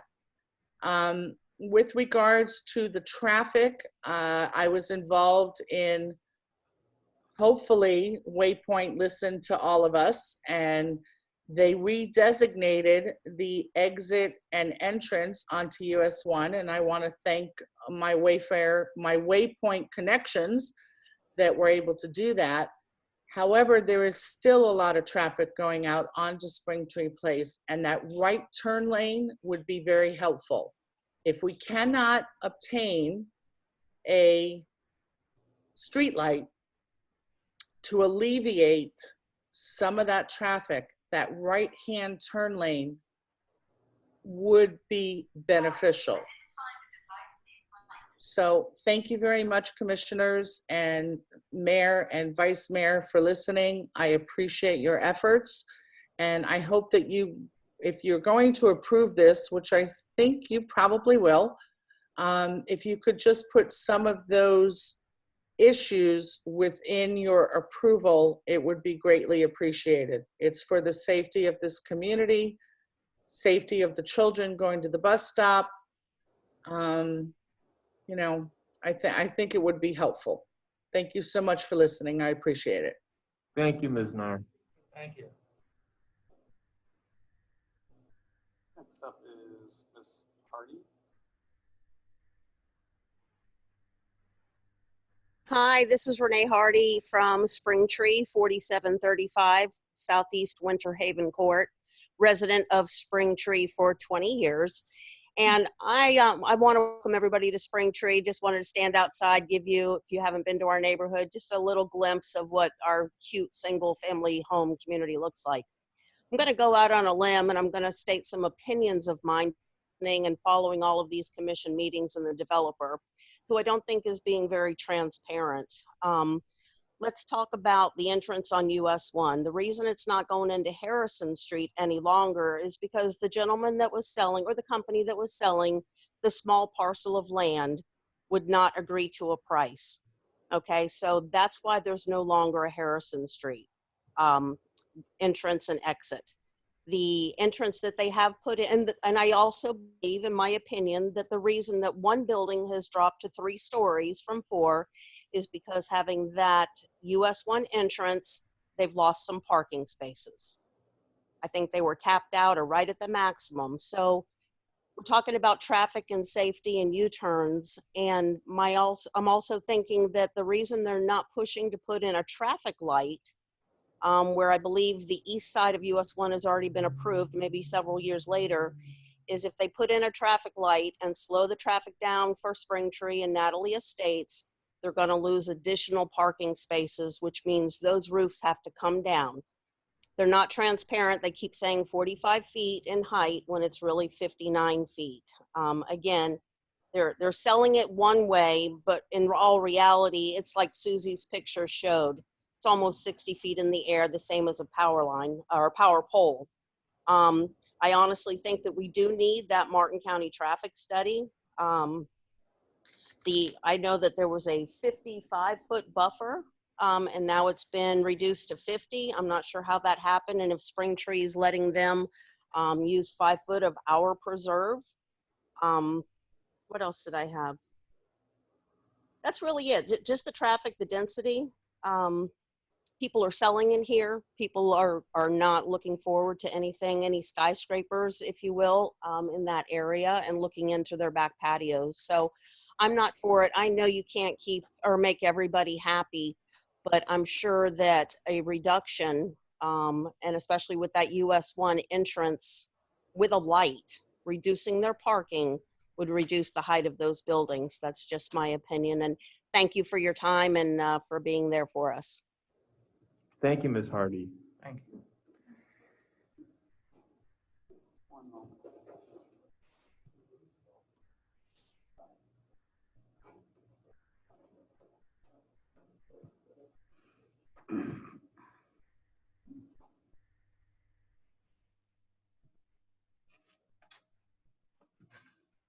Christina M., I see you dropped out and came back on, so you're up next.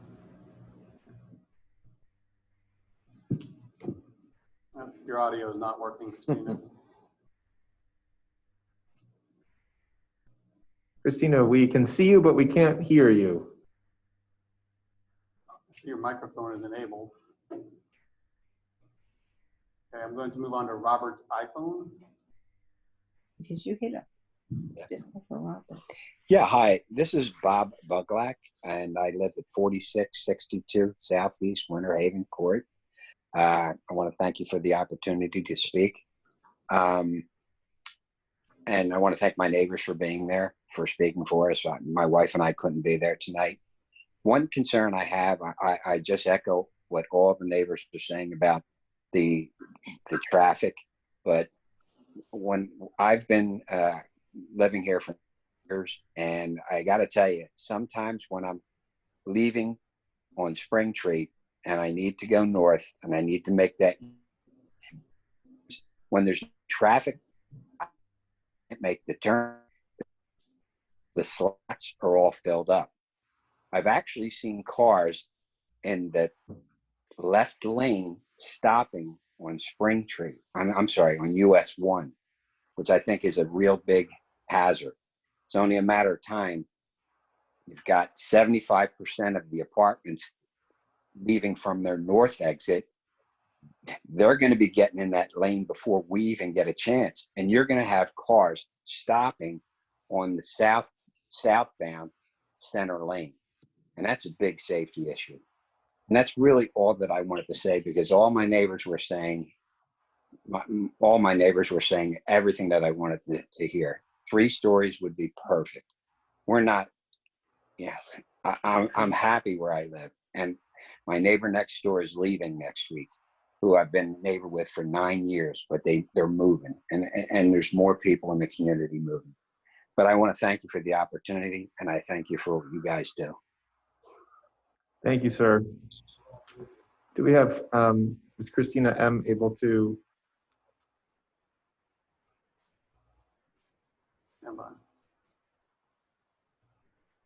Okay, hi, yes.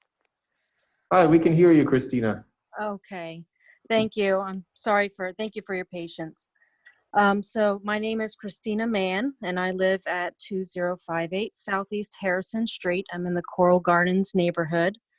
And I want to thank you very much for addressing the Harrison entrance and exit. That was a great concern of mine, but my second main concern is not only the traffic, everything that everybody has talked about already is a big concern, especially the bottleneck that was mentioned right there, where that bottleneck would be happening at the U-turn.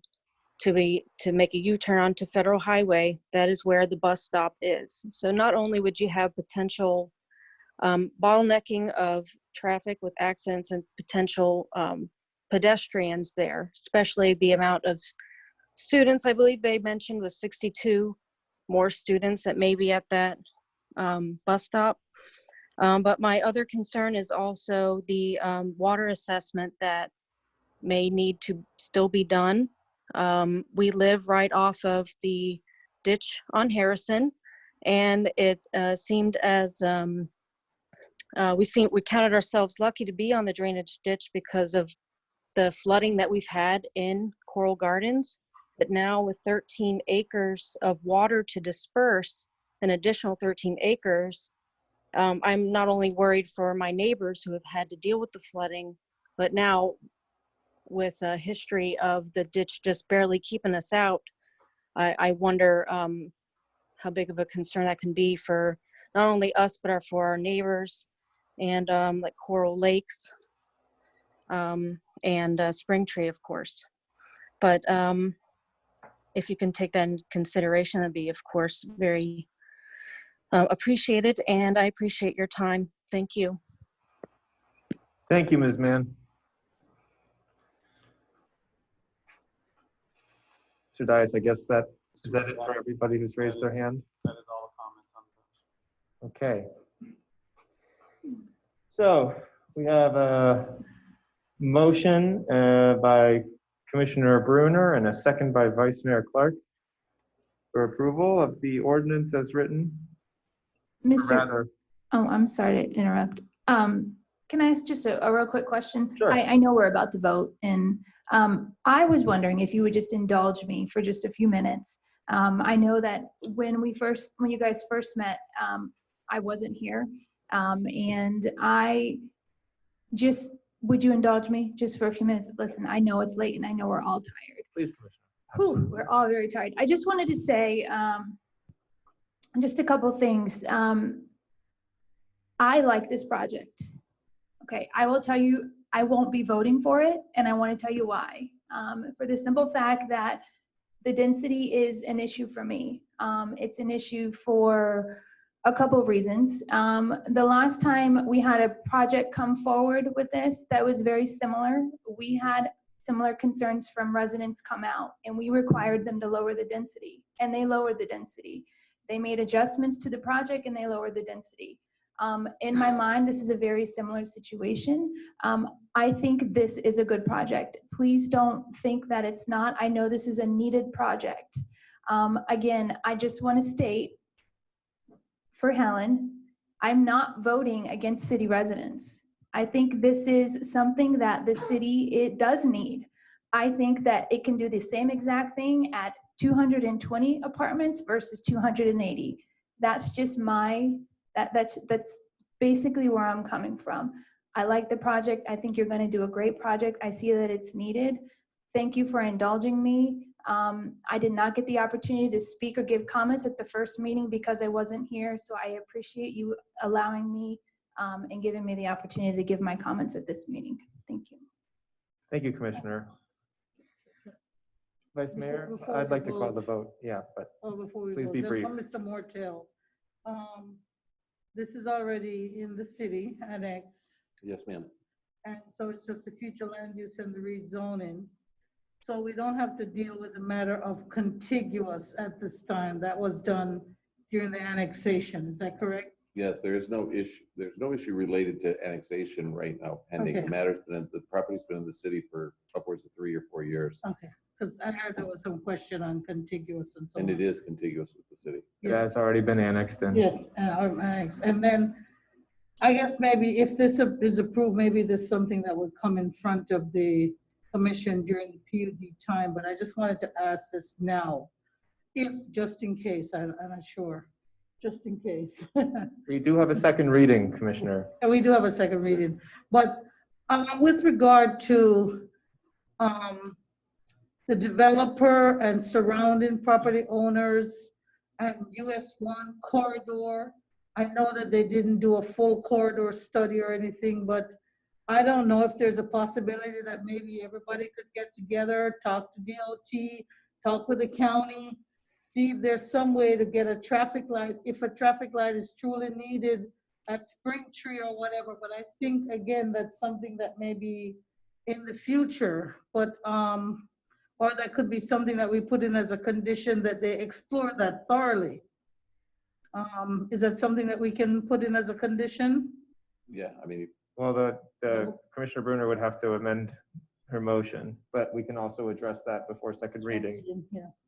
And if she won't amend her motion. I'm sorry, what did she want? The Vice Mayor was asking if you would amend your motion to include a condition that the developer would explore a traffic signal before second reading.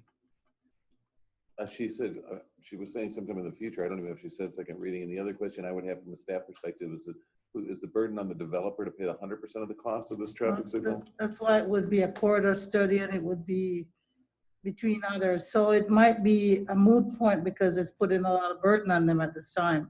And they have, their traffic study has showed that they don't need to do anything in terms of their impact. So I'm just bringing it out. Right. Because we have to show that we have these considerations. I'm just bringing it out. Vice Mayor, perhaps that's something we could explore with the MPO board. Yes, for the corridor study along. It is the entrance to our city. It's gonna be the new entrance to our city at the very beginning down there. And so we do need to look at that corridor. And so I think it's appropriate. I'm going to call the vote, and we can discuss that at another time. Thank you, Mayor. Ms. Kindle? Commissioner Matheson, Yes. Commissioner Glass Layton? No. Commissioner Bruner? Yes. Vice Mayor Clark? Yes. Mayor Meyer? Yes. Motion carries 4-1 with Commissioner Glass-Layton voting no. And we will talk to staff and think about those items in the meantime. I would love to adjourn this meeting at 10:16. Cool. Thank you, everyone who attended by Zoom. How long did the first one go?